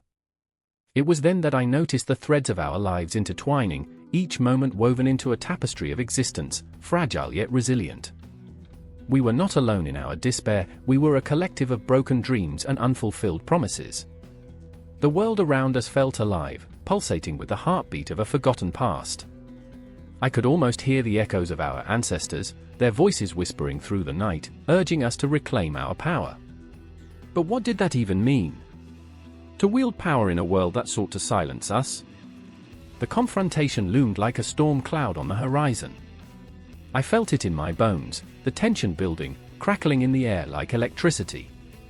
Marco picked up his guitar, the strings vibrating under the weight of his unspoken words. "If I play this," he said, "will you hear me?" I nodded, knowing that music was the only language that could bridge the chasm between our souls. As he strummed the first chord, a wave of sound washed over us, raw and unfiltered. Each note clawed at the walls we had built, peeling away the layers of doubt and fear. Lenny closed her eyes, and for a moment, the world dissolved around us. All that existed was the music, each note a lifeline thrown into the abyss. And then I remembered. I remembered how we used to share our dreams late into the night, how laughter would spill from our lips like water from a cracked vessel. But the world had grown darker, the ghosts of our ancestors had faded, and we were left to navigate this labyrinth of existence alone. Or so we thought. As the melody swelled, I felt the shadows begin to retreat. We were reclaiming our space, carving our names into the fabric of the universe. I saw the sparks of hope igniting in Lenny's eyes, the fire within Marco beginning to smolder into flame. We were the architects of our own souls, the weavers of our own myths. But just as quickly, the storm returned. A figure emerged from the darkness, a specter of doubt, a reminder of all that could go wrong. "You think this matters?" it hissed, mocking the rhythm of our hearts. "You think your dreams can withstand the crushing weight of reality?" I felt the chill crawl up my spine, like icy fingers wrapping around my throat. Lenny shrank back, and Marco's fingers faltered on the strings. The confrontation was upon us, and I understood. We had to face the darkness together. The fear that threatened to engulf us was not merely our own, it was the collective weight of generations lost, of dreams deferred, of hopes buried under the rubble of expectation. "Turn your back on us," the spectre jeered, its voice dripping with disdain. "You'll never be what you wish to be." But in that moment, in the eye of the storm, I felt something shift, a spark igniting within me. "No," I whispered, the word carrying the weight of 1,000 unspoken truths. "We are more than our fears. We are the sum of our dreams, our failures, our stories. We are the evolution of soul myths." I looked at Lenny and Marco, their faces lit by the flickering light of hope. The shadows around us began to dissipate, and for the first time, I felt free. The ghosts of our past were no longer daunting, they were our allies in this battle for identity. As the music surged, the spectre shrieked, its form dissolving into the night. We were not alone. We were never meant to stand apart. The evolution of our souls was not a solitary journey, but a shared odyssey, a testament to the resilience of youth. I remember. The weight of the night, heavy with promise, the air crackling with newfound energy. We stood together, 3 hearts beating as one, ready to reclaim our narrative, ready to fight for our place in a world that often sought to silence us. The dance of our souls had just begun, and the echoes of our ancestors were now a rallying cry. The evolution of soul myths was alive, and we were at the forefront. The world awaited our song. The wind howled through the skeletal branches of the old oak tree, each gust like the anguished cry of a forgotten ancestor. Beneath it stood Maya, heart pounding, breath shallow, the light from her phone illuminating the ancient carvings etched into the gnarled bark. "These were our stories," she whispered, clenching the device as if it were a lifeline. Not far away, her brother, Eli, cursed under his breath, the glow of his tablet reflecting his furrowed brow. He was supposed to be documenting their family's history, not replacing it with a sterile digital archive. "Why are you doing this?" Maya's voice trembled, infused with urgency. The air crackled with tension, as if even the spirits of the tree were leaning in, eager to hear the answer. Eli looked at her, frustration coiling in his gut. "I'm trying to save it, Maya. You think these rituals mean anything in the real world? This is the only way anyone will remember." "Remember what?" she spat, her words a sharp knife in the stillness. "What's left when you strip the meaning from the practice? When you turn our ancestors into pixels?" Their ancestors, the ones who danced beneath the moon's gaze, who whispered secrets into the night's cool embrace, were fading. With every tap and swipe, Eli was erasing the essence of who they were. The phone buzzed in Maya's hand, a reminder of the world outside that demanded attention, seduced her with notifications and distractions. But here, beneath the ancient oak, she felt the weight of time pressing down, a visceral reminder that ancestral roots run deep and that technology was cutting those roots like a careless gardener. "Look around you," Eli pleaded, a flicker of desperation in his eyes. "Nothing's going to change. We're drowning in progress. If we don't adapt, we'll be nothing but ghosts of a past that no one remembers." His words hung in the air like a thick fog, and Maya felt her heart twist painfully. She remembered the stories their grandmother used to tell, how she would weave the past into the fabric of their present with each tale, each memory a candle in the dark. But how could she stand by and watch as those flickering flames were snuffed out by the cold, digital winds of change? "Ghosts," she murmured, and suddenly the weight of her own memories pressed in, a childhood filled with laughter, the aroma of herbs and spices blended with the sacred rites of their people. Every moment was a thread, connecting her to the earth, to her family, to everything that had come before. "You want to be remembered, but at what cost?" A silence fell between them, thick and suffocating. The branches creaked overhead, as if the oak itself was listening, mourning the loss of its stories. The shadows lengthened, shaping into phantoms of their ancestors, reaching out with ghostly fingers, beckoning them to remember, to choose. Maya glanced at her phone, its screen a portal to all that was shiny, new, and utterly devoid of soul. "I remember," she said, her voice trembling with emotion, "the way the elders sang under the stars, how their voices carried the weight of history. It was never about being remembered in some sterile database, it was about the connection, the feeling, the belonging. Eli's eyes flickered, perhaps recognizing the truth buried beneath his bravado. And what if no one comes to the ceremonies anymore? What if it all just fades? Isn't it better to preserve something than to let it vanish? His voice cracked, betraying the fear that gnawed at him, the fear of erasure, of becoming a shadow himself. But technology isn't preservation, Eli. It's a veneer, Maya countered, her heart racing, sensing the looming confrontation. It's hollow. It doesn't hold the weight of our ancestors' pain, their joy, their humanity. You can't capture the rhythm of a heartbeat in a binary code. The oak seemed to shudder, a deep sigh resonating through its bark, as if agreeing with her. Maya could almost hear the whispers of her ancestors swirling around them, urging her to hold her ground. Eli's shoulders slumped, the fight draining from him. I just wanted to do something good. Good? She laughed, a sound tinged with disbelief and sorrow. Good isn't in the algorithm, Eli. It's in the soil, the roots, the stories passed down through the generations. In that moment, their eyes locked, and the world around them fell away. The city lights flickered in the distance, cold and uninviting, while shadows danced around them, a reminder that they were not alone. The air crackled with a fierce energy, charged with possibility and dread. As Maya stepped closer, she felt the prick of tears at the corners of her eyes. Every time you choose technology over what we had, you're letting them down. You're letting us down. The silence was deafening, filled with the weight of their unspoken fears. Eli looked away, the vulnerability in his gaze cutting through her like glass. I don't want to lose us, Maya. I'm terrified. I'm terrified too, she admitted, her voice barely above a whisper.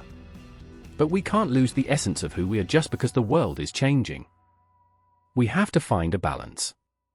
Behind them, the oak seemed to breathe, the ancient pulse of life echoing in the stillness. It was as if time itself was holding its breath, waiting for them to make a choice, to acknowledge the ghosts that danced between them, to confront the haunting reality of their divide. Can we? Eli asked, his voice trembling, a flicker of hope igniting within the shadow. Can we find that balance? Maya nodded slowly, her heart pounding with the weight of possibility. We have to try. In that moment, the city lights dimmed, the digital world fading into the background as the essence of their ancestors surged to the forefront. The night deepened, charged with the promise of change, and for the first time, the air felt electric with the potential of what could be, if only they could remember how to honor the past while embracing the future. The shadows whispered, the oak stood steadfast, and the cosmos watched, waiting for their next move. The night was thick with a tension that felt like a coiled serpent ready to strike. Outside, the wind whipped through the narrow streets, echoing the whispered tales of souls lost and found. Inside the small, dimly lit home of Amora, shadows flickered like ghosts dancing to a silent song, weaving through the fabric of her thoughts. She stood at the threshold of her memories, gripping the doorframe as if it were the only reality left tangible. I remember the first time I felt the weight of my ancestors' stories pressing down on me, heavy like the humid air after a summer storm. They came to me in dreams, striking visions of Dewatas and Aswangs, not as mere folklore but as haunting reminders of heritage. The stories seeped into my bones, each one a pulse, each one a heartbeat. And now, standing there, I could feel the ground beneath me trembling, as if the very earth called out for recognition, for acknowledgement of the past that shaped us. Amora. A voice sliced through the air, sharp and urgent. It was Raphael, her brother, always the one to step into the fray, to shield her from the world's darker corners. But even now, as he rushed into the room, his eyes wild with a fear she hadn't seen before, the weight of their reality pressed on them like a shroud. They're coming. The council wants to erase our stories, our myths. I know, she breathed, her voice barely a whisper, laced with 1,000 unspoken fears. But how can we fight what they don't believe exists? Raphael's face twisted in anguish, the lines of his youth etched deeper by the gravity of their plight. He was always the dreamer, the one who dared to believe that the past could coexist with the present. And now, with threats of erasure looming over them, the flicker of hope in his eyes dimmed. We have to remind them, he said, desperation thickening his voice. Remind them that our myths are not just stories. They are the blood and sinew of our history. Her heart raced, the pulse quickening as a memory surfaced, her grandmother's voice, rich and warm, telling tales as the sun dipped below the horizon, her fingers dancing in the air like the fluttering wings of birds. I remember how the legends wove through our lives, how they taught us to see the world beyond the mundane.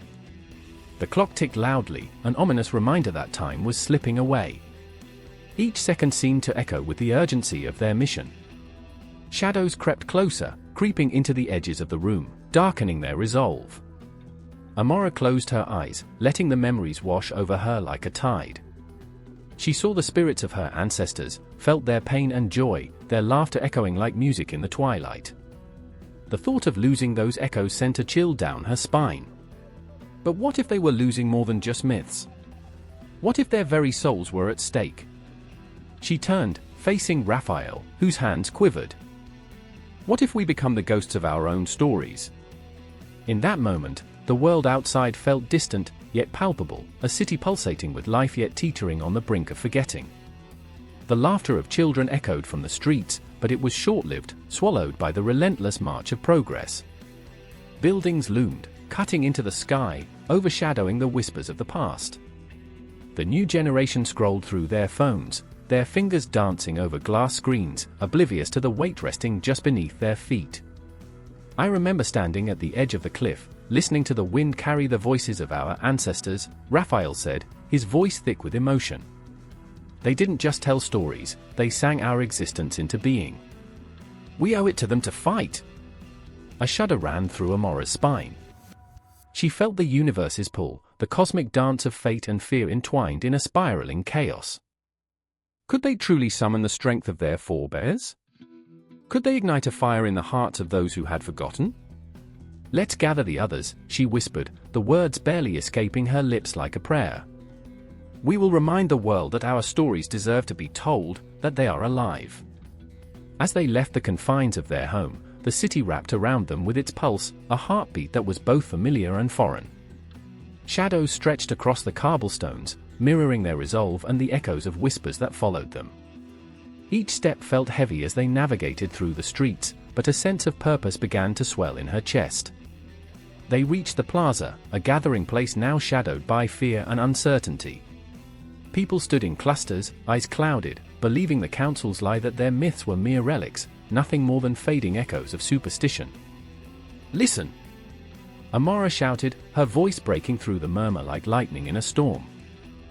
Listen to the wind.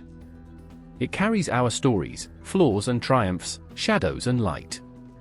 We are not just the sum of our past, we are the vessel of every myth that has ever breathed life into our souls. The crowd paused, a flicker of awareness igniting in their eyes. But doubt lingered like a phantom. Raphael stepped forward, his passion igniting the air. This is not just about us. This is for every soul who has walked these streets, who has dared to dream. Our stories are the fire that fuels our identity. But as their words began to weave a thread of unity, an ominous figure emerged from the shadows, the council's enforcer, a spectre of authority draped in the weight of ignorance. Enough, his voice boomed, a chill cascading through the gathered crowd. Your stories mean nothing. They are ghosts of your past, and it's time to let them die. The weight of his words hung in the air, a suffocating silence settling over them. Amora's heart raced, but within that heartbeat, she felt something shift. The darkness that threatened to swallow their spirits began to wane. A ripple of defiance surged through the crowd, igniting an unquenchable fire. I remember, Amora's voice broke through the chaos, each syllable a lifeline sent into the abyss. It echoed back to her, resonating with the voices of those who came before. She opened her arms wide, inviting the essence of their ancestors to fill the space between them. And as the shadows danced, holding their breath, a new story began to weave itself into the fabric of the night, one that would not end, one that would forever carry the weight of the past while embracing the promise of the future. The air hung heavy with the scent of ash and despair. A distant siren wailed, echoing through the narrow, crumbling alleys of an ancient city, where the shadows of history clung like cobwebs to the walls. Buildings, sagging under the weight of time and neglect, bore witness to a legacy slipping through desperate fingers. I stood amidst the chaos, heart pounding, as flames flickered menacingly, licking at the edges of a once sacred monument, a temple that had stood for centuries, cradling the whispered secrets of generations. Mara, a keeper of stories, stood beside me, her eyes wide with terror. "They don't understand," she gasped, her voice a trembling whisper. "This isn't just stone and mortar. It's our soul." She was young, yet her spirit bore the weight of 1,000 lifetimes. Each pulse in her veins seemed to echo the cries of the ancestors, the laughter of children who had danced beneath this roof, now threatened with erasure. Then there was Aidan, a scholar caught in the crossfire of passion and obligation. He gripped a tattered notebook, ink smudged by the sweat of urgency as he scribbled notes, but his mind was a battlefield. "We could save it," he murmured, his gaze darting toward the flames, then back to Mara. "But how? The funding, the politics, they don't care. They only see the dollar signs." His voice cracked, revealing a fracture deep within. Aidan, too, was a ghost, haunted by dreams of preservation, yet shackled by the reality of bureaucracy, where cultural heritage was just a line in a budget. I remember the first time I met them, back when hope flickered like a candle in the dark. We gathered in a small cafe, the walls adorned with faded photographs of a city that once thrived. Mara spoke of the festival that used to light up the streets, her laughter like a balm on old wounds. Aidan, with his deep passion for history, shared tales of forgotten heroes, their blood woven into the very fabric of the land. I sat, an intruder in their world, captivated and terrified by the weight of it all, how easily it could vanish like smoke. But now, standing in the heart of the storm, I felt the full force of their despair. The flames danced higher, a wild, unpredictable beast, and with each crackle, my heart clenched tighter, the tension unbearable. I could feel the weight of time pressing down upon us, the ancestors whispering in my ears, begging for remembrance. What would it mean to lose this? To wake one day and find the stories silenced, the people forgotten? Mara's breath quickened. "We have to do something." Her voice rose above the chaos, a battle cry against the apathy that threatened to consume us. "We can't let them destroy it. This is our legacy." Her fingers trembled, reaching out toward the flames, longing to snatch the beauty back from the jaws of destruction. Aidan shook his head, frustration bubbling like a pot on the verge of boiling over. "Mara, you can't fight fire with passion. You need resources, allies, a plan." He cast a desperate glance at the encroaching flames. "And we're running out of time." I remember the feeling of being caught between them, a mere spectator to their clash of wills. The shadows lengthened, pooling around us like a dark tide, and I felt every heartbeat echoing with urgency, a reminder that time was a relentless thief. What if the ghosts of the past faded from memory? What if the laughter was swallowed by silence? The sirens grew louder, a cacophony of despair, yet in that moment, clarity pierced through the fog of fear. "We fight together," I blurted out, my voice raw and trembling. "We gather the people. We share the stories. We make them care." It was reckless, a spark igniting within the confines of hopelessness, but the weight of their gazes grounded me. Mara nodded slowly, determination spreading across her face like dawn breaking over the horizon. "Yes. We'll rally the community. We'll remind them what this means."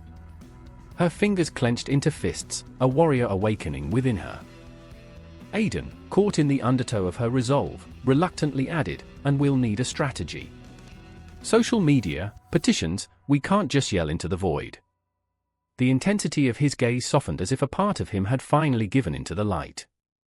The flames roared in a fevered dance, a reminder of our mortality, our fragility. But as we stood together, the three of us, each flawed, each haunted, there was a burgeoning understanding that maybe, just maybe, our combined voices could drown out the fire. I remembered the faces of the people who loved this city, their stories woven into the tapestry of its streets. And then, without warning, the fire shifted, a sudden gust of wind carrying the flames in unpredictable directions. Fear gripped my heart, a primal instinct to run, to escape. But I stood my ground, anchored by the weight of the moment. The city beneath my feet felt alive, the pulse of history thrumming in response to our desperation. Mara stepped forward, her voice rising above the chaos. "This is our home. Our culture. We will fight for it." The determination in her words sent a shockwave through me, igniting a fire of hope that rivaled the one before us. Aidan followed, his voice steadier now. "We will gather our people. We will show them what's at stake." And as we stood there, united against the encroaching darkness, I felt the weight of time shift.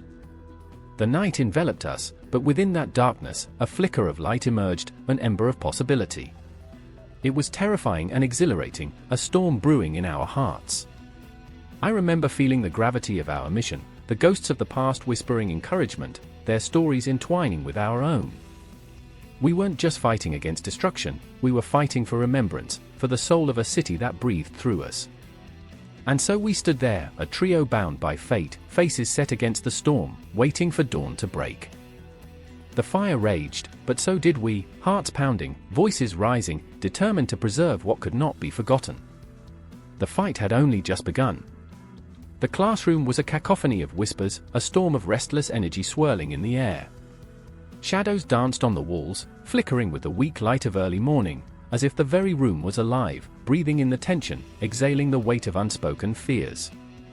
I stood there, heart hammering in my chest, watching the faces of the students, some blank, others intrigued, a few haunted by the specter of their own doubts. The air crackled with an unnameable energy, like the moments before a thunderstorm breaks. "Today, we're going to talk about soul myths," I said, my voice trembling slightly. Fear gripped me. What if they laughed? What if they didn't care?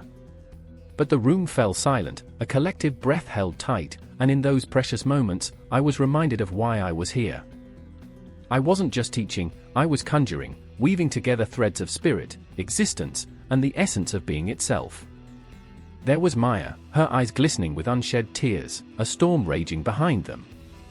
She had lost her mother months ago, and the weight of grief hung around her like a shroud. Every day was a battle for her, and today felt like a cosmic joke. How could we talk about the soul when hers felt so hollow? She looked lost, a ship adrift at sea, desperately trying to find a lighthouse in the turbulent waves. I could feel her pain, and it twisted like a knife in my gut. Then there was Sam, the class clown, the one who tried to mask his own demons with laughter. A smirk tugged at his lips, but the light in his eyes flickered like a dying candle. Beneath that bravado, I knew he was drowning in shadows, fighting a battle with his own worth, questioning every moment, every heartbeat. Soul myths, he scoffed, but I saw it, the fleeting vulnerability, the crack in his armor. He was a jester in a court of kings, desperately hiding from the truth he wasn't ready to face. "Do souls exist?" someone whispered, breaking the silence. The question hung in the air, heavy and thick, as if the universe itself paused to listen. I felt the weight of it, the gravity of a question that had haunted humanity since the dawn of time. I wanted to say yes, to assure them that there was something beyond this life, something that transcended the mundane. But what if I was wrong? What if I was just another lost soul, wandering the vast, empty corridors of doubt? "I remember," I said, the words spilling out before I could contain them. "I remember the first time I confronted my own myths. It was a night drenched in shadows, when the world felt alive with ghosts, whispers of the past, echoes of love and loss. I could see Maya lean in, her interest piqued, while Sam's mockery melted away, replaced by a flicker of curiosity. The clock was ticking, each second a reminder of the impermanence of life. I stood at the crossroads of belief, haunted by the specter of what could be. Was my soul merely a collection of memories, or was it something more?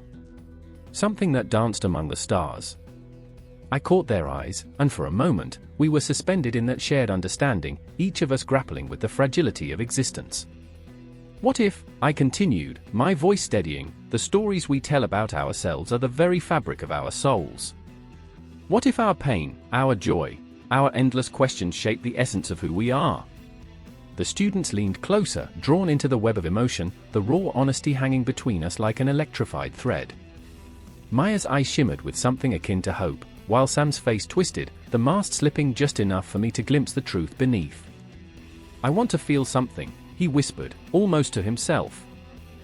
The admission hit me like a punch to the gut, a reality so stark and painful that it echoed in the hollow spaces of the room. Then we must confront our myths, I said, my heart racing, adrenaline coursing through my veins. We must unearth the stories that bind us, tear down the walls we've built around our souls. It's messy, it's terrifying, but it's the only way to truly live. Suddenly, the classroom felt like a battleground, each student grappling with their inner demons. Tension swirled like smoke, thick and choking, as we stood on the precipice of something profound. Maya's silence screamed louder than words, a plea for understanding that hung like a fragile thread between us. Sam's bravado faltered, revealing a boy wrestling with his worth, seeking validation in a world that felt cold and unforgiving. I remember the nights I spent staring at the stars, I continued, my voice softer now, almost reverent. Wishing I could grasp the fabric of the universe, to hold onto something real, something eternal. But the truth is, our souls are not just out there in the cosmos, they are here, in our laughter, our tears, our moments of quiet reflection. Time slipped away, the ticking of the clock barely a whisper against the thunder of our collective heartbeat. We were spiraling into an abyss of emotion, a swirling vortex pulling us deeper, closer together. The room felt alive, electric, as if the very walls could hear our confessions, our struggles, our hopes. Let's create new myths, I urged, feeling the weight of every word.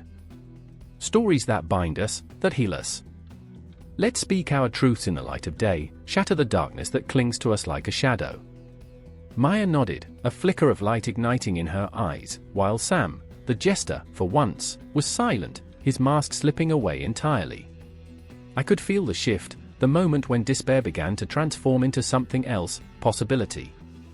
Because, I whispered, allowing the weight of my own truth to spill forth, the soul isn't just a whisper in the night, it's a shout in the darkness, a reminder that we are alive, that we matter. And in that moment, the storm inside us broke, a catharsis spilling forth, raw and unfiltered, as we began to peel back the layers, exposing the very core of our beings. The world outside faded, and all that remained was the intensity of our connection, the unbreakable thread binding us through our shared humanity. But as the bell rang, signaling the end of class, I felt a shiver run down my spine. This was only the beginning, a mere glimpse into the depths of our souls, the haunting myths we carried within us, waiting to be unearthed. As the students filed out, a lingering silence hung in the air, pregnant with promise, and I knew that we were just stepping into the dark, illuminated by our own flickering lights, ready to confront whatever awaited us in the shadows. The streetlights flickered like fading stars, illuminating the rain-slicked pavement where Maria stood, her heartbeat pounding like a drum in her chest. She felt the familiar loneliness wrap around her like a shroud, the weight of the distant Philippines pressing against her soul. The night was heavy, charged with memories that twisted and turned like shadows in her mind. I remember the warmth of the sun, she whispered, the words escaping her lips like smoke dissipating into the cold air. I remember the laughter of my family, the smell of adobo simmering in our tiny kitchen. But here, half a world away in Canada, those echoes felt like ghosts. Across the street, the bar pulsed with life, laughter spilling through the open doors, a cacophony of joy that only deepened her isolation. She wrapped her arms around herself, feeling the chill of the wind bite through her jacket. What am I doing here, she thought. The question gnawed at her, relentless, electrifying her insecurities. She had left everything behind for a promise of a better life, but all she found was an aching void filled with longing. Then there was Marco, a fellow Filipino who worked alongside her at the restaurant, his eyes filled with a fire she both admired and feared. They often shared quick glances, a fleeting connection forged in the shared struggle of their immigrant lives. But tonight, he was different. She could see the storm brewing behind his calm facade. "What's wrong?" she asked, her voice trembling, the urgency lacing her words.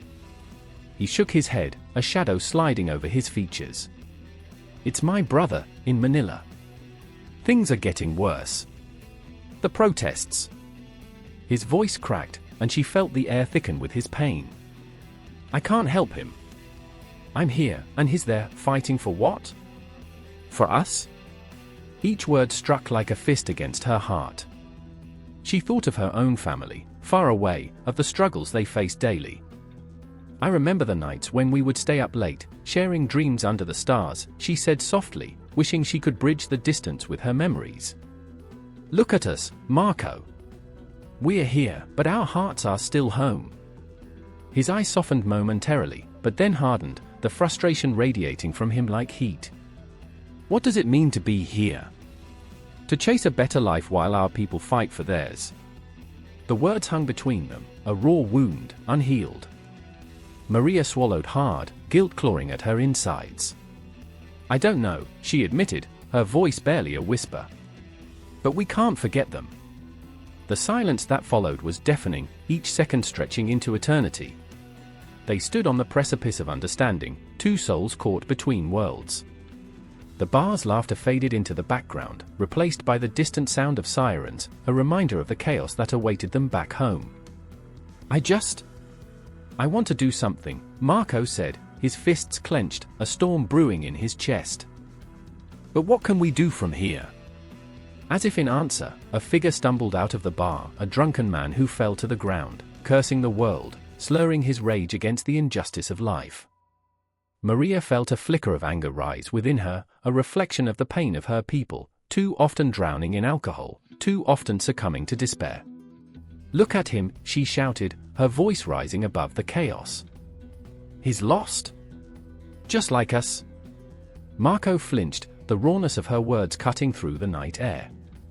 But we can't be lost. Not like that. His voice rose, desperation threading through it. We've got to remember who we are. With each word, the reality of their existence crashed against them like waves against a rocky shore. They were not just individuals, they were pieces of a larger tapestry, woven into the lives of those left behind. I remember the stories my grandmother told me, she said, her voice trembling with an intensity that made her feel alive. About the strength of our ancestors. How they fought, how they survived. Yes, Marco exclaimed, his eyes brightening, a fire igniting within him. We need to channel that. We can do something, organize, raise awareness. The urgency surged between them, a powerful force, binding them in a shared purpose.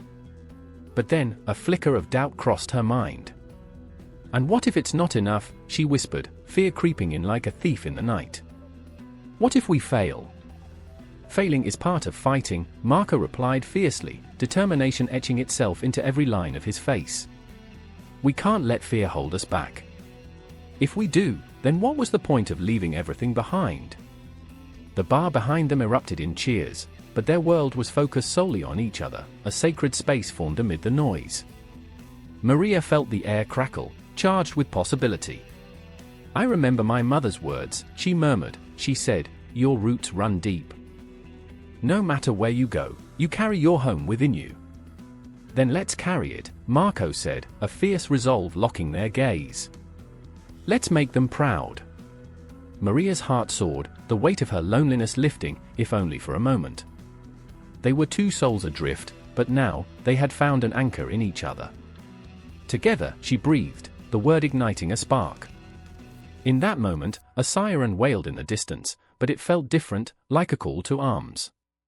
The shadows that once loomed over them began to transform, the night no longer an enemy but a canvas, waiting to be painted with their dreams and ambitions. They stood together, a flicker of hope igniting between them, surrounded by the ghosts of their homeland, ready to confront the unknown. And as the rain fell softly around them, they felt the pulse of their shared history, echoing like a heartbeat, a reminder that they were never truly alone. The wind howled, a banshee wail slicing through the night, rattling the wooden shutters of a rundown house on the outskirts of a forgotten village. Inside, the air was thick with fear, the kind that coils around your throat, squeezing tighter with every heartbeat. There, crouched in a corner, was Lyra, a young woman with a gaze as fierce as the storms brewing on the horizon. Her hands trembled over the tattered pages of an ancient book, its leather cover worn and frayed. She wasn't just reading, she was desperate, searching for answers. The shadows danced, whispering forbidden truths, and she could feel their icy breath on her neck. I remember the stories my grandmother told me, Lyra whispered, her voice cracking under the weight of nostalgia. The tales of the Aswang and the Manananggal, creatures lurking in the night, feasting on the innocence of the unwary. They weren't just myths, they were warnings, echoes of a time when the world was darker, more raw. Tears stung her eyes as memories flooded back, images of laughter and warmth, now tinged with a haunting chill. The power of those stories gripped her, squeezing her heart like a vice. Across the room, Matteo stood, a brooding presence in the dim light. He was a skeptic, arms crossed tightly, the muscles in his jaw clenching as if fighting against the very fabric of their reality. "You really believe in those stories?" he challenged, his voice a low growl. "They're just tales to scare children. Look around you, Lyra. We're in the 21st century. Ghosts and monsters don't exist." But Lyra could feel the pull of the past, the history coursing through her veins like wildfire. "And yet, here we are," she shot back, her voice rising, raw and tinged with pain. "Every civilization has its terrors. The boogeyman in the shadows of American suburbia, the chupacabra haunting the fields of Latin America. Each story, a reflection of our fears, our demons." Outside, the wind howled again, and the shadows seemed to stretch, reaching for them, eager to swallow their argument whole. Matteo took a step closer, his breath shallow, revealing a flicker of doubt. "But why our culture? Why these myths?" "I remember the night skies of my childhood," she continued, her voice softening, drawing him in. "We would lay on the grass, counting stars. My grandmother spoke of Barthala, the creator who breathed life into the cosmos, making us all connected under the same vast sky. But in the same breath, she warned of the Dewata, the spirits who protect the land but can turn vengeful if we forget. It's all connected, Matteo. The myths, the lessons, they are the very fabric of who we are." That vulnerability hung in the air, heavy as lead. Matteo felt it seep into him, but he pushed it away. "You think those stories can save us? They're just a way to keep us in chains, binding us to the past." But Lyra was relentless, her heart pounding in rhythm with the storm outside, each beat echoing the stories of their ancestors. "But what if those chains hold the keys to our souls? Look at the Greeks, the Norse, they created worlds filled with gods and monsters. They faced their fears through stories. Why should we be any different?" Just then, a deafening crash echoed from the woods bordering the village, and both froze. The air thickened with dread, an electric tension that made their skin crawl. From the darkness, a figure emerged, cloaked in shadow yet unmistakably human. It was Rael, another villager, eyes wide with terror, his breath hitching as he stumbled into the candlelight. "They're here! The Aswang! I saw them," he gasped, his voice trembling. The fear in his eyes was palpable, a reflection of their own worst nightmares. Lyra felt the ground beneath her shift, reality bending as adrenaline surged through her veins. "What do you mean, they're here? They took my brother!" Rael's voice was a scream, raw and chilling. "I saw them. They soared above the trees, wings cutting through the night, and his words faltered, lost in the grip of terror. They feasted." A cold horror slithered through the room, intertwining with their earlier arguments, wrapping around Lyra's heart. Matteo's skepticism began to crack, and Lyra pressed on, urgency lacing her voice. "We have to go to the village square.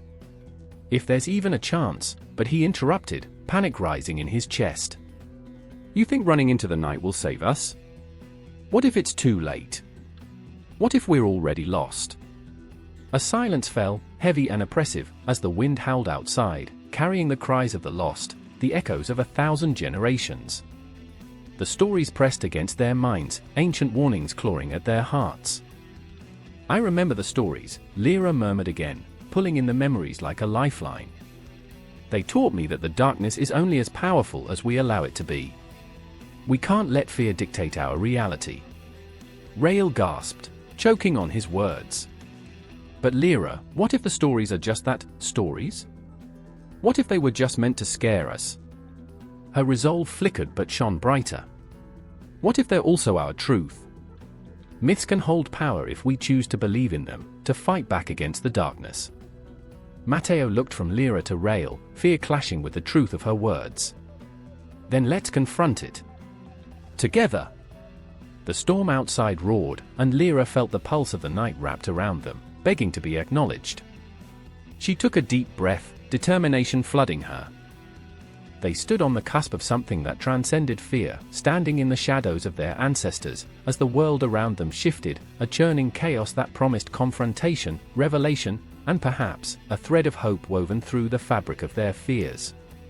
The boundaries blurred, and as they stepped into the night, the stories whispered in the winds, echoing ancient truths that anchored them to their roots. The battle between myth and reality lay ahead, a confrontation that would test their very souls in ways they could scarcely imagine. The air was thick with a silence that screamed, a stillness so profound you could hear the echo of your own heartbeat, thumping wildly against your ribcage. Shadows danced across the cracked floorboards, twisted shapes that seemed to mock the living. I stood in the dim light of a flickering candle, clutching the tattered photograph of my sister, Lita, her laughter still ringing in my ears, a haunting melody drowned out by the weight of loss. She was gone, just a whisper in the wind, but her spirit lingered, a tether to the mythos of our ancestors, of souls crossing the river to the afterlife. The clock on the wall ticked, ticked, ticked with a slow, deliberate malice, its hands creeping like the very shadows that enveloped me. Each tick was a reminder, a countdown to the moment I would have to confront what lay beyond the veil. I remember when Lita would sit by the old tree, her voice weaving tales of the Tiyanak, the lost souls that roamed the earth, trapped between worlds, seeking solace and vengeance. "They walk among us, you know," she'd whisper, her eyes wide with the thrill of fear, like shadows waiting for a chance to reclaim their place. I would laugh then, the kind of nervous laughter that dances on the edge of dread, never truly believing. But now, as the candle flickered, I felt their presence, a frigid breath on my shoulder, an echo of her voice. "Angelo," came the soft, trembling voice of my mother from the hallway, quavering like the candlelight, "It's time." Her frail frame leaned against the door, a silhouette of worry, eyes clouded with the grief of too many losses. I could see the deep lines etched into her face, each fold a testament to the sleepless nights, the prayers whispered into the dark. She had seen things that turned her hair white and dimmed her once bright spirit. I remembered her stories, too, of the restless souls that wandered, seeking closure, chasing the living like moths to a flame. I stepped toward her, the photograph still clutched in my hand, my heart pounding a frantic rhythm. What if she's not at peace, Mama? What if she's waiting?" The words tumbled out, heavy and disjointed. I could feel the weight of my own fear, the gnawing thought that Lita's spirit lingered, caught in the crossfire of love and loss. "Then we must help her," Mama's voice was both fierce and fragile, a tether between the worlds of the living and the dead. "We must guide her." It was a simple task, yet the gravity of it pulled me deeper into the realm of shadows, and I felt the chill of the unseen around us. Outside, the moon hung low, a pale sentinel in a sky thick with clouds, cloaked in secrets.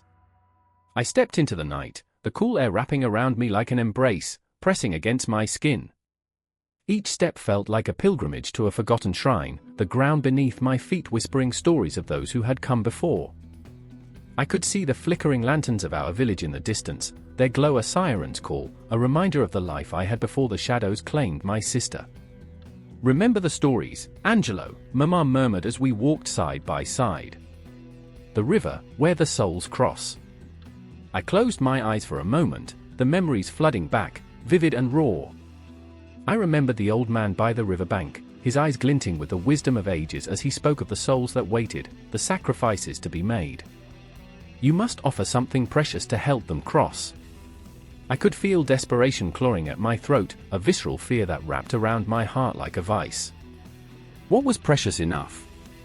What could I possibly give up that would persuade a soul to move on?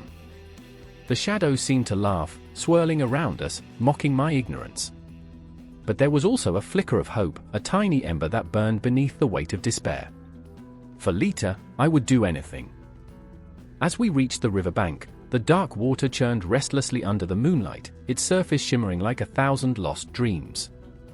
I knelt, the cool earth pressing against my palms, grounding me. The air thickened, a palpable tension vibrating through the night, and I felt it, the breeze carrying whispers, the echo of Lita's laughter mingling with sorrow. "Lita!" I called out, my voice breaking, raw and desperate. "Can you hear me?" "We're here for you." The water rippled, twisting as if responding, an ancient force awakening. I felt the weight of my mother's hand on my shoulder, grounding me as I braced against the tide of emotion threatening to pull me away.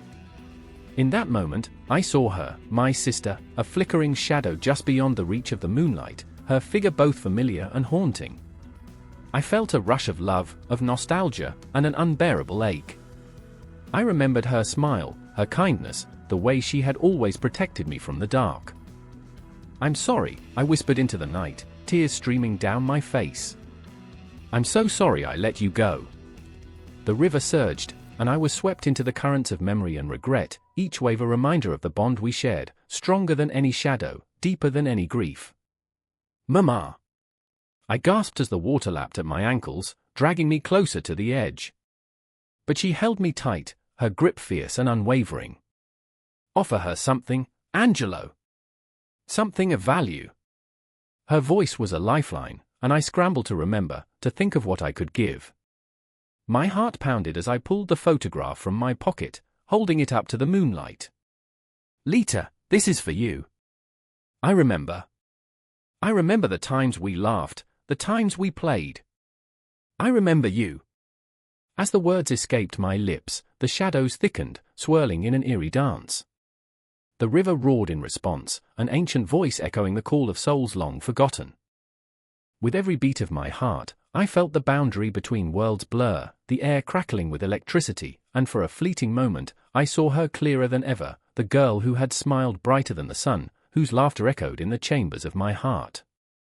"Please, come home," I cried out, desperation clawing at my throat. The night held its breath, the world around me suspended in that moment, a fragile tension dangling on the edge of eternity. Would she come back? Would I ever see her smile again? And in that stillness, the air shimmered with the promise of hope. Yet a new fear gripped me. What if the souls that crossed the river were not just lost to the unseen? What if they lingered, caught forever in the shadows of our memories, their stories entwined with ours, an endless cycle of longing and loss? As I stared into the depths of the river, I knew this was not the end. It was merely the beginning of something far more complex and haunting, a legacy of souls entwined, crossing together, forever echoing in the heart of those who remain.